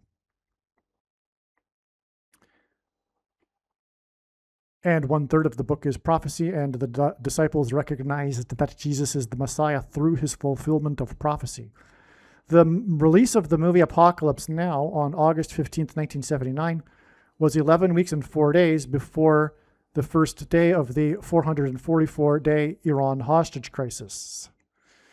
11 and 4, and the date 11-4 hint at 11 times 4 and 44, and that hints at the destruction of Iran, described in the book of Jeremiah as being by the 4 winds from the 4 quarters of heaven. This is the reason for the symbolism, and for example, the 444-day Iran hostage crisis, in which there was an attempt to extract the 4 times 4th prime number of hostages using 4+4 helicopters, 4 of which ended up crashing in disaster, and the disaster also killed 4+4 military personnel and injured 4 others. And during that episode in the desert of Iran, it was required that they capture a civilian Iran bus with 44 people on it. And that was all during the 444-day Iran hostage crisis. So the opening scene of Apocalypse Now, is the song The End by The Doors. August 15th, 1979. I just said that, so I don't know why it's repeated here. And in the song, that is the last audible lyric in this introduction to the movie Apocalypse Now, is, quote, "All the children are insane," unquote.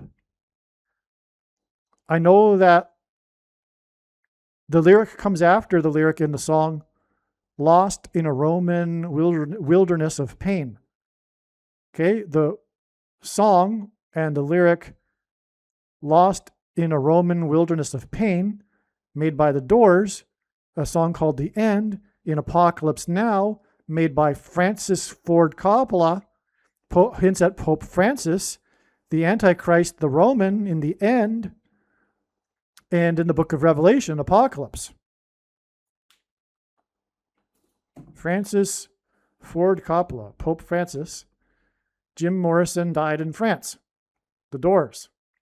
And the pit to Satan, whose representative is the Antichrist, is opened with the door.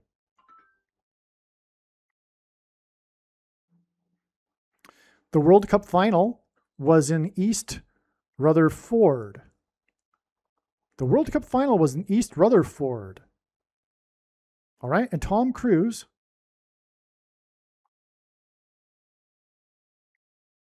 hinted at Jim Morrison because of the 9 Years connection, and Val Kilmer in Top Gun, who his 2 most famous roles, arguably, Top Gun and The Doors, right? And we have all of this, including the point of the World Cup and halftime show, as I've been explaining, is how the nations will rage after Israel will nuke Iran, which connects to the death of Jim Morrison in Paris, and that's relevant because of the Ayatollah in Paris. And this is all proven to be true because the Doors have the song "The End" at the beginning of at the beginning of this very prophetic movie that God had Francis Ford Coppola make, Apocalypse Now. So you get it here. This is an amazing thing here. All of these connections here. And the World Cup final was in East Rutherford, Ford, as in Francis Ford Coppola. Is there any symbolism in East or Ruther? Last night, when I was looking into the usage of Boaz in the Bible, the name is used in the book of Ruth. Ruth came from the East. East Rutherford. Ruth in the Bible represents the Gentiles adopted into God's family. This is what Paul represents, and this is Paul Simon. Peter also, the Gentiles, because Peter, who was name originally was Simon, had a dream about the Gentiles in the book of Acts. Very important episode regarding the gospel and the Gentiles. So Paul and Peter equal the Gentiles, and Paul had a dream to make 7 Psalms.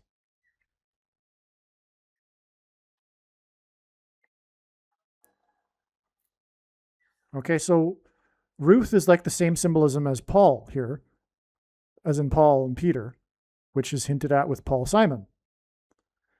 The word that Isaiah, the son of Amos, saw concerning Judah and Jerusalem.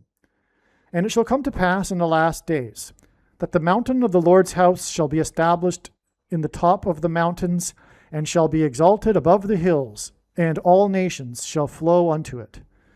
This is speaking of how after the return of Lord Jesus Christ to Jerusalem and his dwelling in Jerusalem on the Temple Mount, the nations, the peoples will flow, come and see him there on the top of the mountains,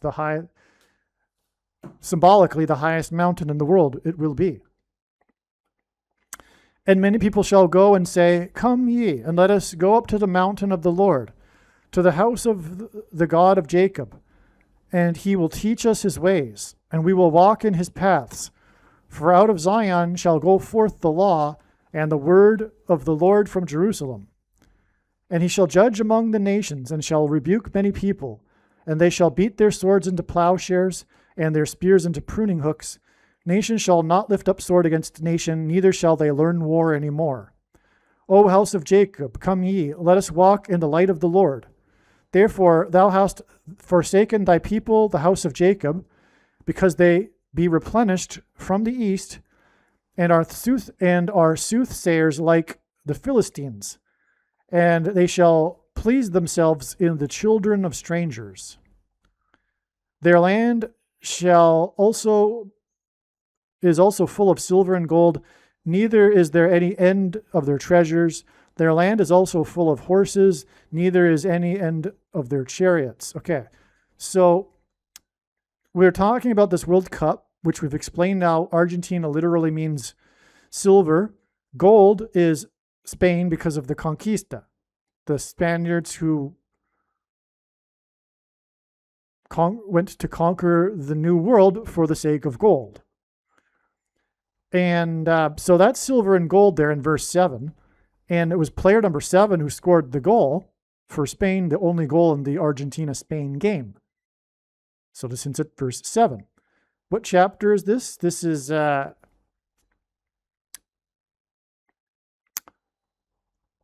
forget, the book of Isaiah.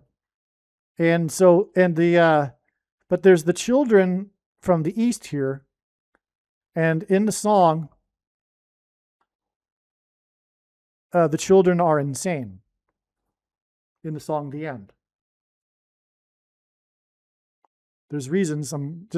Bear with me, I'm just beginning to explain all of this. But we have East Rutherford here.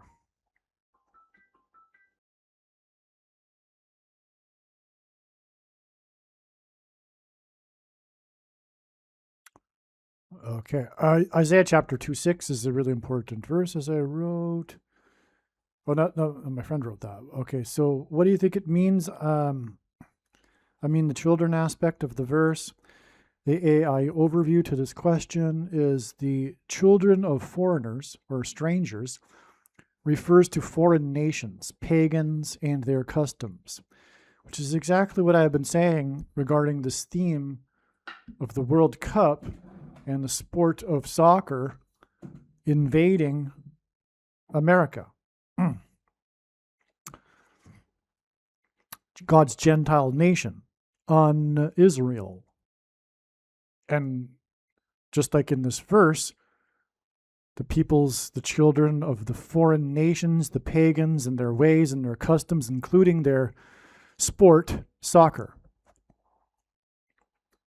The anti-human sport that doesn't allow you to use your hands. The phrase does not literally mean young children. Rather, it refers to the descendants of people surrounding non-Israelite cultures. So the children in the halftime show are symbolic of God's people adapting the pagan religion of other peoples and customs and values. As we assumed, the World Cup in American cities was symbolic of the spiritual invasion of America. The East, in East Rutherford, symbolizes the other peoples. It also hints at child trafficking. Surprising, because here it says, and they pleased themselves in the children of strangers. So there's a dual meaning here. It is Isaiah chapter 2, the chapter along with Psalm 2 and Psalm 22 that God is pointing to, as I have explained. We have the children in the halftime show, and they please themselves with the children of strangers. Is God actually suggesting that there is the dual meaning here? And is the other meaning actually child trafficking in our modern time? Well, yes, because that is a big aspect of the invasion of America through the border wall of security.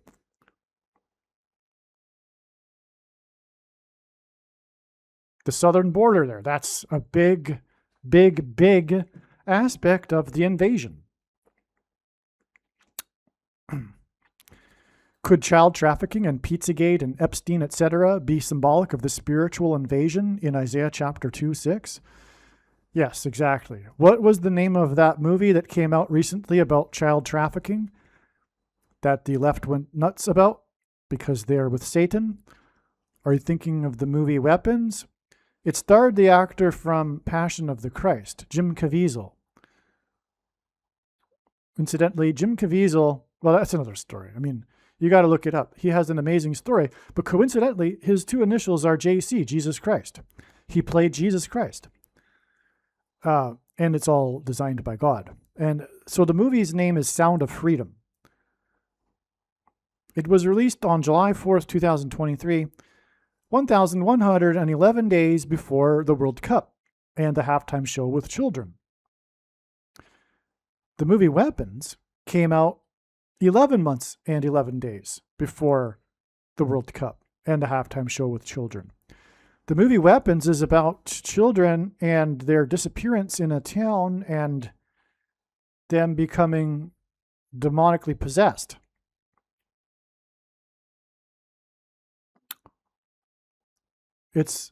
We've known that this new movie is prophetic before this connection. H1111 is the word Balak, the name of the king of Moab who hired Balaam to curse the Israelites. The Moabites were the people in the east. This is part of the story of the Israelites taking the promised land.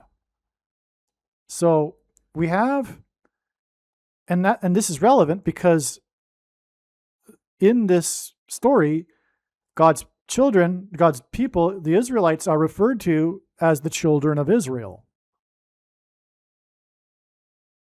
So what I should have written right here is that the name of the king of Moab who hired Balaam to curse the children of Israel. So the name Balak or Balak is hinted at here. And the proof of this is the following. The movie The Sound of Freedom is actually about a true story, and the story is all about this one guy named Tim Ballard. The movie is a sort of documentary, in a way, of this. Well, it's a movie, but I haven't seen it actually. But it's about the true events of this guy Tim Ballard and his mission to rescue children in child trafficking in various places around the world. Does Balak hint at Ballard? Okay, because again, Balak is this 1,111, and from the movie Sound of Freedom to the children singing, we have 1,111 days, but we also, to confirm this with a second witness, and by the way, this is how God's true big picture of signs, patterns, and connections works, which is only being explained on this channel. It works on the principle of second and third and multiple witnesses confirming a matter, as the Bible says is required. And from this movie, Weapons, it's 11 months and 11 days. So there's 1111 here, and this is a second witness right here to this evil. Both movies are about evil and involve children. All right. So we get the name Balak, which hints at Ballard. That's the guy's name in the movie. That's the true life guy who the movie is about, Ballard. Okay. The children of Israel in the book of Numbers, chapter 22. Another 2:2 here. So now we have Psalm 22, Numbers 22, Isaiah chapter 2, and Psalm 2.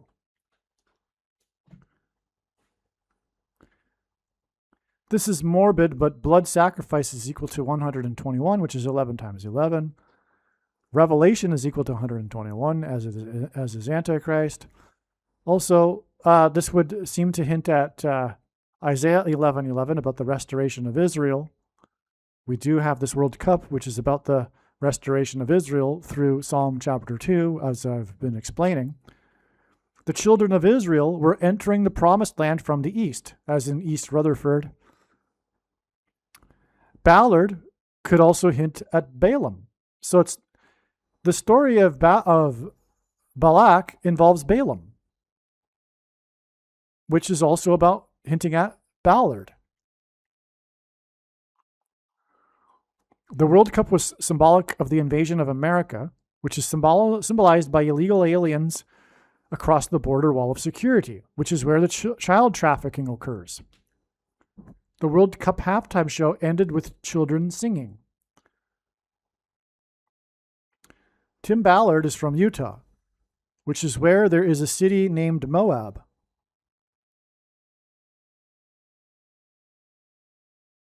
Tim Ballard is from Provo, which is next to Orem, which is where Charlie Kirk was killed. The children represent the church, and the name Kirk means church. I think this is confirmation. I don't know any other Moabs in the U.S. This may be a coincidence, but Google Maps says Provo is 191 miles from Moab, and to get there includes a drive down U.S. Highway 191. There is only one Moab city in the U.S., and it is famous, Moab, Utah. So not only does the guy Ballard name hint at Balak and Balaam and the Moabites, but he lives near Moab.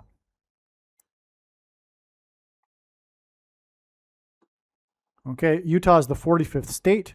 Apocalypse Now famously or infamously cost $45 million. On the 45th anniversary, they had the relevant prophetic signs, which is explained a long time ago. That was in 2024. Apocalypse Now opens with the end and the lyric, "The children are insane." The last audible lyric. Tim Ballard is from the 45th state. The recent report of the U.S. military killed in Jordan hints at Moab too. These connections of 1111 and 11 months and 11 days to the World Cup in East Rutherford involve two disturbing movies about children. Balak children of Israel from the east. Balak, I should say. Ballard equals Balak and Balaam. Ballard equals Utah, landscape like Moab. 45th state equals $45 million. Apocalypse Now, the children are insane. Like the movie, the Weapons. World Cup, which is all, it's all leading to demonic possession. And World Cup invasion, border wall of security symbolism, child trafficking connection, halftime show with children. Okay. July 19th, the World Cup was 44 weeks and 4 days after Charlie Kirk died in Orem. Tim Ballard is Mormon, Latter-day Saints. Theology teaches that God created worlds without number inhabited by his children. Consequently, faithful Mormons actively believe in extraterrestrial life. The teaching is presented in the movie Disclosure Day. DD 44. The plot of Weapons is about 17 children in Pennsylvania vanishing into the night at 2:17 a.m. Did the writer know that Pennsylvania is the second state? Second state, 17 children, 2:17 a.m.? I doubt the author made this connection, and I doubt this point is made in the movie, although I haven't seen the movie. 2 planes, 2 towers, 17 minutes apart, which is what was hinted at again through the World Cup. As mentioned in the narration, the children vanished on Wednesday at 2:17 a.m., which is almost Wednesday morning, 3 a.m. Paul Simon's first album with Garfunkel.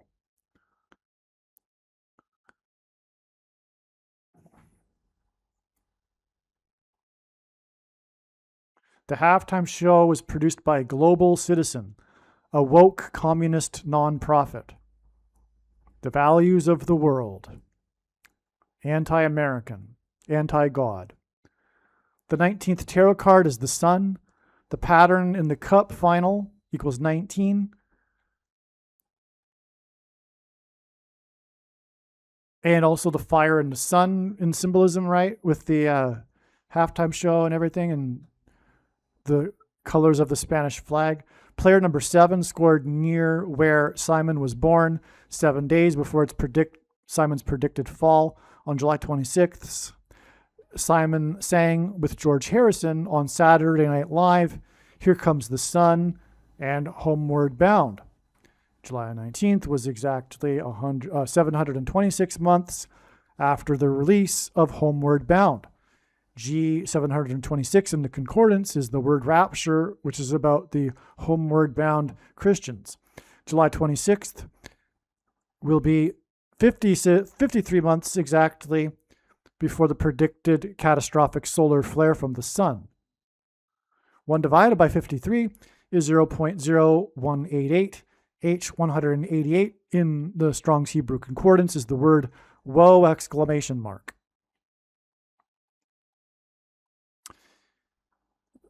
We changed subjects here.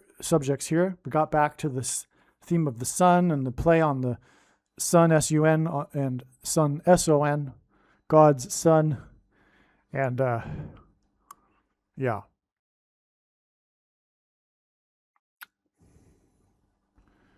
Saturday Night Live is broadcast from New York. The theater for this show is in New York, where the game was played.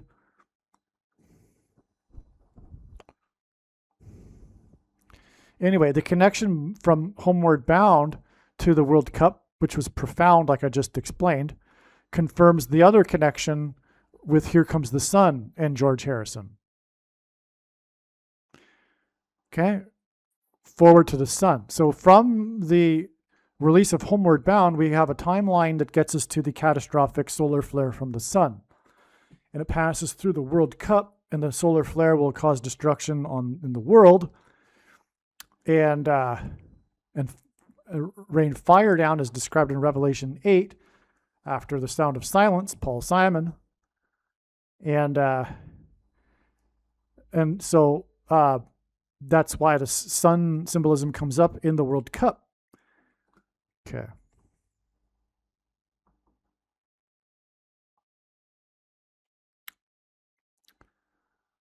All right. So this link here is to a video. I'm going to describe it. All right. Rather than play the video. Well, actually, no, I think it's a picture. So I'll get the picture. All right. So here you can see this image right after the goal of the celebration. Player number 7 scoring the goal with player number 17 behind him. And the two of them have their arms out as if they're flying. They represent airplanes. Two of them. Again, this World Cup is about this big theme of twins. And it's being played near where the Twin Towers collapsed after two planes struck the two towers. Again, this theme goes all the way back to the twin earthquakes. When the towers collapsed, they engendered small earthquakes that cracked the foundation of Federal Hall. Now, there's a video, I'm not going to play it though, because it's a YouTube video and I don't want to deal with that.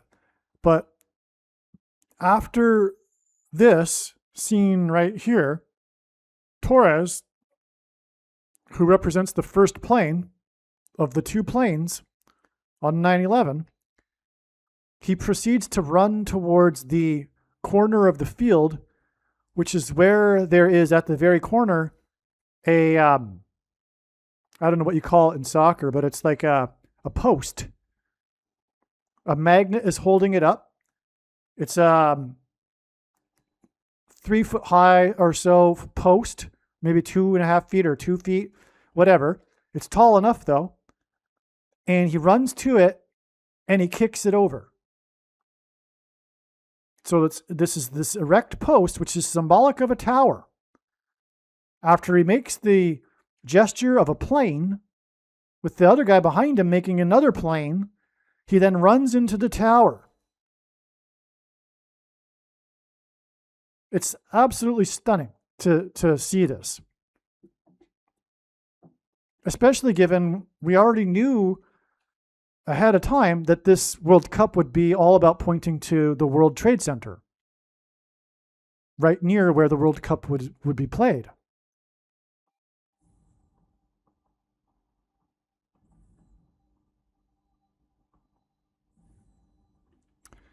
The second player who made like a plane, number 17, and who followed the first player named Torres, which means towers in Spanish, who knocked over the tower-like flag post, hinted at the second plane 17 minutes after the first plane on 9/11. Right? That's why the second player making his arms like a plane, like wings, was number 17. Because the second plane was 17 minutes after the first plane that went into the towers. Hence the first player's name being Torres, as in towers.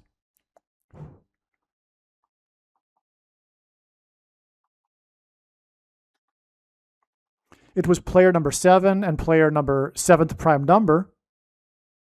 This celebration in the game was played near the events of 9/11 and was played 9,077 days exactly after 9/11.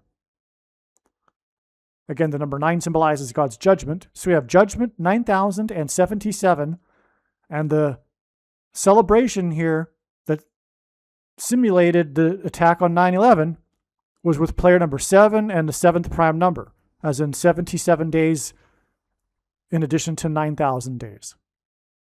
Amazing.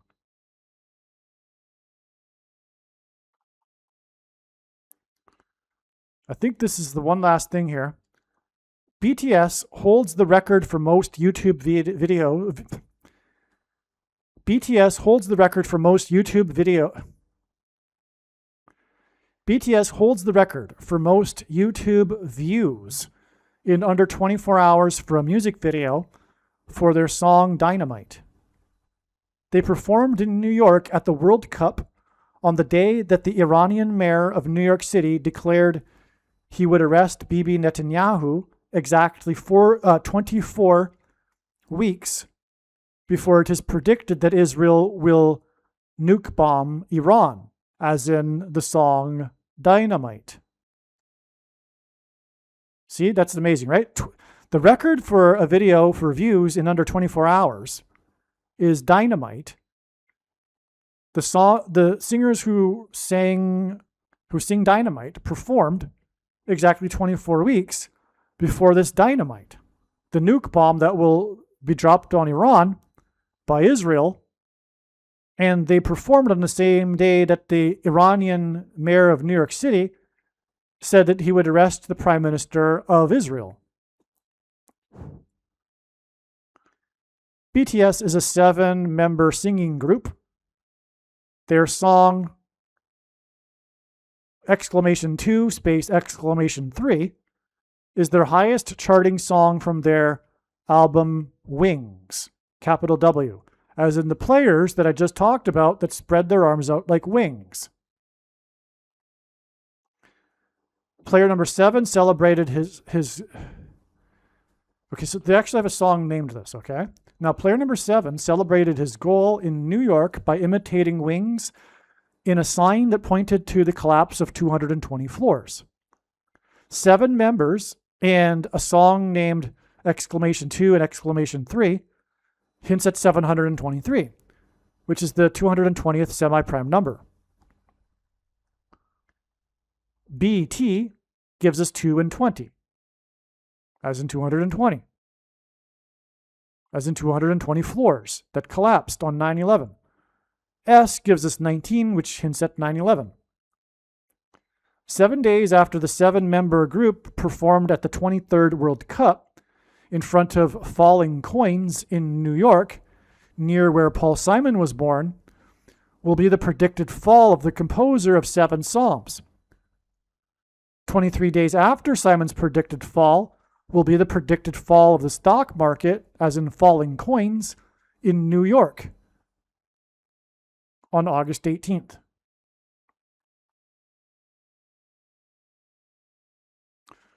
On the day that the World Cup began, BTS celebrated their 13th anniversary with a festival and concert. On August 18th, the stock market index is predicted to fall 13%. So the BTS sign here, with the falling coins behind them, points to the coming fall of the stock market in New York, and they performed in New York.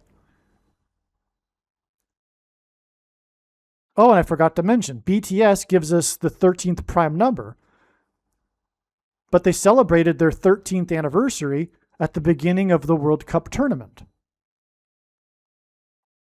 which is all confirmation that their performance at the end of the tournament points to a 13% loss in the stock market when coins will fall.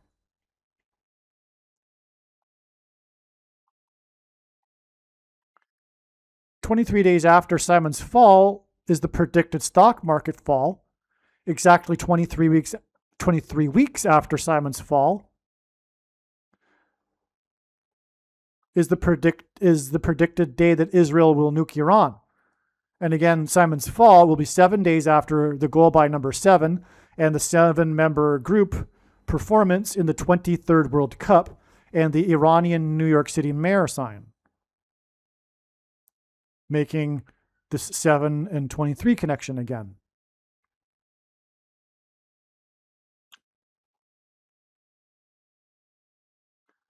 And that's it. God bless.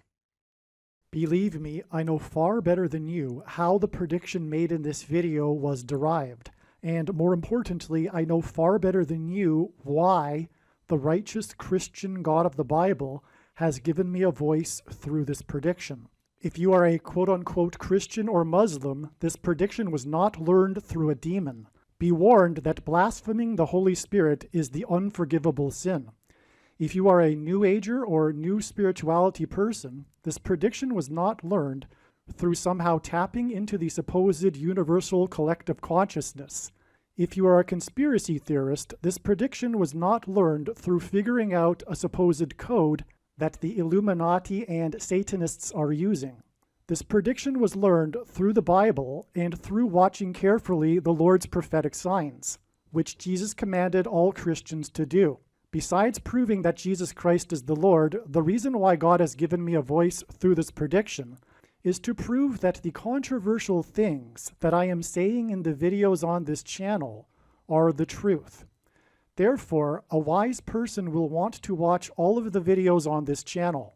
What I will also do is create a video or two that summarizes some of the controversial things that the Lord will prove to be true when the prediction being made in this video comes to pass. I will leave links to these must-watch videos in the description box below this video.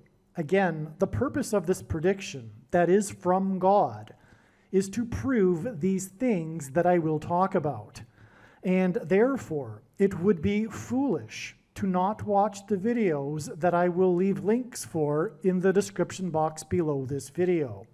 Aliens and UFOs are demons masquerading as aliens and UFOs. Most people's spiritual experiences are demonic deception, especially if they are not a true follower of Christ. In the last days, many people who claim to be a follower of Christ will have spiritual experiences that are in reality demonic.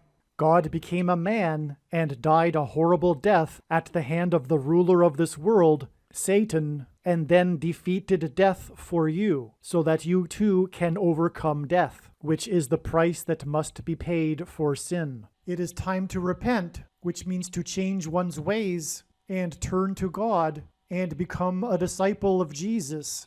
Do not listen to or follow the example of most quote-unquote Christians. Instead, follow the teachings of Jesus, which most quote-unquote Christians ignore. Like Jesus, you must surrender your life. Put nothing ahead of Jesus, your Lord. Like Jesus, you must lay down your life so that you may live. As Jesus said, one must die first, like a kernel of wheat going into the ground, in order to then grow and produce fruit. And like Jesus said, one must produce fruit, or else like a branch or a tree not producing fruit, they will be thrown into the fire. Jesus was speaking to quote-unquote Christians when he said this. One must die the self in order to be born again. And like Jesus said, one must be born again to enter the kingdom. Like Jesus, you must sacrifice your life for the sake of the coming kingdom. It means to do work that involves some form of sacrifice and risk.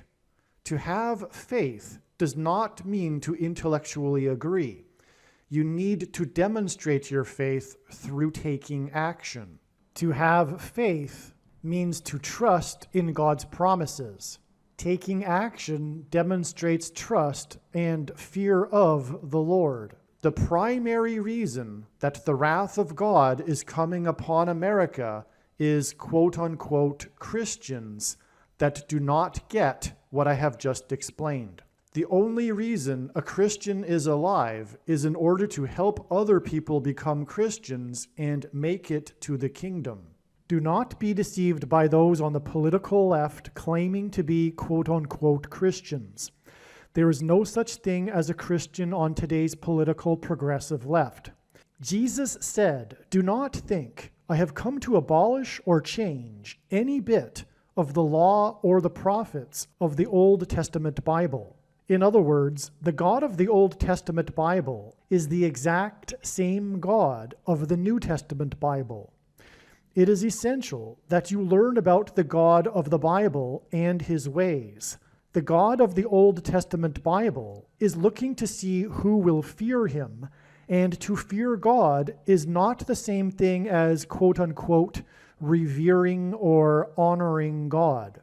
Through Christ's ransom payment, a Christian is someone who has been redeemed and freed from slavery to sin and Satan. In response, a true Christian recognizes that their life in this world does not belong to them, and they become a willing slave to Jesus for the sake of the kingdom. Please leave a like and upvote the video, and once this prediction has come to pass, share this video with everyone you know, and more, don't stop sharing it everywhere in social media. And don't only put the link to this video or another video on this channel in comments sections of places you typically visit, but importantly, put the link to the video in places you never visit, where people who don't think like you visit. If you are a quote-unquote Christian, nothing in terms of an evangelism tool compares to this video with its prediction. It is a massive bag of gold. Beware of Jesus' warning through the quote-unquote Christian that did nothing with his bag of gold and was banished to hell. Also, read Ezekiel chapter 3 and 33 for this same warning. If you think you might be spending too much time watching videos instead of working and sacrificing for the kingdom through handing out flyers and potentially helping hundreds of people in the same length of time as a video, my flyer is filled with amazing information that people need to know right now, and it points people to the video channel. Now is not the time to be handing out typical evangelical tracts that are largely based in error anyway, such as, quote, Jesus loves you, unquote, for example.